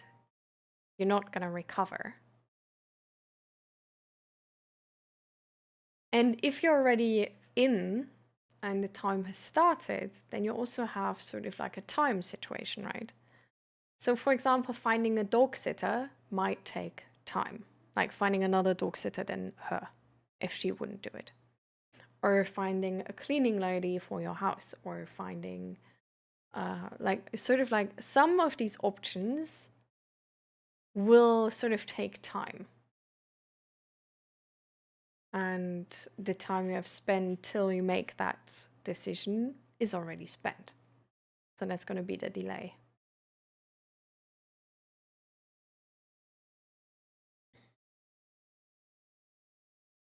And then there's the bias with the sunk cost fallacy, right? Because you might be here and then sort of think, well, like you see like a good way here from that point on, but then rather take away like continuing from here instead of climbing down and actually going there and just taking this path. Which is, for example, the preference or the bias that if we have started with a certain constellation and goals, we're less likely to go too many steps back from them. We're way more likely to just take it down a notch. Instead of, like, what I mean is that, like, if you have at the beginning, you choose between like two different constellations, one of them is harder than the other one. If you took the harder one, you're less likely to instantly go to this constellation, and more likely to just take it down like a slight notch. You know?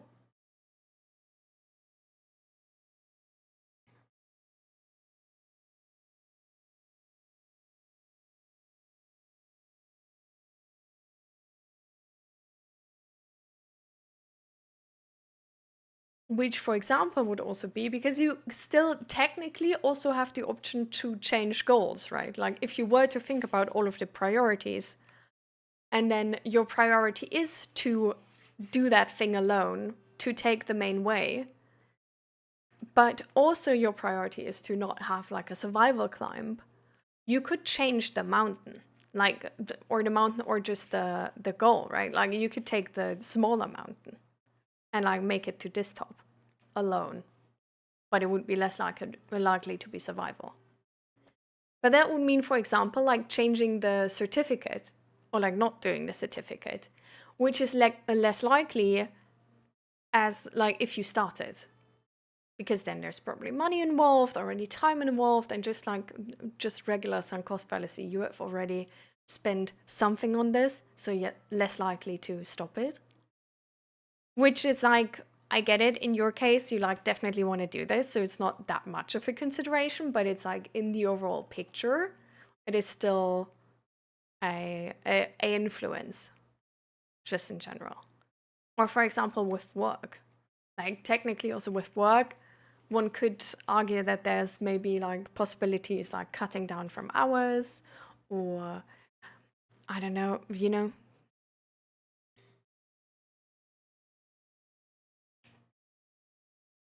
Yeah. But I'm just sort of saying, like, this is also something that needs to be in consideration. So that is already part of the consideration. That's why now you have picked this mountain and you want to get on top. So you are already biased because you don't want to be like, oh, well, maybe I just take this mountain. No, you have this one in mind.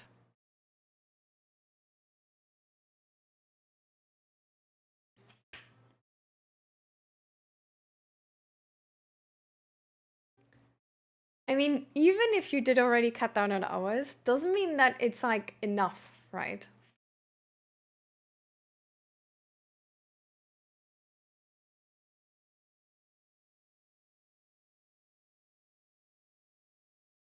So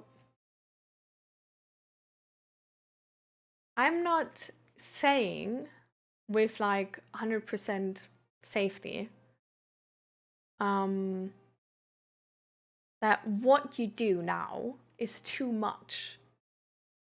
The point I'm trying to make is that you are worried and concerned that it's too much, but you're hesitant and have resistance to adjust it more in your favor. Like you have adjusted it already a bit. You're still worried that it's too much. And you don't try to get a constellation you're like not worried about. You, for example, don't ask your neighbor if she can like help with the dog more and stuff like this. You, for example, do plan to go twice to the HEMA thing, even though I don't know if like going one is like necessarily like more beneficial. Like there's still adjustments which could be made. And while you are concerned, you don't make them. And it can be like small things, right? That can also just be, for example, like, yeah, buying more like food which is ready made. Or for the first week, asking her if she can take the dog. Because this is like not something, like there's a resistance to starting with the easier way and then noticing actually I do have more energy and I'm gonna take on more work, as to having too much work and noticing how it's like exhausting you.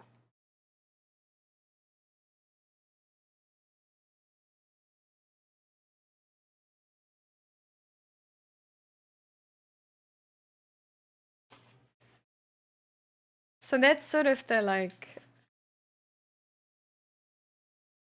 the point I'm trying to make. Like your worry like comes from somewhere, and it's really important to not declare it as like, oh well, whatever, like I'm just doom thinking, but to sort of like recognize where it's coming from, and it can be like a motivation to sort of like get a better constellation of situations for you. And to have more grace with the situation maybe, and to maybe have sort of like a plan for if it is too much, and maybe already talk to people about this. So for example, you could talk to her already that like it might be too much, you're doing this thing now, and just like she can like think about it,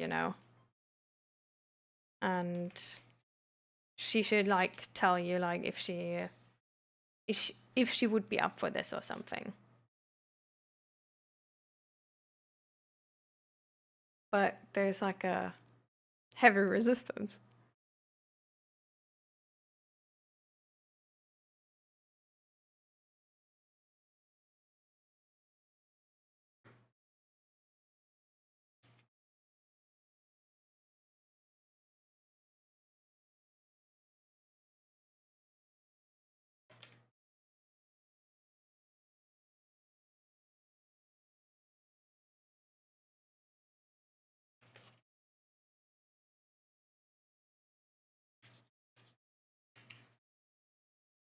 But yeah.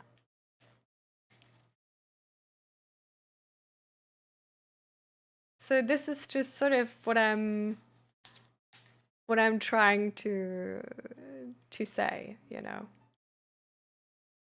Like I'm not trying to like force you to change or anything. I'm just trying to sort of like push you a little bit to figure out where the resistance is and what the resistance, like where the resistance is coming from specifically.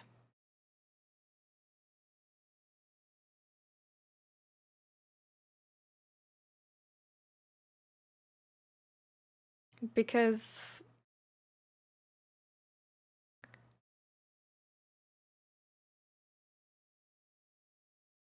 it's just decisions are always going to be better if you're aware of what you're what the grounds for the decisions are based upon, sort of.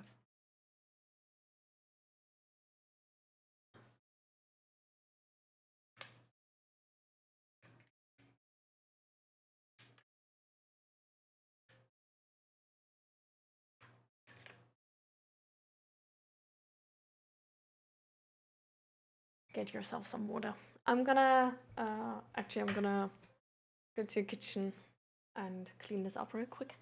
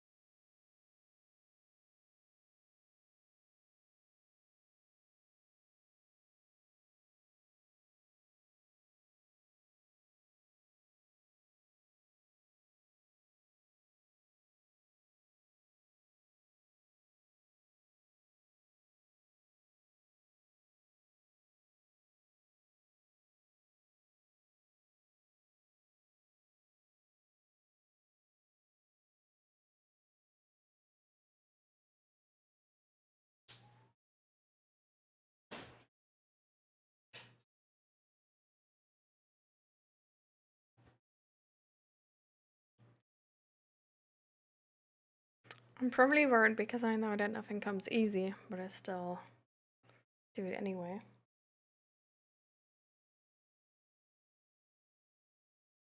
Hmm.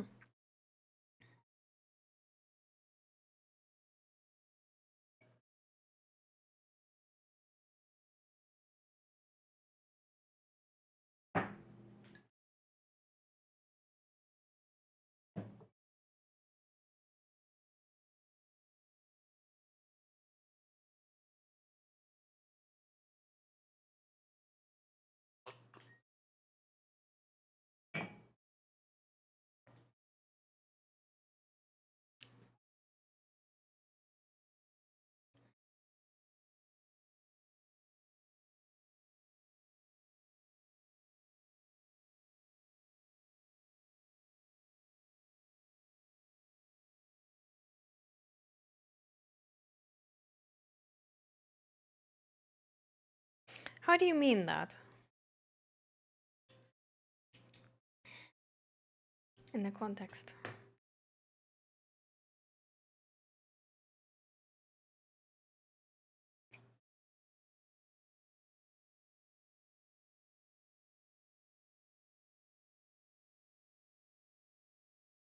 This is so hard. Like, I really notice why I'm bad at bouldering. This is way too hard for me.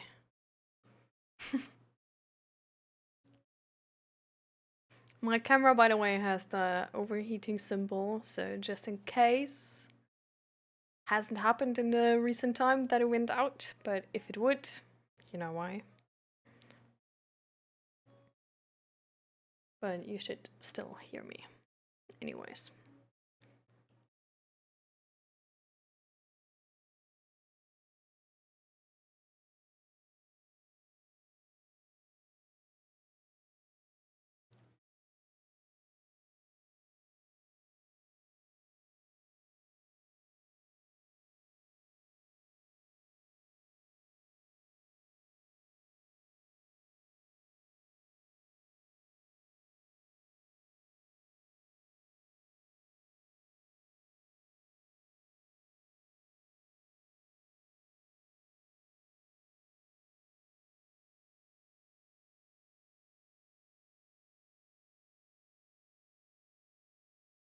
I mean, I don't want to cry about anything, but well, for example, moving out with 19 without a job education wasn't easy.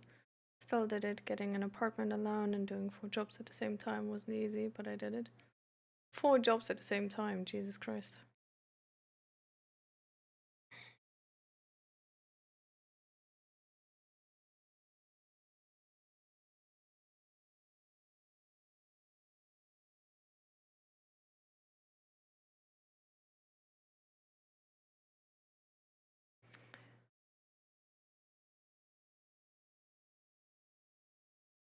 Why are you worried then?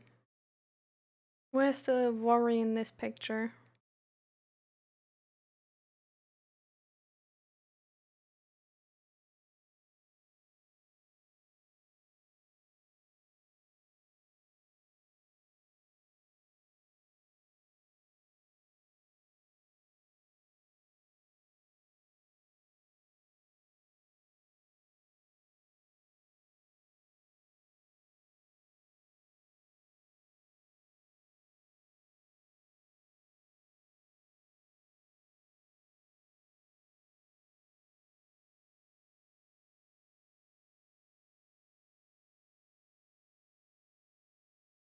Is it the worry of like not being able to make it?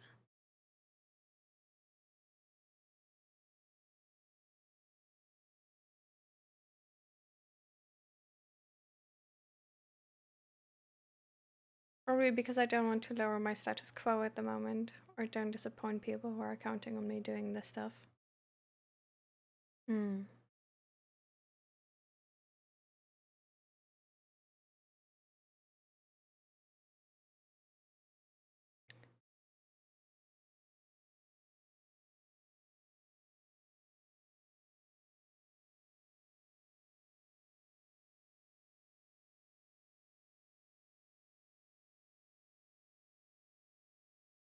So you're worried that you will disappoint people or that you will have to lower your status quo because it won't work like this?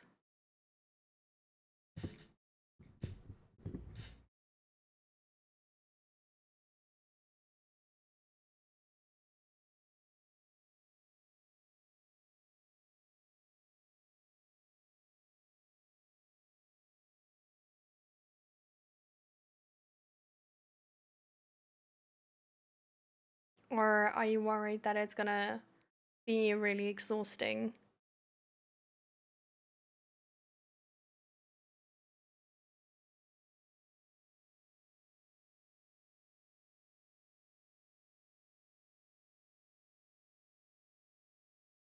Hmm.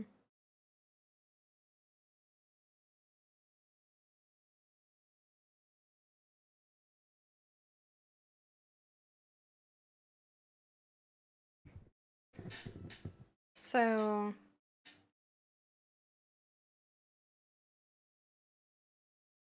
There's like, so sort of what I understand from this is that it's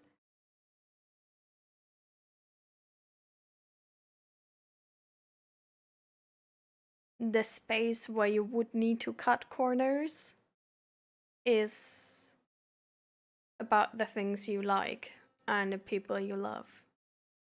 So that you like cutting corners would mean disappointing people.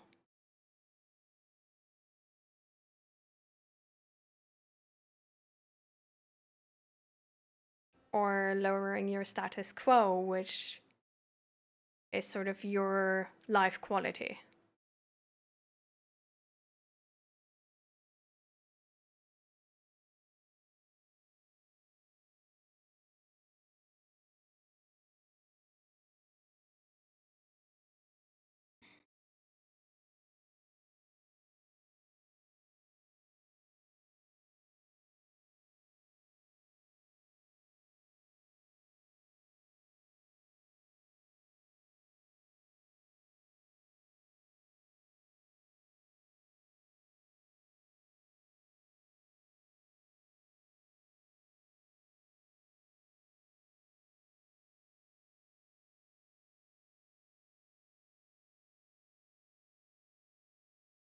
I mean, I already did that this year, kind of by rejecting the tournaments I was signed up to for the HEMA because I didn't have the time because of my job. And even if people tell me that is okay, I don't think it is.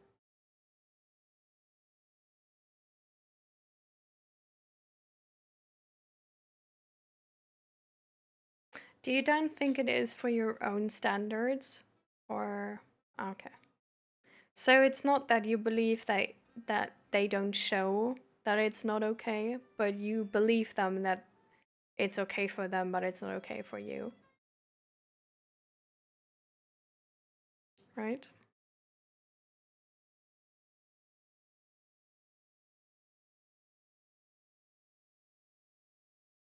Yeah.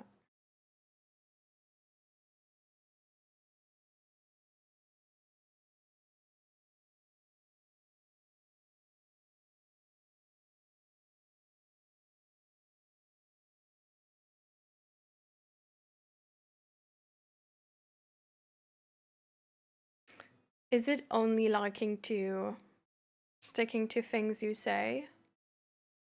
Because like the tournament probably would have been fun, no? Like isn't it also like disappointment that you can't take part?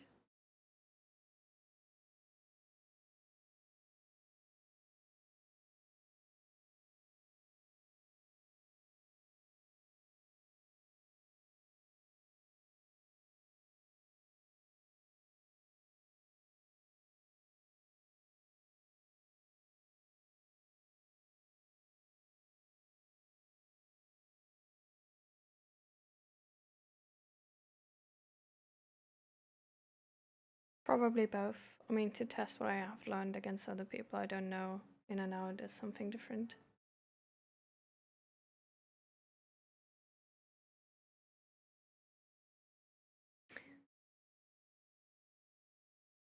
Why do you say probably?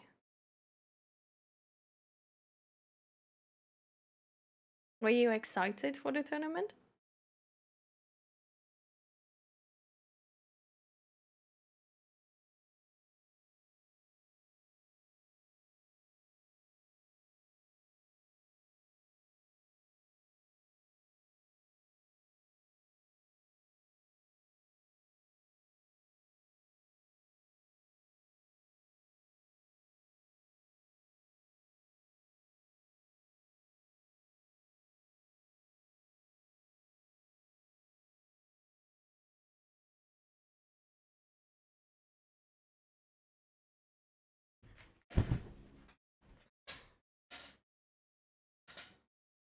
You were. You even raised your training days.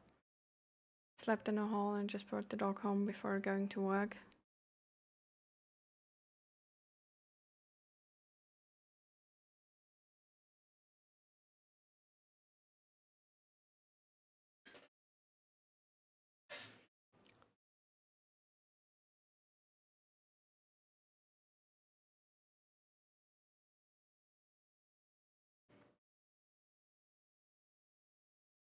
Why did you have to cancel it because of work?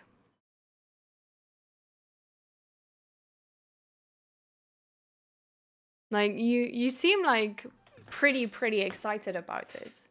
So I guess you only canceled it when you sort of like had to.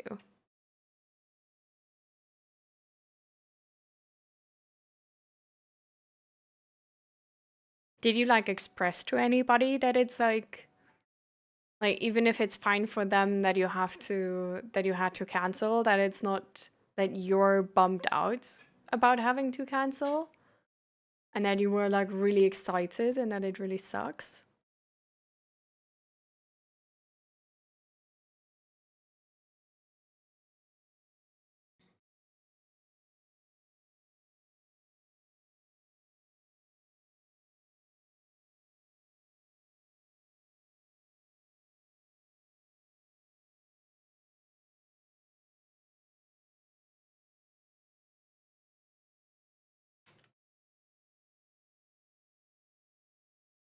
Well, I mean, just because it's okay for them doesn't mean it's okay for you, right? Like, if they said it's okay, it doesn't really change anything for you. Did they say anything for the how disappointing it is for you?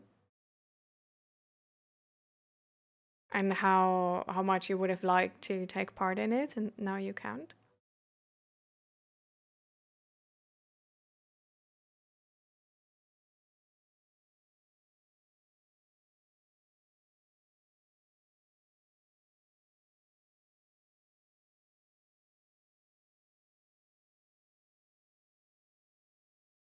Also with work, was there like an option to not jump in? Like, did they would they have been able to like ask somebody else or like get like an outsider to take some hours?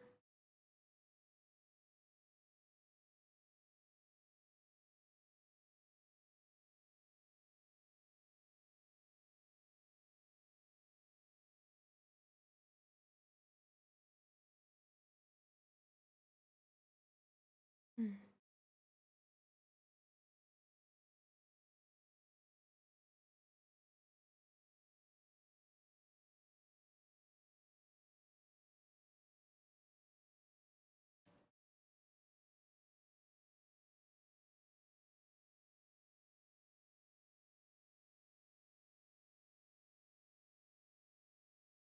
But if you were so excited for the like what if like you say like you like the people at work and that's like why you did it, but like couldn't they like how is it negative for them if somebody else takes the extra hours instead of you?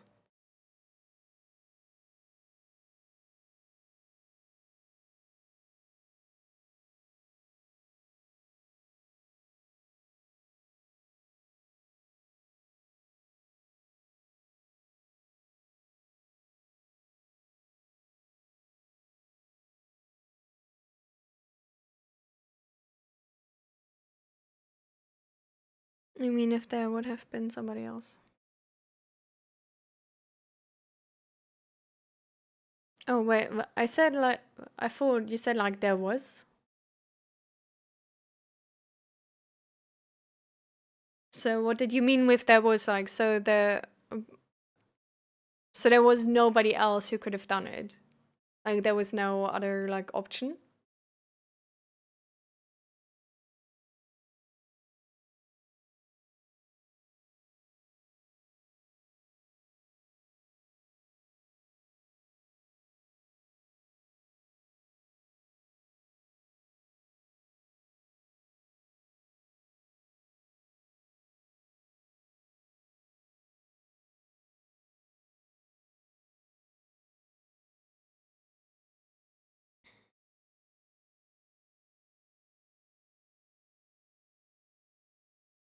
The only option would have been to even more split the shifts for people who like me already worked overtime. So that like everybody works a little bit more overtime, but like not as much overtime as you work overtime.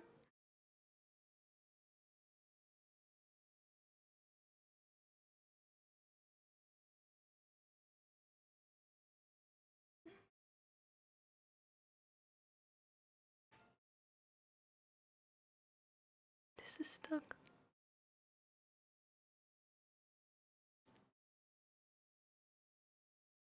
Okay.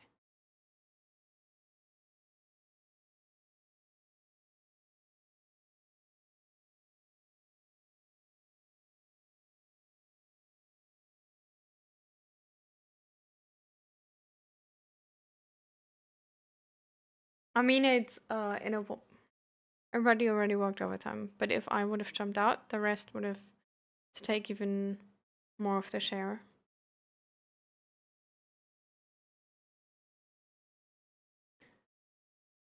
How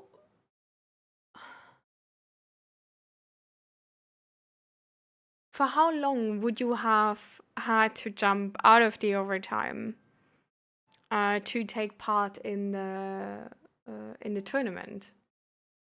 If you like after the tournament would have only started the overtime.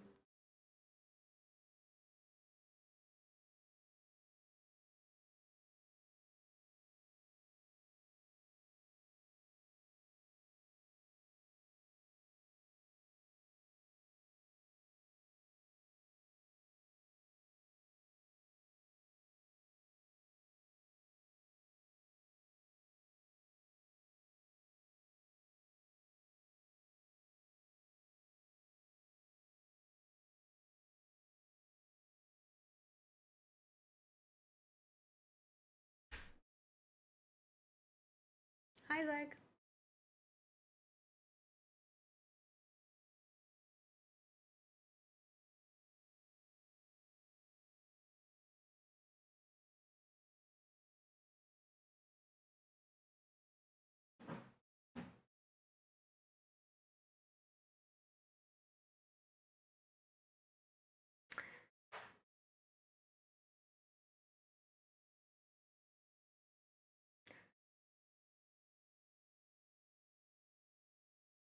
I don't.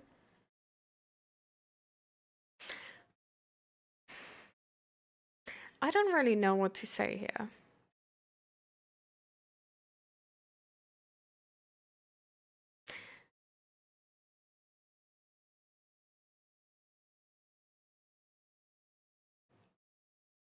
How long have you prepared for the tournament?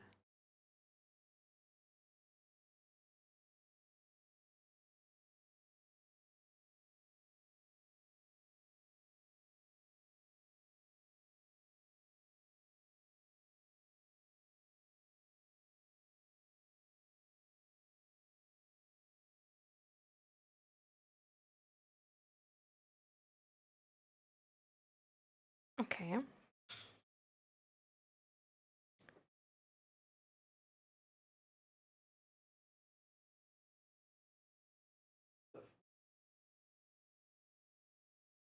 Yes. Um,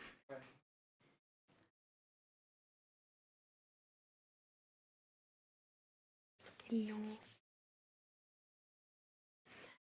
How bad would have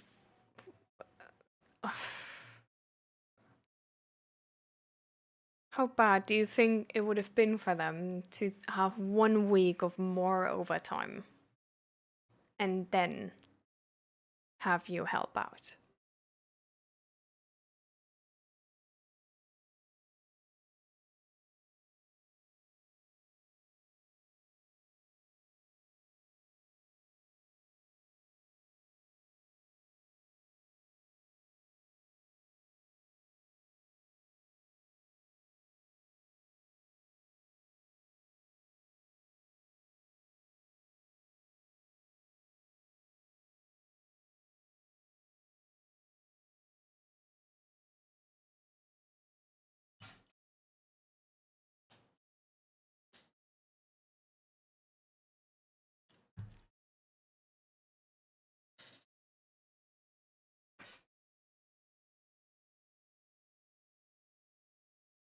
But you said like 4 or 5 days.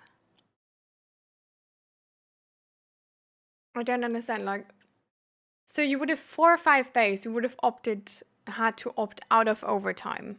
Like for a week, you wouldn't have been able to take overtime. But like after the week, you would have been able to take overtime again, right? Because the tournament was within that 1 week. Or like, how did you mean that?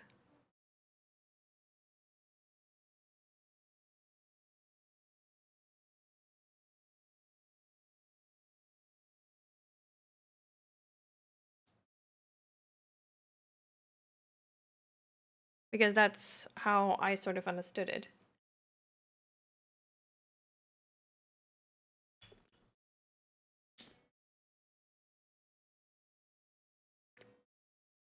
Mm-hmm. Okay, but how long wouldn't you have been able to take the extra overtime because of the preparation for the tournament? Mm, Combined with the 1 week you would have had to like actually leave.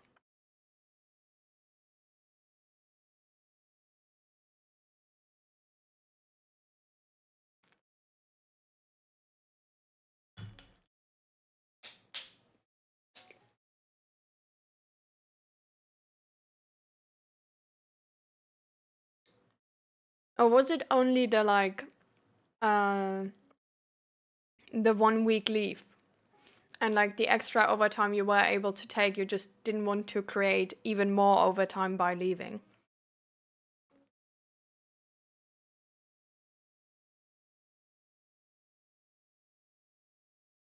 And with the overtime, you couldn't prepare for the tournament anymore, right?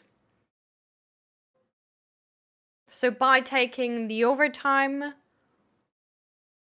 you opted out of the tournament preparation, sort of like forcefully,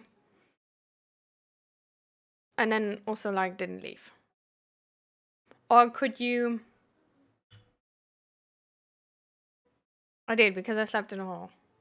Oh, so you were actually, so the overtime was no problem. You just didn't want to take leave for like 1 week because of the tournament and how much overtime that would create for the others, right?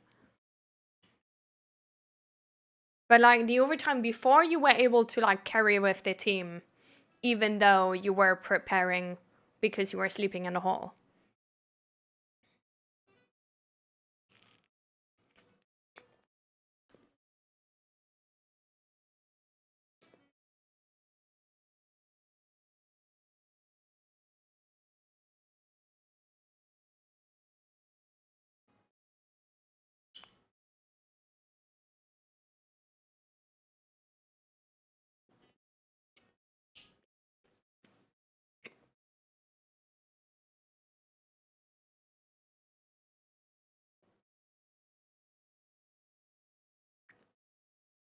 But it wasn't like you wouldn't have gotten the 1 week, right? Like you chose not to take it to not create too much overtime for the others because they were already in overtime, and with that 1 week they would have had like a lot of overtime, right?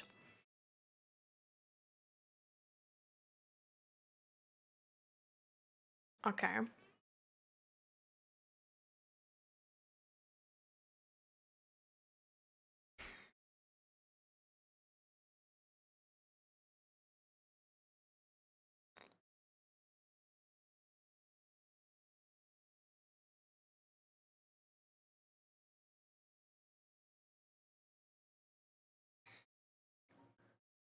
Did people from work know that you planned to leave for 1 week initially?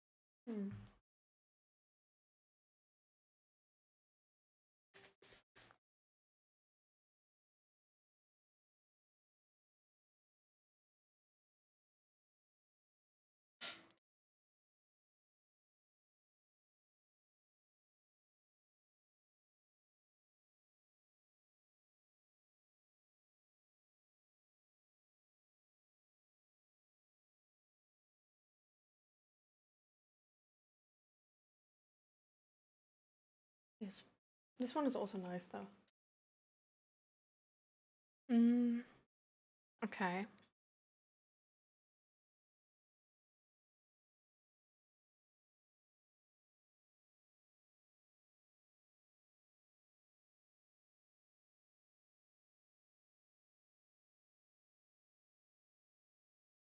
Do you think it was worth it now?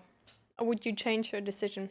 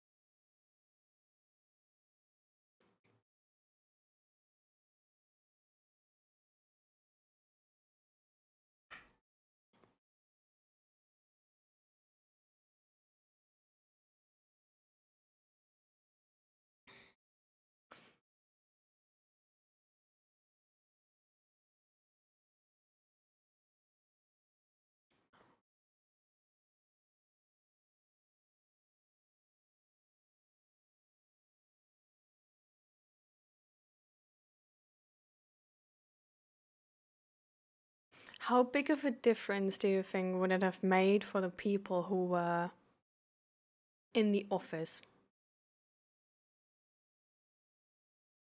between having overtime and having a lot of overtime for 1 week?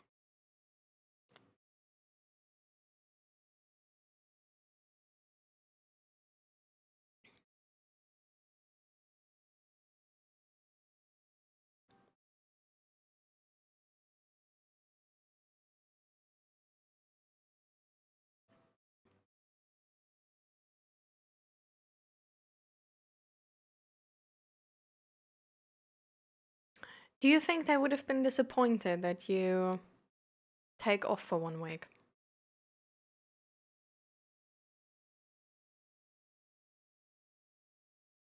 Or like mad at you for taking off for 1 week?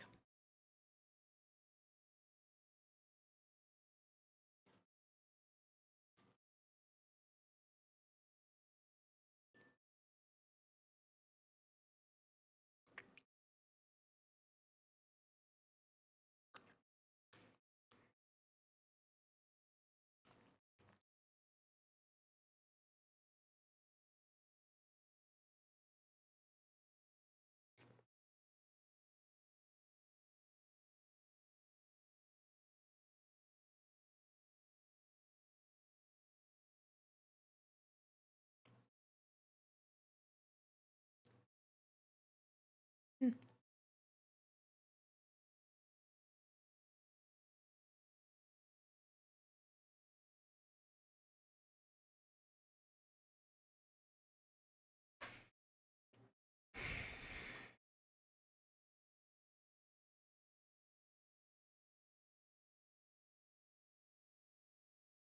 I think I would have left. I think I would have done the tournament.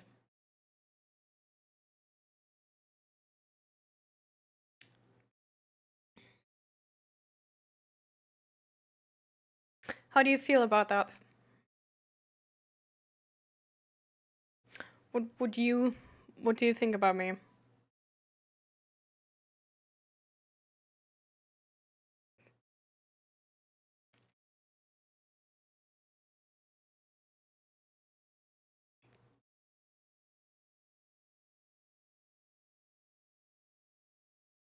I can be honest. Just say whatever comes to mind so I don't take it personal.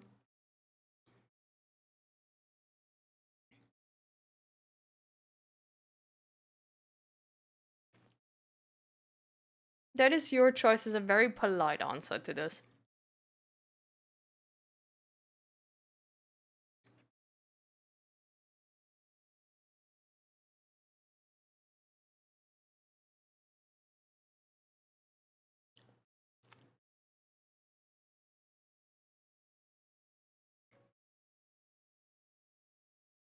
What you what would you have told me when I told you that I'm since 3 months training for this?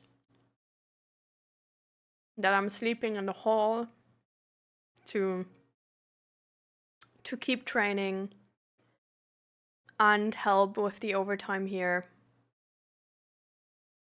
And then I'm like, I'm so sorry I have to leave you guys for like 1 week. I know it's gonna be hell. But I'm like so excited on this. And I worked so hard on this. And like I would doubt whether I should take leave and go there or not.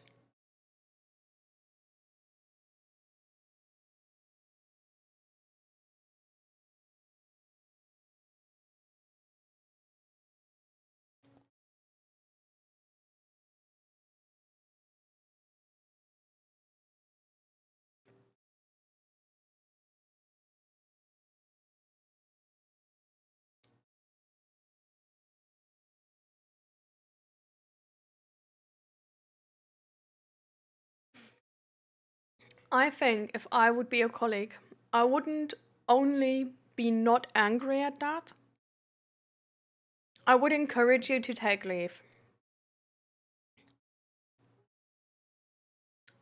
You're always here.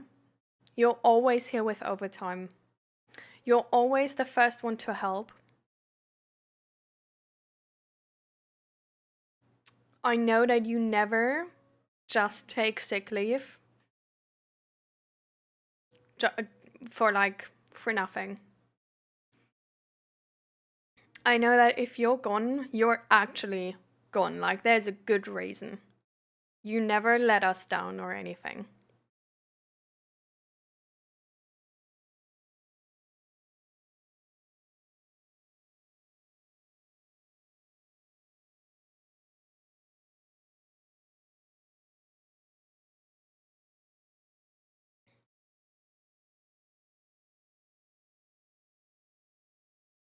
Hmm.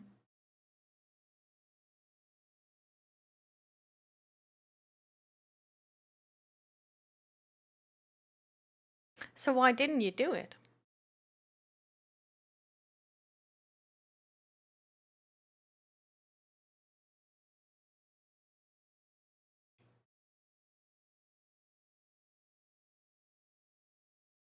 I mean, didn't you like deserve this? Like you're such a crucial part of the company. You put in so much work. You're so reliable. You like really like you help to keep the company running. Like why should you be the one to sacrifice even more?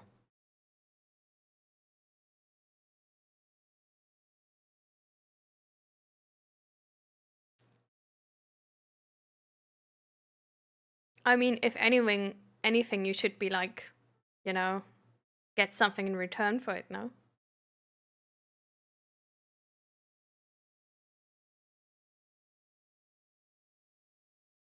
Like you told me that your boss said like he's super thankful.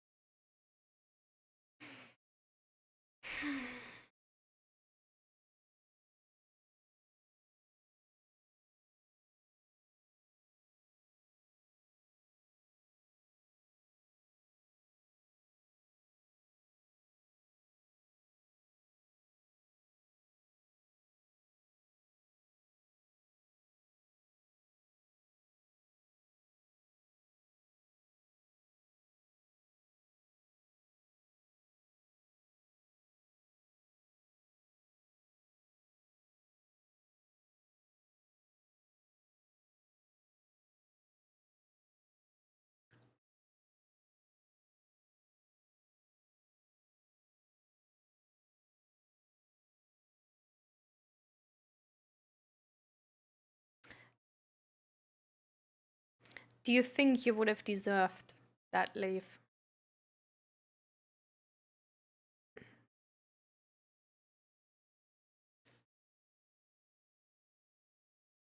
Because you know I think so. You also believe that some of your colleagues would believe so.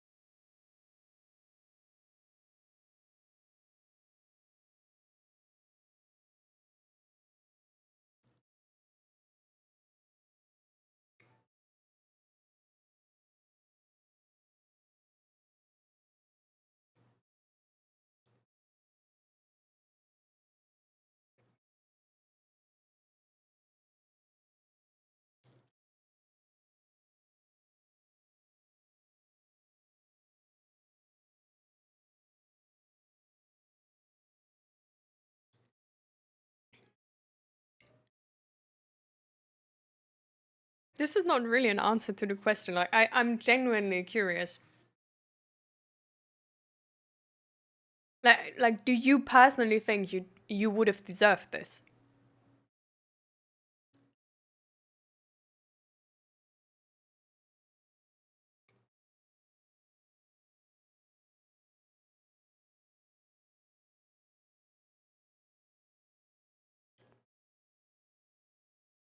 Do you know if you back then thought you deserved this? Like, do you have any recollection of your interpretation in that sense and that moment?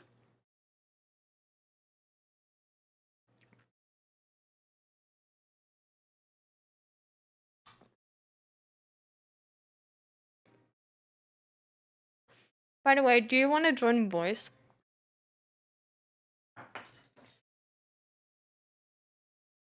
I totally forgot, but we're like writing so much. I think this could be so much easier just talking about it. If you want to.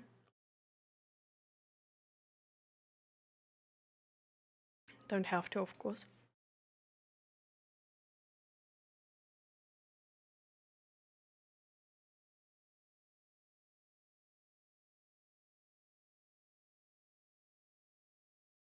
Hmm.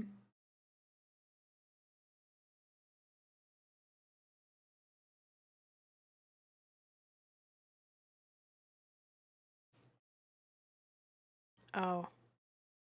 Okay.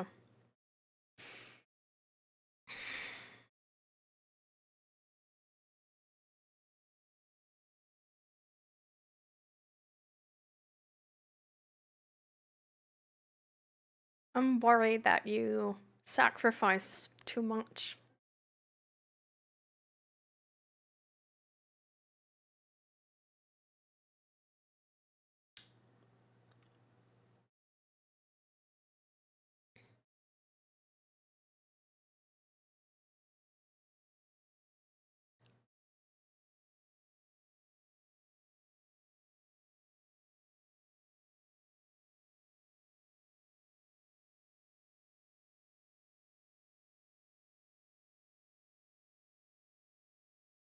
And I sort of wonder like why that is. Like how does it come to this, you know? Like you spend so much time on it. You already helped with overtime and stuff. And like now you believe you would have deserved this, but still you believe you wouldn't decide otherwise.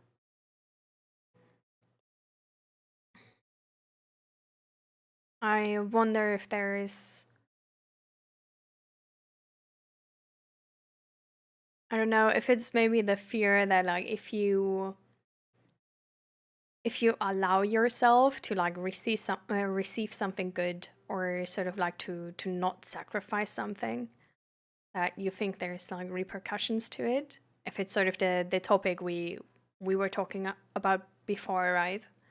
that is like everything comes at a cost. So I rather like not do something nice because I'm worried anyway that it's gonna come at some type of cost.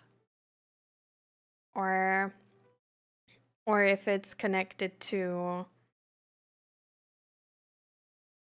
sort of like, yeah, that you don't, like you don't want to be a burden and you don't want to rely on others or like depend on others or just be a burden in any type of way, and that's why you don't want to ask for help, and you also don't want to really ask for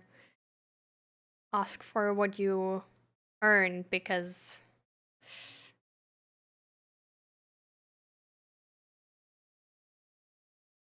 if there's like any sort of negative consequences for anybody.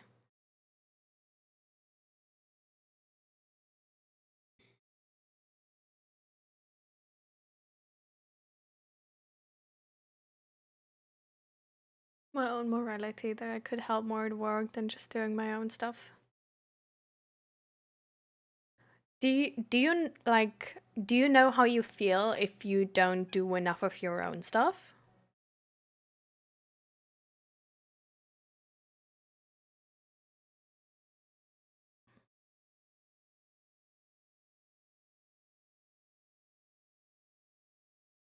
Because the HEMA training itself is like really important to you.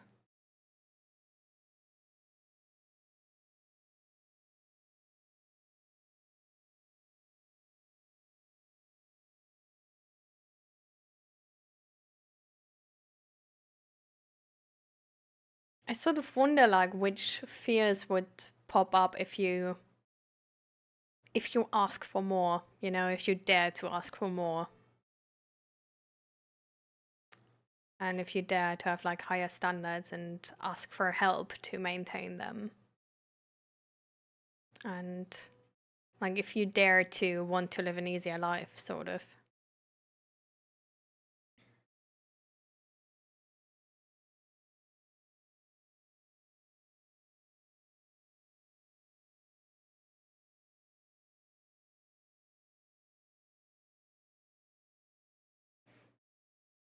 If everyone would care a little bit more, it would lighten the load for everybody.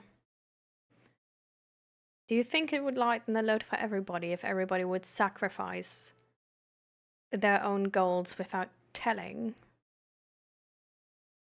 others of that sacrifice? Because to me, that seems actually sort of like I would be anxious. Like if I'm around a person where I know they sacrifice themselves without telling me about it, and ever like, I don't know, like asking for my opinion about it, or like even asking if I want them to sacrifice this, I would be anxious around them. I would feel like I can't really ask them anything, because even if I say like, oh, you can really say no, and if I really want to have like only a yes, or it's like if it's actually no problem, like I would feel like I can't get that from them. I would feel like, well, they will always say yes, and I need to make the decision for them now, essentially. Um, because they won't say no, right? So they will always say yes if they like physically can. So I now need to sort of make the decision if I should ask them, and if I sort of like can put this load on them.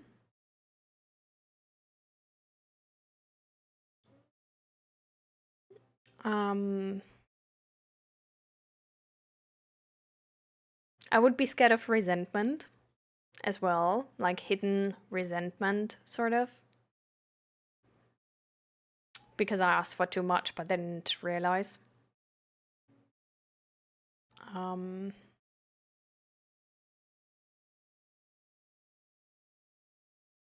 I would feel the pressure to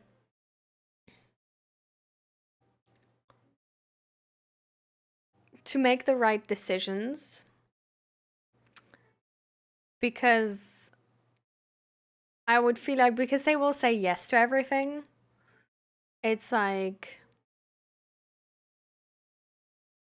I can only like I can only ask for the things which are like good compromises already. Like I need to make the like find out the compromise now because they would say yes to like no compromise at all. So I now need sort of like to check if I ask for too much or if I ask for something they maybe don't like doing or whatever. Hi Pyro, welcome, welcome.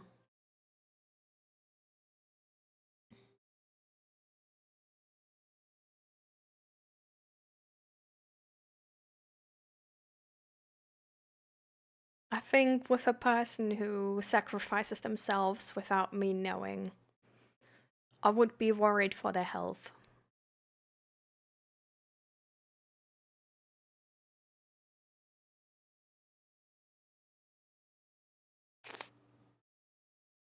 I would be worried if they ask me for support if they need it.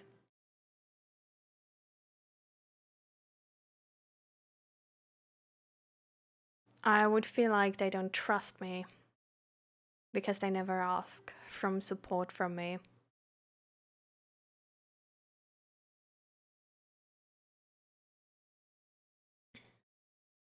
I would feel powerless because I can't support them because they would not tell me.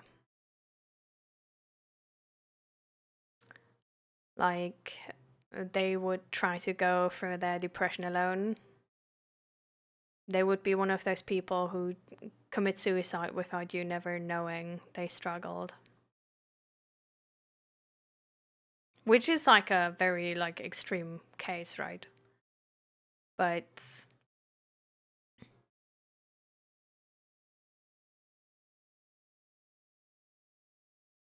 I think I would also start to ask less from them because they don't ask much from me.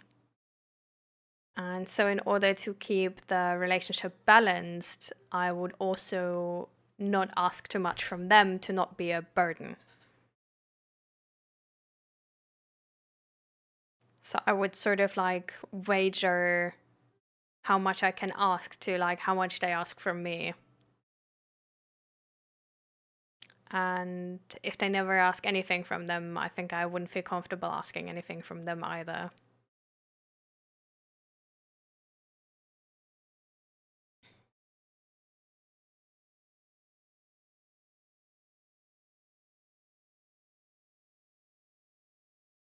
Do you recognize any of that, Naradim?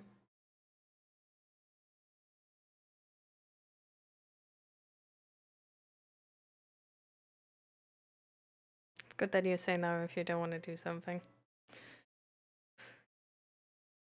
But I feel like it went pretty well. Nice, Pyro. Let's go. Oh, damn, the next game.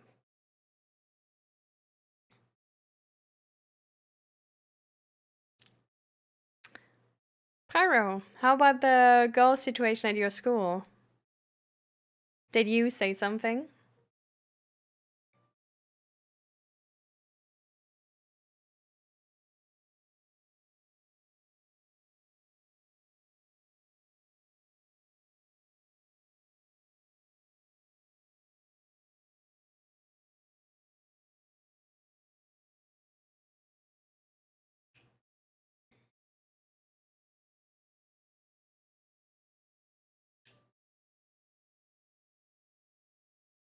Seems to have resolved itself pretty well. Oh, how come? Well, a bit built. Wait, but a little bit. But I have enough people that ask me stuff, and even if I give them a negative answer, they are not angry or anything. Okay, so you do say no.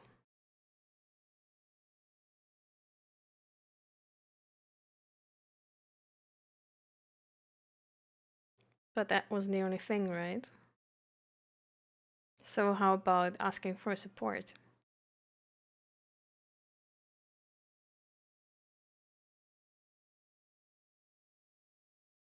I don't know, I just haven't heard any stories about it being bad.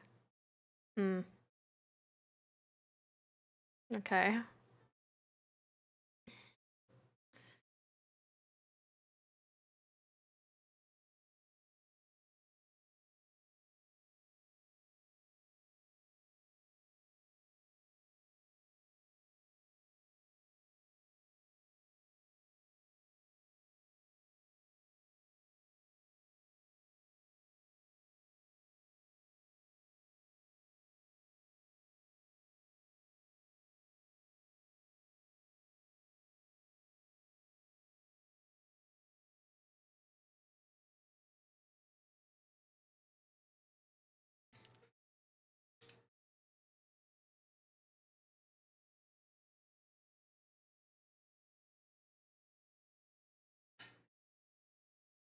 But that isn't so easy. I mean, I have done a lot of things alone so far and had a lot of people who were giving me support and then never showed up.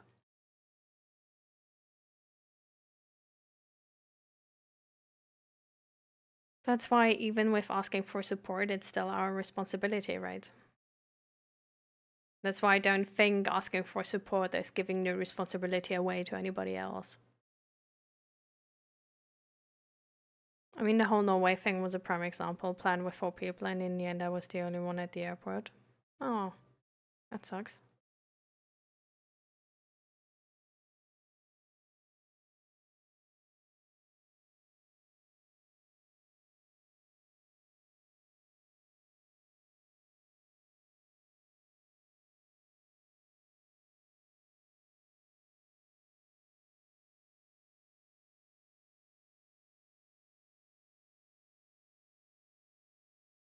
Hmm.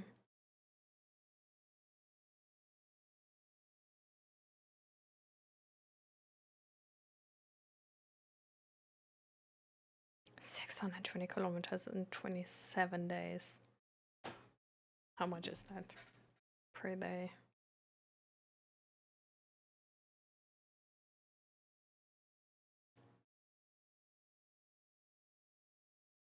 23 kilometers. God damn. 23 kilometers per day.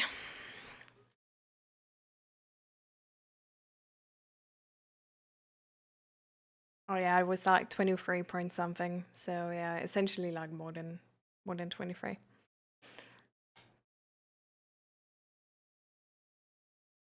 Oh, true.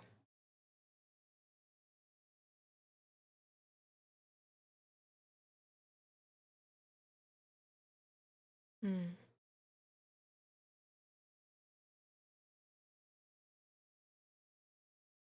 I mean, is maybe not asking for support coming from not trusting that there's gonna be reliable support?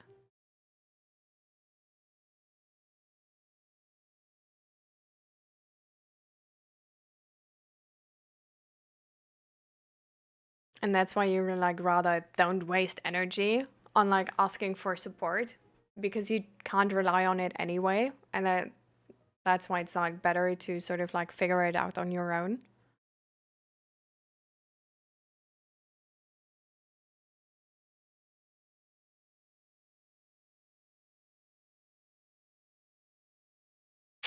Yeah.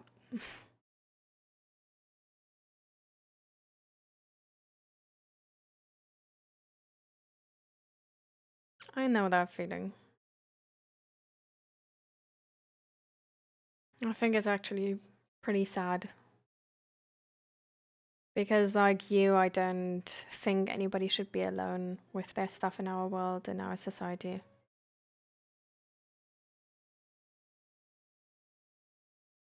I mean, that's the whole reason for the stream, right?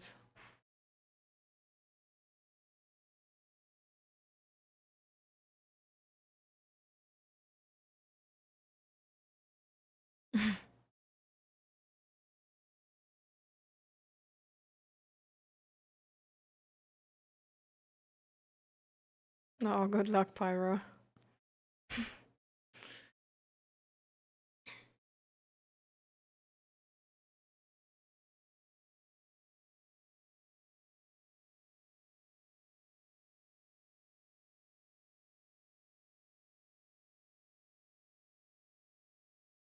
I mean, what did she, the last point was that you actually like, we talked about it and it was sort of that you need more clarity from her.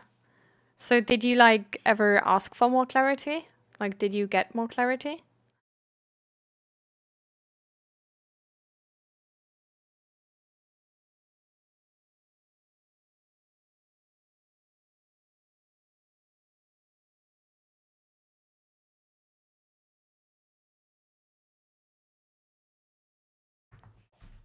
I understand. I think dealing with not trusting people to be reliable support is different though with just not asking or wanting to ask.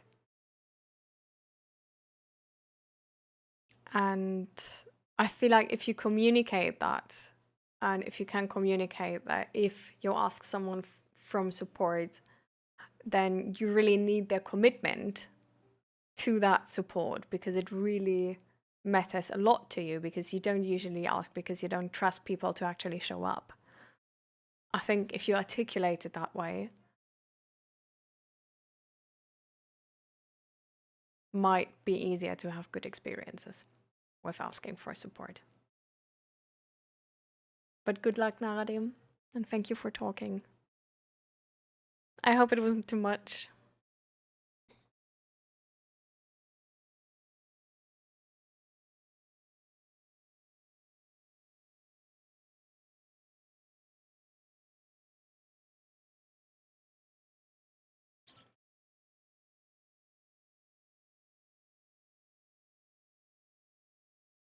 All right. See you. Bye, Naradim.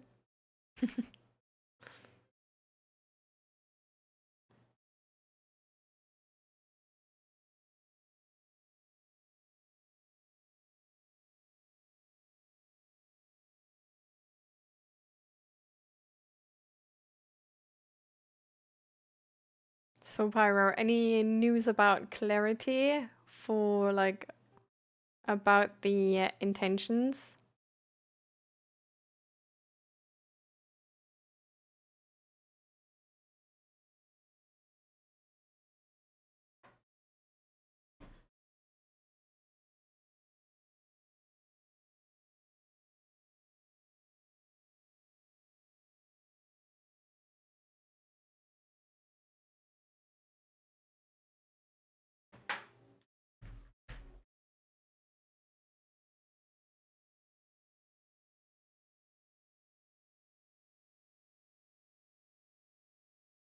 Nope.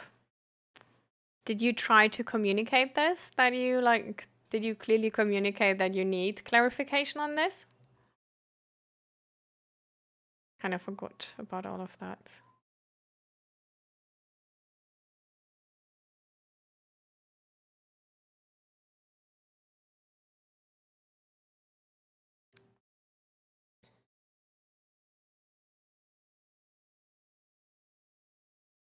How did you forget about all of that? I mean, back then it was a really fairly big deal.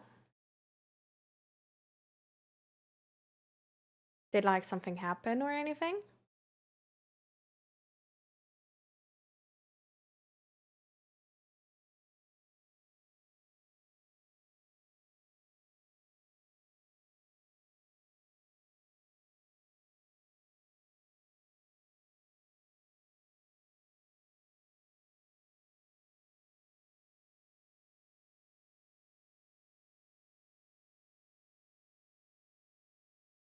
My mind is nowhere and everywhere all at once now. Oh, that doesn't seem too good. Sounds really exhausting. Sounds stressed, no? Or anxious, even. How come?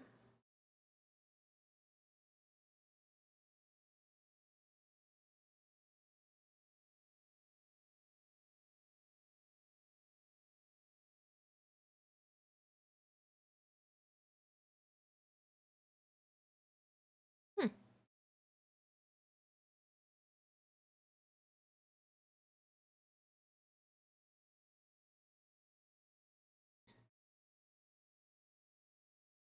Hmm.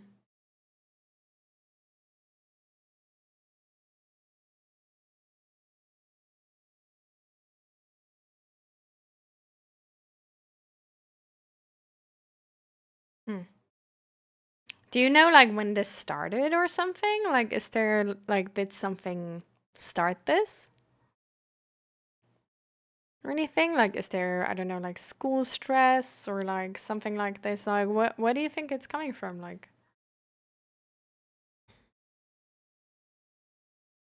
what do you think is happening?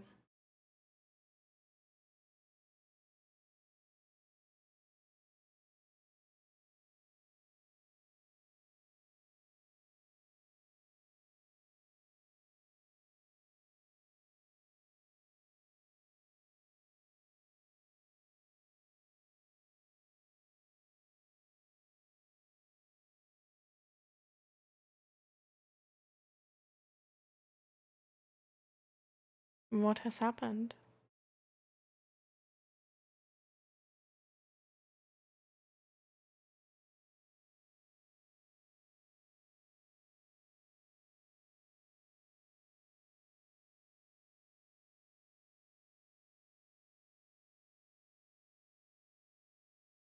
Like the distraction, or I mean, I'd be surprised if this was the cause, but other than me being sick 2 weeks ago, nothing weird has happened.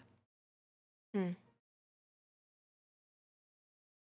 Well, I guess we also had the like pretty big talk about the this other girl's case, which could also be a cause.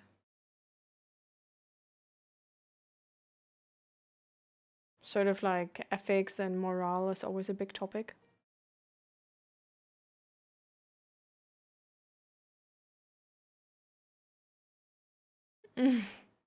All right. Good luck, Pyro. Try to do something to relax if you can.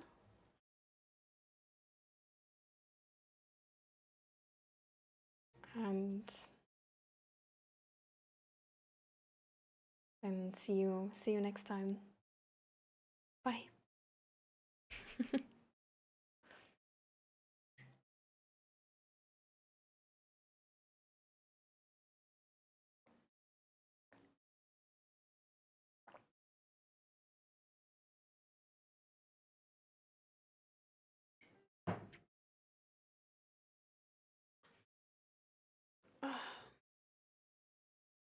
Oh no, I missed the opportunity.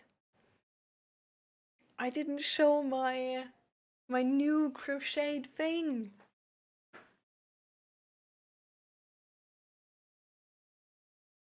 Look, I crocheted a little kitty.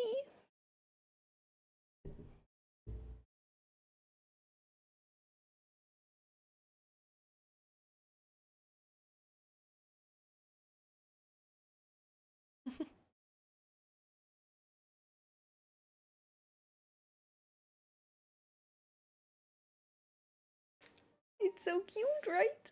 It's so cute. I finished it yesterday. I actually did it in like two sessions. Like, and it's so cute. It's a gift for our D&D friends because this is how their kitty cat looks. And oh my god, this was so hard to crochet. You guys have no idea.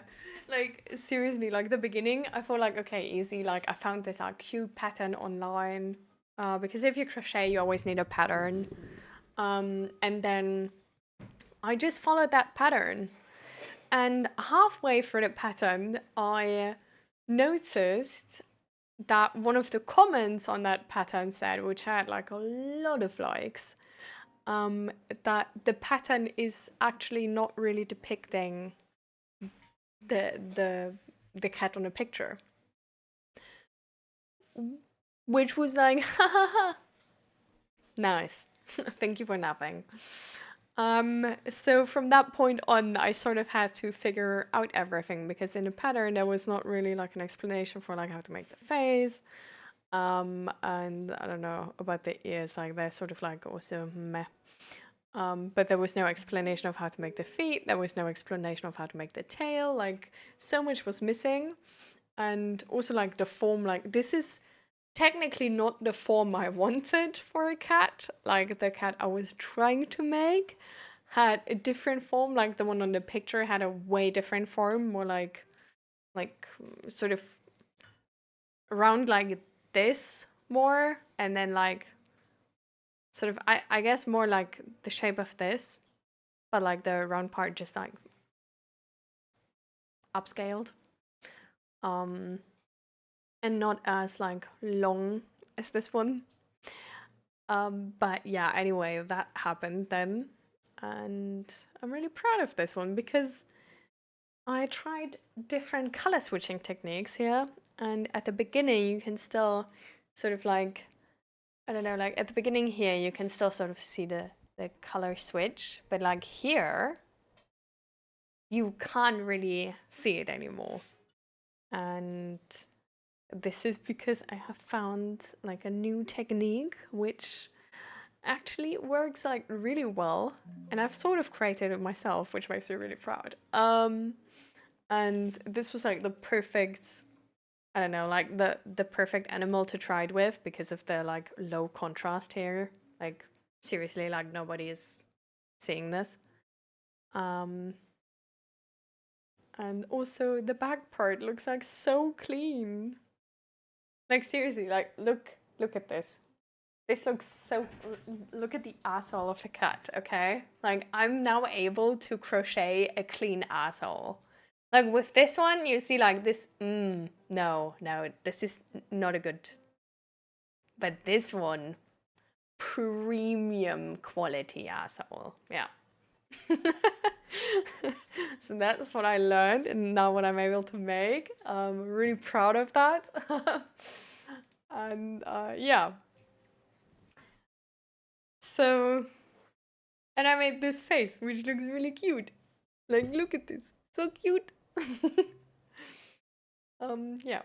And it's a gift for all my D&D friends because their cat looks like this. And the only thing I'm worried about, I didn't want to ask for pictures of that cat to not like, to, I don't know, like spoil the secret. But on the pictures I had, the tail of the cat is not visible. So I don't know if the cat has a white tip at the tail. I didn't make it. I really hope it doesn't. Because if it does, well. But yeah, so cute. And like especially like this part here. Look at it. It is so cute. So seriously cute. Oh, like I love it. I seriously love it. So proud of myself. So yeah, this is what I have been up to. Apart from absolutely spoiling my sleep schedule over the weekend, because I try to get AI to work and generate textures and battle maps, which didn't work out yet, but hopefully will soon. And yeah, this is sort of what I was like, more like, I guess, physically, or how you want to call it, doing. Um, while like also getting the like models for the 3D printing. Um, but I guess we can, to conclude this stream, it would probably be best for me to do a mental health check-in as well. Um, so let's just do that. If anybody else wants to do a mental health check-in still, come forward, say it, and you can have your way. But if that's not happening, I'm just gonna do it. I'm just gonna do it till it's happening, or we're just gonna go off afterwards. Who knows? Um, but yeah.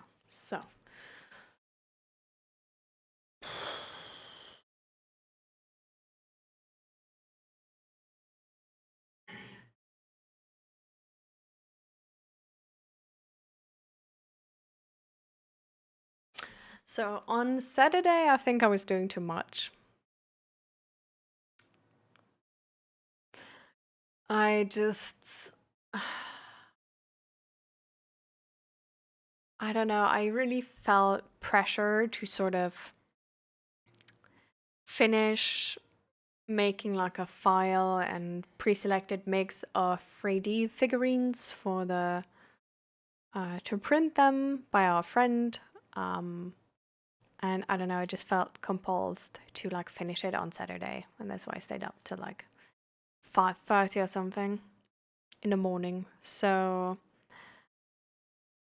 I don't know, that wasn't too good. On Sunday, um, like yesterday though, we sort of like, I don't know, like I started doing some things and then for the rest of the day I just finished this cat, which honestly turned out to be more stressful than I thought it would be. Um, but uh, anyways, but it was sort of like relaxing, coming down to earth a little bit, taking a bit time to recover and all of that. And more beer. Thank you. I mean, you can also take part in the mental health check-in. You don't need to have like any type of like, I don't know, problems or whatever. Like you're really welcome to also just say like how amazing it has been. Like good news is always really nice. But thank you so much for saying this. um yeah, I think I would just continue with my mental health check-in. um because I just sort of assume you maybe just want to keep lurking. Um so yeah, so that was my Sunday, sort of like recognizing, okay, I stretched myself a little bit too thin on Saturday. I expected a little bit too much of myself, and I didn't like. Oh my god,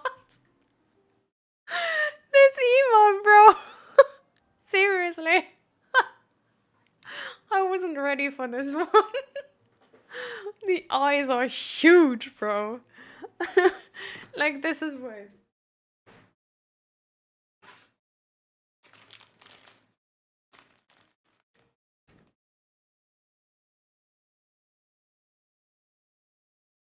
I don't even get them in. But this is like using these eyes for this cat.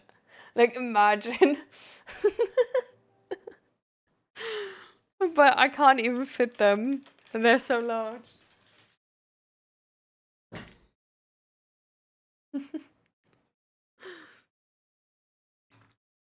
But you're welcome. um yeah. I don't know, I'm still getting better at sort of like noticing when I push myself too much and then like exiting like right then and there. And I'm usually already like pretty good at it. But the thing with the 3D models was that I sort of like I felt like obliged to like do it on that day because I told my friend that I would like look into it on that day. And instead of just being like, hey, look, this has been like way more effort than I thought it would take. And like, I'm gonna check back on it like later or like in the next couple days. I just didn't. I don't know. I think it also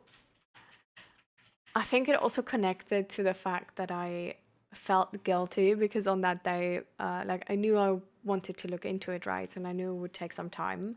But anyways, I on that day went to like IKEA and we did some stuff in their like apartment here. So I think I felt guilty that I sort of like wasted my time or like spent my time on something else than I would have like than I said I would. Um, and I think that's sort of why I felt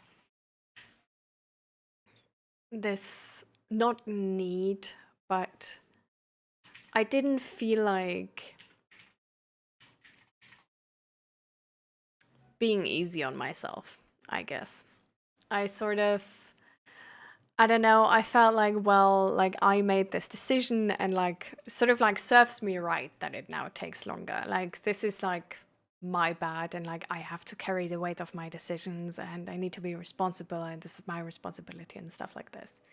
Like I think sort of like that's the narrative which was going on, which is low-key stupid because like I didn't know it would take that long. And at the same time, it's something like we agreed to do in our free time. There was no like real, like the amount of commitment to this was never properly discussed. And so it's like I could have easily just said like, hey, things took longer. I'm just gonna look into it like tomorrow or whatever. Um, but yeah, I just didn't. I just had this resistance to be easy on myself. Um, because I think like I deserve that it didn't work out because I knew beforehand sort of that it's like, oh, I wanted to do this, but now we're going to IKEA, like this is gonna take some time. And like, well, I have to do it like uh afterwards and stuff like this. So I think it was one of those things where you make this story in your head of like, oh, like I said I'd do this, but now we're actually doing this, and well, then I have to do it afterwards. And because you in the beginning already said, like, well, you have to do it afterwards, it's like, even if that afterwards turns like way later than you thought it would, and even if the work takes like way longer and is way more effort than you imagined it would, it's like you already feel like you committed to this and you made your decision to do this. Instead of just being chill, instead of just being like, hey, okay, like I worked on this for like a couple of hours now and like I started too late, my bad, sort of, and I'm gonna do it tomorrow and it's gonna be fine. Like this is nothing like somebody is like timely like looking at, which is like so important. Like it would absolutely be fine for my friends if I just do it the next day.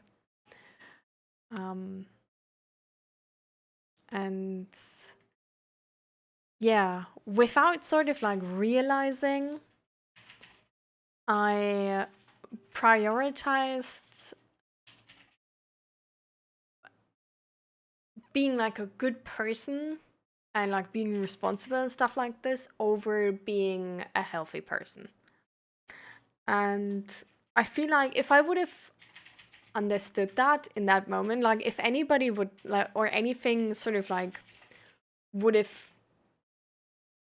put that into like, you know, into perspective for me, and I would have had to like actively sort of consider this, I don't think I would have done it. But because like once you sort of start something, it's already like, to me, it's like I'm really one of those people who's like hyper focusing on something. So like once I started, because I already knew it would get a little bit late, but I was fine with that. I didn't there was not the point where it exited.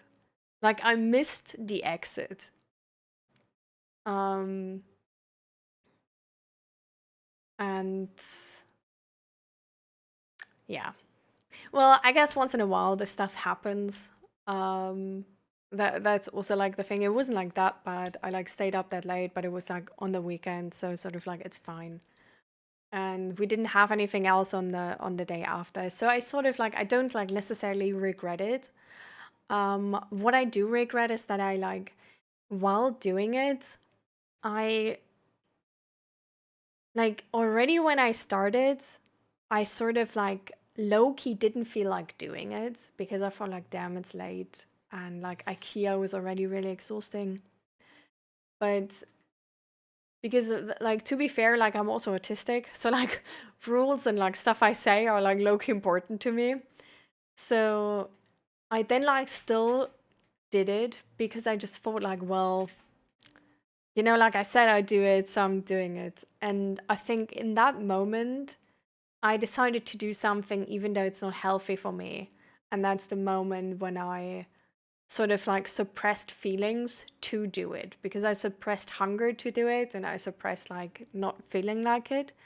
And like to me, feeling my emotions is like really hard, because I don't really like the complicated topic. Emotions, complicated topic. But the thing is, if I get to the point where I like suppress like any type of emotions, I sometimes low-key don't even feel pain. So it's like really hard to then notice. Like from that point on, it's like really hard to notice. And that's why I just shouldn't have done it in the first place. I just like in the first place, I should have been like, okay, well, I said I'd do this, but it's like late. I feel exhausted. We never like, there's no like bigger commitment on this. Like nobody is like, there's nothing happening if I don't do it today. Like, except that I'm just gonna be like, I don't know, like doing it on the next day, and my friend might like look into WhatsApp in the morning and be like, ah, okay, like she didn't send it yet, probably didn't get to it, like that. It would probably be like, huh, okay, not yet, later, like that would be the whole interaction from them. But yeah, I just, I don't know, I was stubborn in that moment. I was stubborn. I thought like, I said I do this, now I do it. I also absolutely underestimated the work it would take. Like I thought it's gonna be like super easy and really quick. So it was sort of like a combination of like multiple things, which led me to sort of like not find an exit. Because if I would have thought it would take longer, I would have thought more about whether I want to do this now or not. But because I thought it doesn't take as long, I didn't think as much about it and thought like, well, I'm just gonna do it now. And when I started, I didn't like, because I already like suppressed like some emotions because I didn't feel like doing it in the beginning. It's like any type of emotion was like harder to see, right? So it was like this like combination of like unlucky situations. Um, Sometimes you also need a person which can understand you, definitely. It was like on the day after, I sort of like talked to Zach, um, and like explained the whole thing. Um, and that's when we then like on Sunday, we just like took it easy, and we like, we we worked still like a little bit on it, but like while we were working on it, we were like watching some series. I was like crocheting meanwhile, like we took it easy. And I think that was like, I don't know, that's also good, because I feel like it's, I don't know, it's, of course it's like one thing to not put yourself in situations where you're like overexhaust yourself, push yourself and not like too much and stuff like this, but at the same time, there's probably always going to be like some situations in your life where you like feel like really stressed or pushed yourself too much and stuff like this. And so it's like I'm not really that bummed out that it happened. It's sort of just like interesting to me because it's been uh I don't know, like I haven't had this for quite a while. So it was like, oh, okay, like this can still happen. Good to know. um and I think that's also why it was like a little bit scary, because when I started therapy, I sort of came from this like hassling too much and like burning out type situationship. So I think that's sort of why I'm more concerned about it. Um, and why there's like worry in my head, because like, oh no, not that it turns like back then, sort of. Um, but I think it's like really fine because of the way sort of I handled it afterwards. So I talked about it, and then we just like took like a chill sort of day, relaxed, recovered. Um, which is, I don't know, where I'm like sort of like really proud that I learned how to deal with this properly, you know?